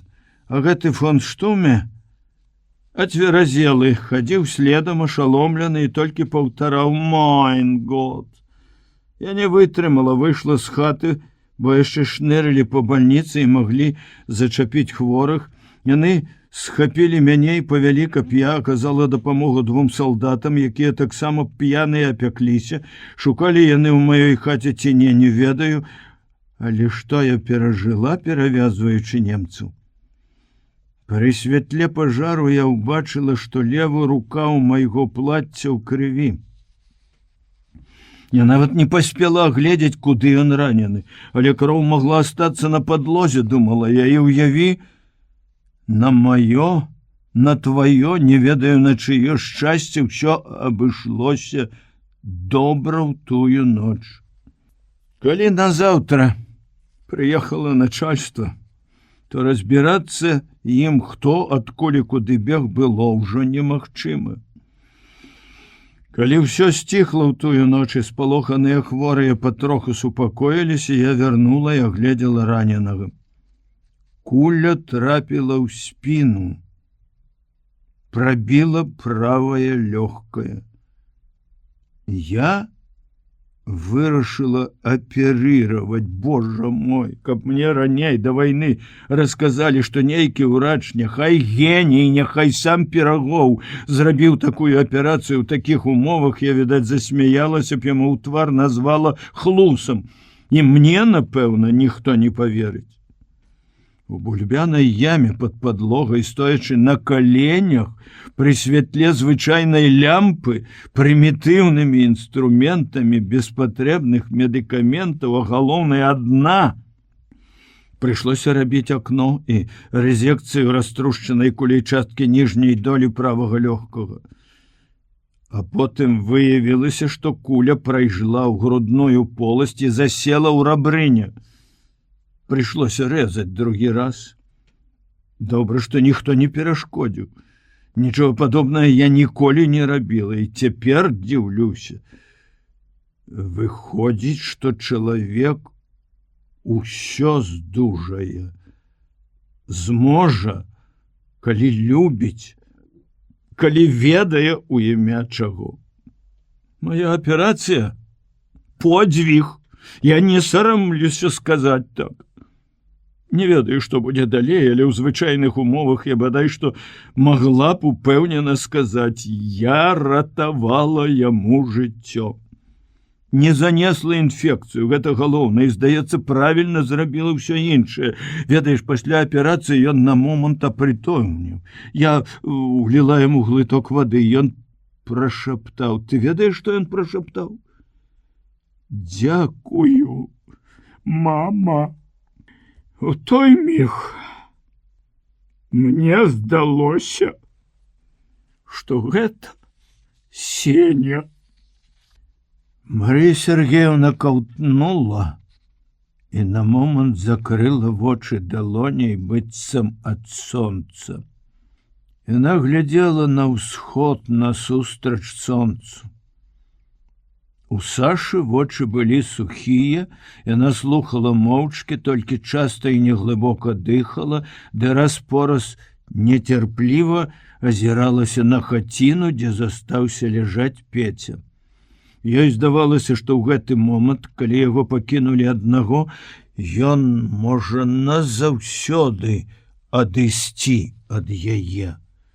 Таму яна баялася нават глыбей дыхнуць, быццам дыханне магло патушыць яго жыццё, як свечку.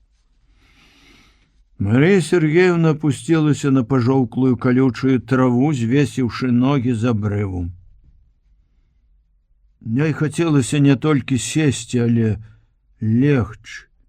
Яна не сказала, што не заплюшчвала вачэй 3 ночы, што толькі ў дзень засынала на колькі хвілін, седзячы ў сваім прыёмным пакоі. Добра, што калі ў бальніцу перабраліся немцы, хворыя перасталі хадзіць. І тыя, што ляжалі, і хто здолеў падняцца, стараюцца хутчэй выпісацца, далей ад ліха, як казала адна жанчына. Пасядзім трохі. Саша не села, яна стаяла побач і глядзела на хаціну. Не глядзі так, чуеш? Ты выдаеш нас, мы адпачываем. Мух, як мне хочацца заснуць. Але я не магу спаць, я стаю на варце. І невядома, хто і калі мяне заменіць. Я, Мария Сергеевна, я, родная вы моя. Цяпер я буду дзяжурыць пры ім, вырвалася нарэшце ў Сашы. Яна нават памкнулася абняць жанчыну. Ах, не, мой друг, не тое, якое дзяжурства. Ведаеш, заплюшчу вочы і бачу яго. Таго, што ў яме. У мяне пачынаюцца галюцынацыі. Так. Відаць, узнікла вера у дух нябожчыкаў. Нервы. Так, ён вораг, але я ўрач. Я ўсё жыццё ратавала людзей ад смерці. Яна глянула на Сашу, убачыла, што тая не ўсё разумее, і пачала расказваць зноў. Я разумела, што не ўратаваць мне яго, калі ён застанецца ў яме. Раненаму трэба паветра і хаця б звычайныя чалавечыя умовы, догляд. Перанесці куды-небудзь у іншую хату. Не, пра гэта і думаць няма чаго, што рабіць. Рашэнне прынёс загад фон Штуме ачысціць бальніцу. Я ледзь выпрасіла ў яго тыдзень, каб падрыхтаваць барак былой МТС. Ён крычаў: я не хачу, каб мне кідалі в акно гранаты. Але ён быў упэўнены, што малітвы маці дапамаглі яму застацца жывым. Я сыграла на яго набожнасць. Я перавяла ўсіх іншых хворых у хлеў, у амбулаторыю, а яго, паліцая, да сябе ў хату. Ён і там ляжаў асобна ў былым радзільным пакоі. Калі яго прывезлі, я жахнулася ад лютасці таго, хто распраўляўся з ім. Яго секлі касой без кася. Відаць, як шабляй. Не было ніводнага жывога месца, больш 30 ран. Потым мне расказалі, што гэта зрабіў 14-гадовы хлапчук. помсціў за маці, якую гэты кат застрэліў. Але я урач. Я лячыла яго, вырвала ў смерці. Лёгка забіць ворага, які страляе ў цябе, а забіць раненага, непрытомнага я не могла, не мела права. Але трэба было знайсці выйсце, каб ратаваць чалавека, які помсціў за ўсіх, за народ. Сапраўднага чалавека. На што я спадзявалася? Ні на што. Да, уласна кажучы, мне было ўсё адно ўжо, адзін адказ. Я пайшла на самае лёгкае, хоць і вельмі рызыкоўнае. Я памяняла іх месцамі, таго ў яму, а Петра твайго, нашага Петра. Паклала на яго месца, забінтаваўшы гэтак жа галаву, рукі. Ты бачыла? Я было пераканала сябе, што ніхто не выявіў падмены. Ой, наіўная. Можа, і хворыя так паспешліва сёння выпісваюцца, што многія даведаліся? Спытала яна, не зразумела каго, Сашу ці самую сябе. Пасля паглядзела знізу на Сашу і парывіста паднялася. Што ж нам рабіць цяпер, мой друг? І, не чакаючы Сашынага адказу, прашаптала: асцярожнасць. Толькі асцярожнасць можа ратаваць усіх нас. Але так не можа цягнуцца доўга. Трэба звязацца з партызанамі, каб яны неяк забралі яго. Ты павінна пайсці і адшукаць іх. Марыя Сергеевна, ўстрапянулася Саша. Ёй зрабілася страшна ад думкі, што толькі знайшоўшы яна зноў пакіне Петю, да яшчэ ў такім стане, калі побач стаіць смерць. Ён нават не даведаецца, што яна прыходзіла з любоўю і вернасцю і будзе пакутаваць. Не, яна застанецца тут, пры ім, яна нікуды не пойдзе, не можа пайсці. А чым ты паможаш яму? Сваімі пяшчотамі? Спытала Марія Сергеевна. Яшчэ выкрыеш нас? Не, табе трэба ісці. Трэба расказаць ёй усю праўду пра Лялькевіча і пра Пецю. Цяпер можна, гэта не будзе парушэннем клятвы, бо яна наш чалавек, можна лишыць член нашай арганізацыі, падумала Саша. Мне здаецца, крызіс мінуў. Спачатку ён ляжаў так, што я баялася гэтага шоку. А учора пачаў трызніць, а гэта добра. Клікаў цябе, Сеню. Тады ў мяне бліснула здагадка. Лаяў нейкага Лялькевіча. Чакай. Няўжо Владимира Ивановича? Ён таксама недзе ў партызанах. У мінулую восень наведаўся неяк уначы да мяне, прасіў медыкаментаў, абяцаў, што будзе заходзіць, але больш не з'яўляўся.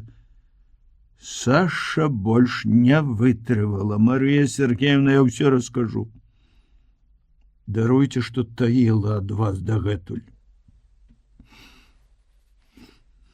Урач выслухала моўчкі, не праявіўшы ні здзіўлення, ні залішняй цікаўнасці, толькі ў канцы ўздыхнула і сказала: «О, Божа, як яна наблытала вайна!» А яго маці ляжала ў мяне ў бальніцы, кожны дзень плакала: «Дзе Володя? Можа, і мой Сеня дзе-небудзь побач. Такая вайна. Цяпер вы разумееце, што мне трэба застацца, каб ён убачыў мяне, гэта паможа яму. Баюся я за цябе. Марія Сергеевна, да я без вас і кроку не ступлю, клянуся. Врач задумалася. Добра.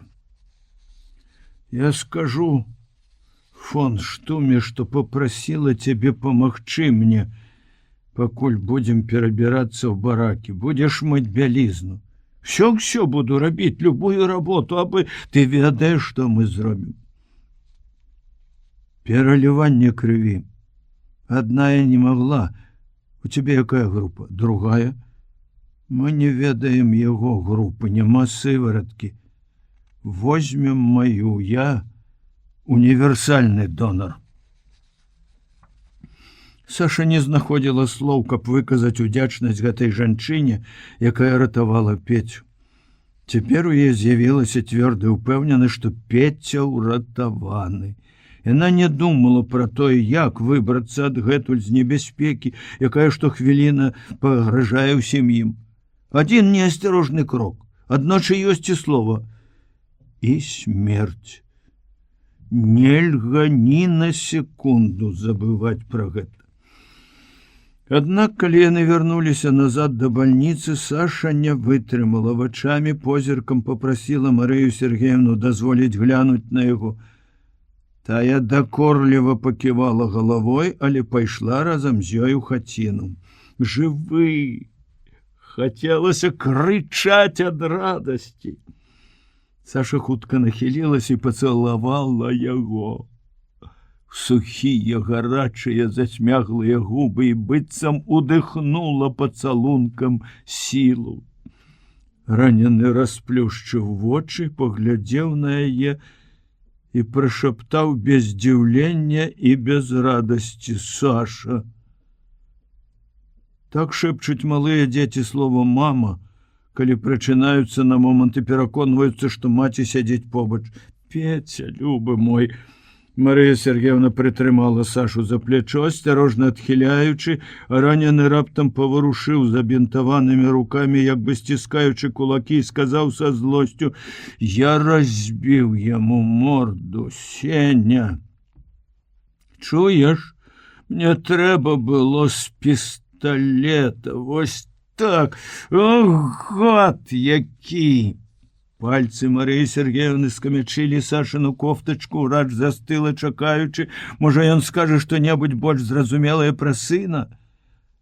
Але Пятро зморана прашаптаў словы песні: «Посеяли бяду на берагу сваю». Саша спрытна мыла падраныя смярдзючыя бальнічныя прасціны і думала, што некалі, калі Петя захварэў на запаленне лёгкіх, яна прыйшла да яго ў бальніцу і, нягледзячы на забарону галоў урача, сядзела цалюткі дзень.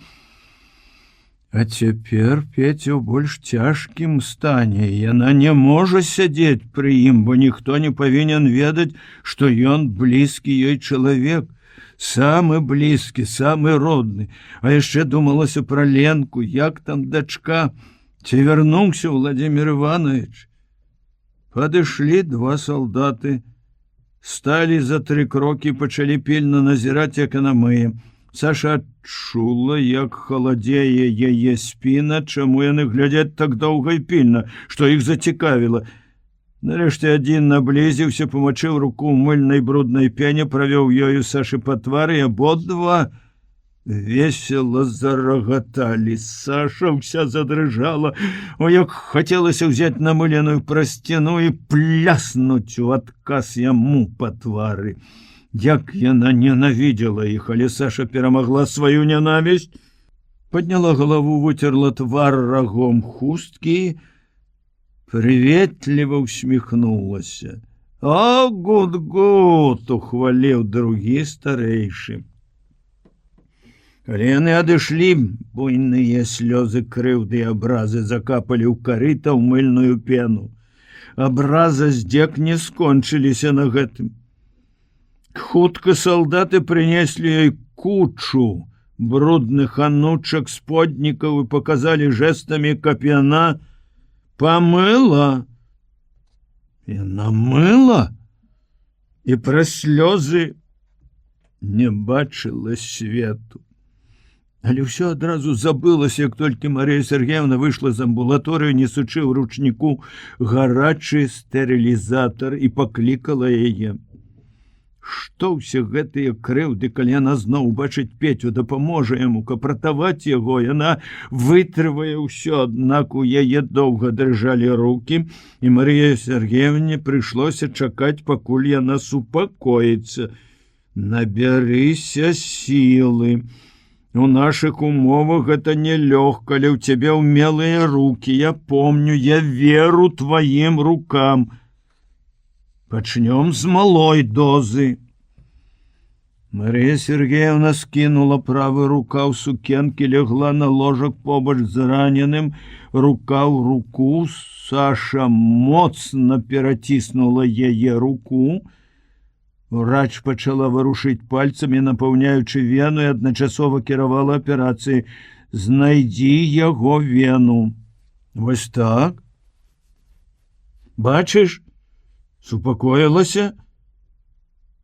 Пачалі. Адпускай жгут.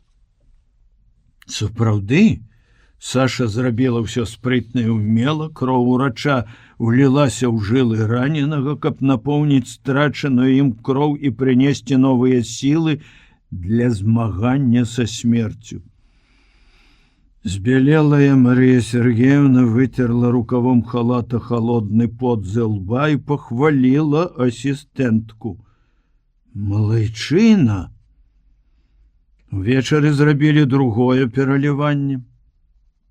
І да Петра вярнулася прытомнасць. Ён свядома глянуў на навакольны свет, убачыў Сашу, здзівіўся. Саша? І пакутліва з болем успамінаючы нешта спытаў: «Дзе я?» Сашыны слёзы закапалі яму на твар. «Петя, дурненькі мой, я табе ўсё растлумачу. Ачуньвай хутчэй, нічога дрэннага не думай».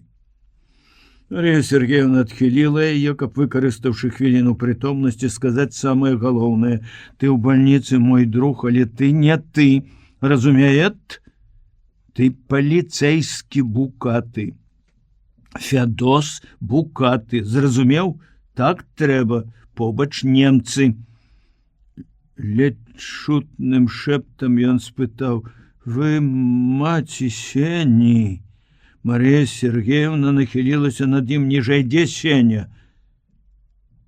«Там», — паказаў ён вачамі ў прастор, і павекі яго апусціліся.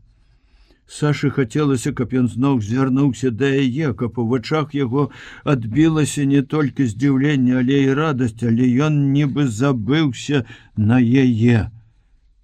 І ёй зрабілася балюча. Абедзве жанчыны напружана чакалі, што ён скажа яшчэ, але ён маўчаў і не расплюшчваў вачэй, здавалася, заснуў. Марія Сергеевна кіўнула Сашы, і яны на пальчыках выйшлі з пакоем. У калідоры Саша ўсхліпнула, Марія Сергеевна моўчкі выцерла яе вочы марлевай касынкай. «За працу, мой друг!» На другі дзень Саша зноў мыла, дезінфіцыравала ложкі, тумбачкі, посуд, на кульгавым кані завозіла бальнічныя рэчы ў барак МТС, дзе наводзілі парадак іншыя жанчыны. У яе ледь не выскачыла сэрца, калі яна ўбачыла, што обер-лейтенант і Марія Сергеевна пайшлі ў хату, дзе ляжаў Петя. Пасля ўрач расказала, афіцэр сустрэў яе, нечакана праявіў клопат. «О, вы хворая, фрау Марія, у вас вельмі бледны твар».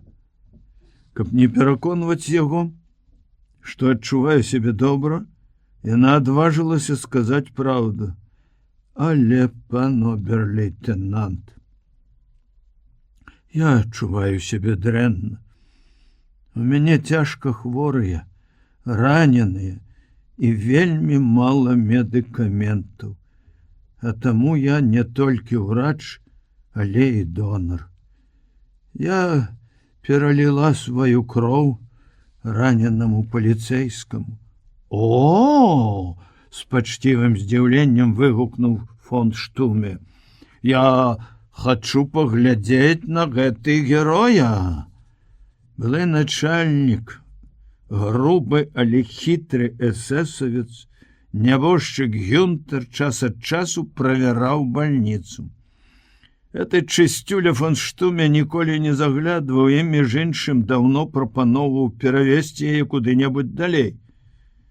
Ён даўно закрыў бы яе зусім, але фельдкамендант з нейкіх палітычных меркаванняў не дазваляе закрываць бальніцу, нават патрабуе адкрыць школу. Марыя Сергеевна спалохалася. Раптам Пятро, трызнічы, скажа што-небудзь лішняе, ці ўбачыць фашыста і ў гарадцы кінецца на яго, ці той у яме пачне стагнаць. На шчасце Пятро спаў, і паліцай маўчаў, а фон Штуме, адчуўшы пах крыві, зморшчыўся, заткнуў нос надушанай хусцінкай, паспешліва пакінуў хату. Марыя Сергеевна ішла за ім. Каб пан обер-лейтенант даў мне трохі глюкозы. Я ведаю, вашага медыка яна ёсць, як бы гэта падмацавала мае сілы. Каб адчапіцца ад яе, ён паабяцаў даць глюкозу. Заадно папярэдзіў, што любіць дакладнасць. Праз 2 дні бальніца павінна выбрацца з усіх памяшканняў. Пасля абеду, калі Саша зноў мыла бялізну, якую ёй падкінулі іншыя салдаты, на двары бальніцы з'явіўся стары з мокрай кайстрай. Яна пазнала яго. Той сварлівы лодачнік, што перавозіў іх у мінулым годзе і спачатку запрасіў 100 рублёў. Вартавы спыніў яго. Ён выцягнуў з кайстры вялікага ліня. Рыбы прынёс пану начальніку. За ласку яго, што човен вярнулі.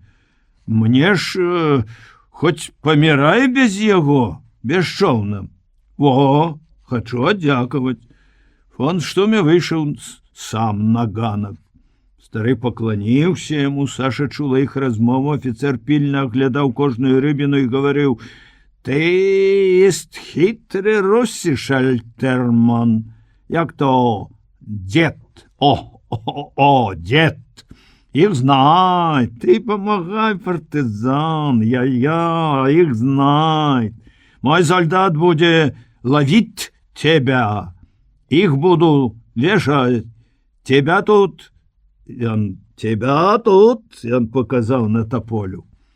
Да няхай, пан господин, не сыду з гэтага месца, калі я бачыў іх у вочы, партызан гэтых. Аж жа набрахаў нехта на старога чалавека. Вас і набрахаў? Кажу, нагаварыў хтось на мяне. Які я партызан? Смех ды грэх. Мне 80 гадоў. Афіцер паківаў яму пальцам. Ты очень хитрый шлауфукс. Калі афіцер пайшоў, загадаўшы салдату занесці рыбу на кухню, стары накіраваўся да Сашы. Здалёк гукнуў: «Дай, маладзічка, вады напіцца, а то пакуль усцягнуў свае старыя косці на кручу, 7 патоў выліў». Саша поднесла яму няпоўнае вядро, ён падняў яго, закрыўся і глуха сказаў у вядро: «Саша», глянуў адным вокам, ці кіўнула яна: «Выбірайся, маладзіца, адгэтуль пакуль ціха. Але дадому не ідзі, правал. Каля хутара звернешся з шляху налево ў сасоннік і далей пойдзеш паўз балота, цябе сустрэнуць». Сказаў, паставіў вядро, паклыпаў прэч. Саша ведала законы канспірацыі і ніводным рухам не выдала сябе. Але як закрычала сэрца: «Ленка!» Другі дзень Лялькевічы хлопцы сядзелі на дарогах, што вялі ад Дняпра да Сожа, пільнавалі Сашу, каб яна не пайшла дадому, не трапіла ў рукі фашыстаў. Адразу ж, як толькі в атрад з'явіліся падпольшчыкі з Поляй, Ленкай і сумным паведамленнем аб гераічнай смерці дзядзькі Алексея, Владимир Иванович попрасіў у деда людзей, каб пайсці шукаць Сашу. Капыткоў недарэчна прабурчаў тады: «Распыляем людзей перад аперацыяй». Владимира Ивановича, моцна ўзрушанага падзеямі ў вёсцы смерцю Алексея Сафроновича, гэта ўзарвала. «Вы зноў за народом! Не бачыце чалавека. Аперацыя, каб узняць дух народа, а чалавека, значыцца, можна аддаць у лапы гестапа. Гэта вы правалілі арганізацыю, а цяпер хочаце апраўдацца», в сваю чаргу ўскіпеў Капыткоў. «Адчувалі правал і ўцяклі ў лес». Лялькевіч задыхнуўся. Такая абраза ўпершыню ў жыцці. Ён страціў уладу над сваімі пачуццямі, і рука пацягнулася да пісталета. Піліпенка стаў паміж імі. Капыткоў зразумеў, што сказаў лішне, і пачаў біць адбой. «Ну, прабач. Але ты першы пачаў. Ты першы абразіў мяне. Выйшла так, што я хачу, каб наша сувязная трапіла ў гестапа. Глупства!» Капыткоў нерваваўся. Цяпер, калі атрад рэарганізоўваўся ў брыгаду, вярнуўся гэты Лялькевіч. Ці не таму, каб заняць месца камісара брыгады? Жыццё Капыткова прайшло ў турботах за свае званні і чыны. Акружэнне, лічыў ён, сапсавала яму кар'еру. Каб выправіць сваё становішча, яму вельмі трэба заняць месца камісара брыгады. А таму ён баяўся Лялькевіча, якога ўсе любілі і паважалі, і хацеў як-небудзь прынізіць яго. Лялькевіч сам не здагадваўся аб гэтым. Сказаў дзед, калі яны засталіся адзін на адзін. Владимир Иванович абурыўся яшчэ больш, а хітры Піліпенка смяяўся. Ён любіць пакпіць, пасмяяцца з чалавечых слабасцей, без злосці, калі гэта свой чалавек. Не звяртай увагі. Стары хворы чалавек, пакалечаны вайной, в аснове сваёй добры дзядзька, сумленны камуніст, умее пагаварыць з людзьмі. Ты, чорт тебе возьми, робішся нейкім талстоўцам, усе ў тебе добрыя, усім ты даруеш, сказаў Лялькевіч. Усім, акрамя фашыстаў і здраднікаў, адпарэраваў Макар. Ты дасі мне людзей? Ці я пайду сам? Ох, бог мой, ну як табе не сорамна? Бяры сваіх хлопцаў, дажору з яго яснавідцамі і ляці ва ўсе канцы свету. А крыху пазней, з хлапечай цікаўнасцю і сяброўскай шчырасцю, Макар спытаў: «Скажы, табе вельмі дарагая гэта жанчына?» «Мне дораг чалавек», зноў-такі ўзлаваўся Лялькевіч. Цяпер ён ляжаў пад разгалістым дубам на краі балота, трохі заспакоены, успамінаў гэтую сутычку, папракаў сябе за лішнюю раздражнёнасць. Безумоўны правал арганізацыі ўразіў яго больш, чым любога іншага. Але нельга не згадзіцца з Макарам і самімі падпольшчыкамі, што фінал іх дзейнасці даволі шчаслівы. Правесці амаль усіх людзей у атрад — это перамога, а не паражэнне. І за пытанне Макара ён дарэмна ўзлаваўся. Але Саша вельмі дарагі яму чалавек. Але вельмі дарагі. Як таварыш па барацьбе, як друг, і навошта хавацца, як жанчына? В спакойных абставінах ён і Макару не пасаромеўся б прызнацца, што кахае яе глыбока, шчыра і цяпер ужо, безумоўна, безнадзейна. Ён ляжаў, выцягнуўшыся, адпачываючы пасля бессоннай ночы верхавой язды, ад якой адвык. Недалёка ў кустах фыркалі іх коні, а на дубе сядзеў Данік, назіраў за дарогай. Разведчыкі яшчэ учора ўстанавілі, што Саша наведалася ў Заполле, пераначавала там, пайшла назад і ў мястэчку затрымалася ў бальніцы. Толя Кустар з-за ракі нават бачыў яе ў бінокль. Яна мыла бялізну. Але папярэдзіць яе ніяк не маглі, побач былі немцы. Пакуль нарэшце сёння не знайшлі старога дняпроўскага рыбака, дзеда Кліма, які неаднойчы памагаў партызанам. Цяпер чакалі Сашу ў пэўным месцы, але з перасцярогай. А калі яе не выпусцяць, затрымаюць, думаў Лялькевіч. Ад думкі такой ныла сэрца, ён падскочыў, калі пачуў радасны крык Данілы: «Ідзе!» «Хто?» «Саша! Глядзі добра, яна?» Дані хвіліну маўчаў, потым выкрыкнуў: «Так і ёсць!» «Што?» «Хвост!» «Які хвост?» «Нехта ідзе за ёю назіркам». «Можа, нашы?» «Не, не падобна».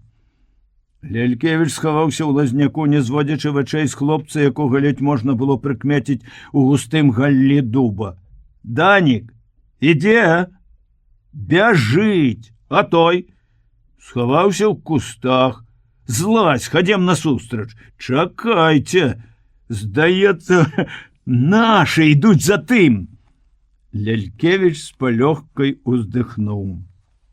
Магчыма, фон Штумме не звярнуў бы на Сашу больш увагі, каб яна дапамагла ўрачу перасяліць хворых, а потым аднойчы раніцой спакойна пайшла дадому. Але калі фрау Марыя сказала, што памочніца яе засумавала пад адцэй, хоча пайсці, просіць пропуск, каб яе больш не затрымлівалі, гэта яго насцярожыла.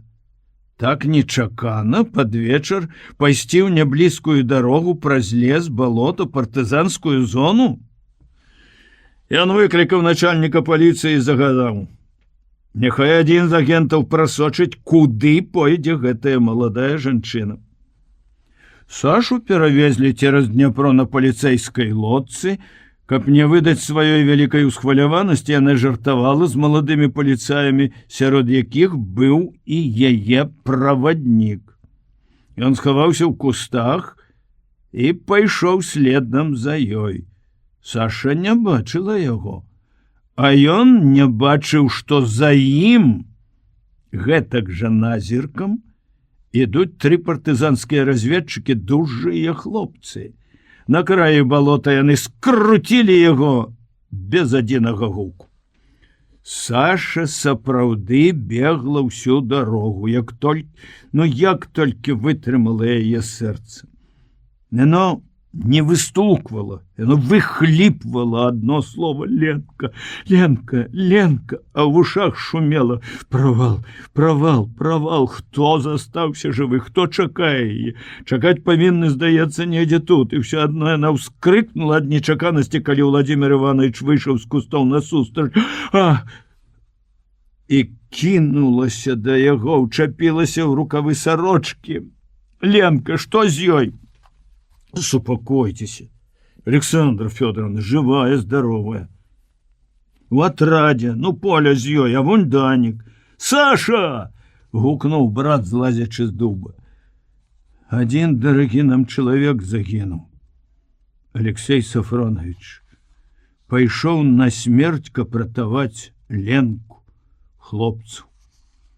Змораная, змучаная, узрадаваная за дачку, за сваіх і па-ранейшаму устрывожаная за Пятра, Саша ўпала тварам на грудзі Лялькевіча і заплакала. Ні разу дагэтуль яна не плакала перад ім. Ён асцярожна і ласкава пагладзіў яе плечы. «Что вы, Саша?» «Владимир Иванович, ратуйте Петю», — попросила яна праз слёзы. «Петю? А где он?» «Там, у больницы, у Марии Сергеевны, тяжко поранены. Ён кинул гранату в школу. Так, моя здагадка правільная. Яны што, схапілі яго? Не, немцы не ведаюць, Марыя Сергеевна схавала. Вось як. Паклала на месца нейкага паліцая, а таго ў яму, але пра гэта ведаюць бабулі-санітаркі. Могуць прагаварыцца, выдаць, тады смерці Петю і Марыі Сергеевне, Владимир Иванович. Ён лёгка адхіліў яе, чакай. Раскажы ўсё спакойна, а мы падумаем.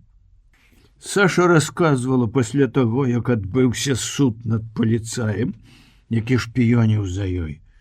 Думалі ўсе: Владимир Иванович, Данила, Толя, Кустар, Дажора, разведчыкі. Власна кажучы, усе іншыя думалі нядоўга. Лелькевіч адразу прачытаў на іх тварах: трэба ратаваць Петю і Марыю Сергеевну. Але трэба ратаваць? Такое яго цвёрдае рашэнне, але як?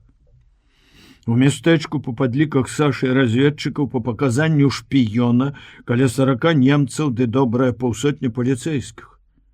Пасля выбуху ў школе яны асабліва пільныя, насцярожаныя.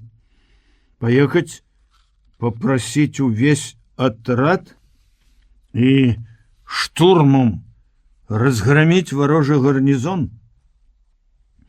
За Днепром на кручы з палявымі подступамі? Не пойдуць на гэта ні Капыткоў, ні нават дзед. Паспрабаваць выкрасці Пятра сіламі разведчыкаў да тых хлопцаў, якія толькі што ўратаваліся ад гестапа. А ці не на верную смерць ён пашле гэтых 9 шмельчакоў, маладых, дужых, жыццярадасных? Што скажа тады Капыткоў? Ды ну яго да д'ябла гэтага Капыткова, з якога гэта часу я пачаў азірацца на яго. Нічога ён не скажа. Не вернуцца яны, не вернуся і я. Бо пайду разам з імі, а ратаваць Петю мой абавязак. Як яны глядзяць на яго, асабліва Саша і Данік, чакаюць яго рашэння, яго слова. Вераць, што ён скажа гэтае слово.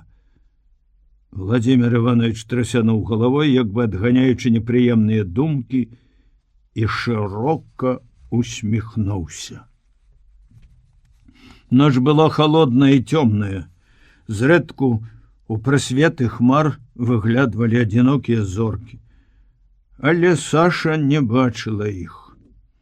Яна стаяла на холодным пяску і ўзіралася ў зарэчную цемру. Рака лізала яе босыя ногі, яна не адчувала холаду, рака плёскалася, віравала няспынна, шапталася за спіной, быццам тысячы жывых істот. Варушыўся лазняк, узляталі і падалі в атаву начныя птушкі. Саша нічога не баялася тут. Няхай разбушуецца рака, узнімецца ветер, ламаюцца дрэвы, валяцца стагі, няхай больш шуму, это лепш. Абы ціха было там, на тым беразе, куды паплылі ўсе яе сябры на чале з Владимиром Ивановичем. Яго ўгаворвалі не плысці, застацца тут. Ён узлаваўся на разведчыкаў і загадаў ім маўчаць. Саша таксама хацела плысці, і ён узлаваўся на яе. Яна засталася адна. Колькі ёй прыйдзецца чакаць тут? Яна будзе стаяць да раніц. Не, ўсё жыццё, калі яны... Не, там ціха, абы там не стралялі. Яны высадзіліся вось тут насупраць, дзе поле, потым папаўзуць вон туды, дзе свеціцца адзінокі агеньчык. Можа, гэта ў хаце Марыі Сергеевны? Можа, кепска Петю, і яна ратуе яго, ці гэта свеціцца ў немцаў? Хлопцы павінны падпаўсці туды непрыкметна, калі што, ціха зняць вартавога, пакласці Петю на насілкі і вярнуцца сюды, дзе чакае стары рыбак з лодкі. Колькі прайшло часу. Гадзіна, 2. Можа, яны нясуць ужо яго, а ззаду ідзе Марыя Сергеевна і шэптам просіць, каб неслі асцярожна. Не тузалі? Можа, плывуць ужо? Саша напружана прыслухоўваецца. Здаецца, што журчыць вада пад чаўнамі, ціха скрыпіць вясло. Шмат што здаецца, ёй неверуючай хочацца памаліцца Богу, рацэ хмарам, каб ніхто не парушыла цішыні на тым беразе. І раптам там на кручы, дзе свяціўся агеньчык, успышкі, адна, другая, што гэта? Дакаціліся стрэлы, ударылі ў самае сэрца, заляскалі ўсё часцей, загаманілі кулямёты, быццам рассыпалі гарох. Здалося, што ўвесь свет запоўніўся грымотамі. Зялёныя, жоўтыя, чырвоныя нітачкі пацягнуліся за раку. Пад хмары ўзляцелі ракеты і асвяцілі ваду мёртвым святлом. Усюды смерць! Смерць! Саша отступила на крок, села на мокрую траву. «Все, это все», — шептали ее в усны. «Неужо все? Неужо не будет Пети? Загине Мария Сергеевна? А Даник? А Владимир Иванович? Не можа гэтага здарыцца, не хочу! Не хочу!» — закричала яна и, подхапіўшыся, ступила в воду. Что яна надумала ў той міг? Плысці? Можа, і поплыла б, каб не пачула ціхіх усплёскаў вёслаў і фыркання чалавека. 2 чаўны вынырнулі з цемры адначасова, за імі, дабраўшыся да мелі, аддыхваліся разведчыкі. Яны перабіраліся ў плаў. Нехта ціха сказаў: «Няхай салютуе дурні». Другі гэтак жа ціха засмяяўся: «Смаляць у белы свет». «Саша!» — пачула яна шэпт Владимира Ивановича. «Саша!» — мягкие холодные рухи обвели яе шею. «Вось і мы, мой друг. Дякую табе.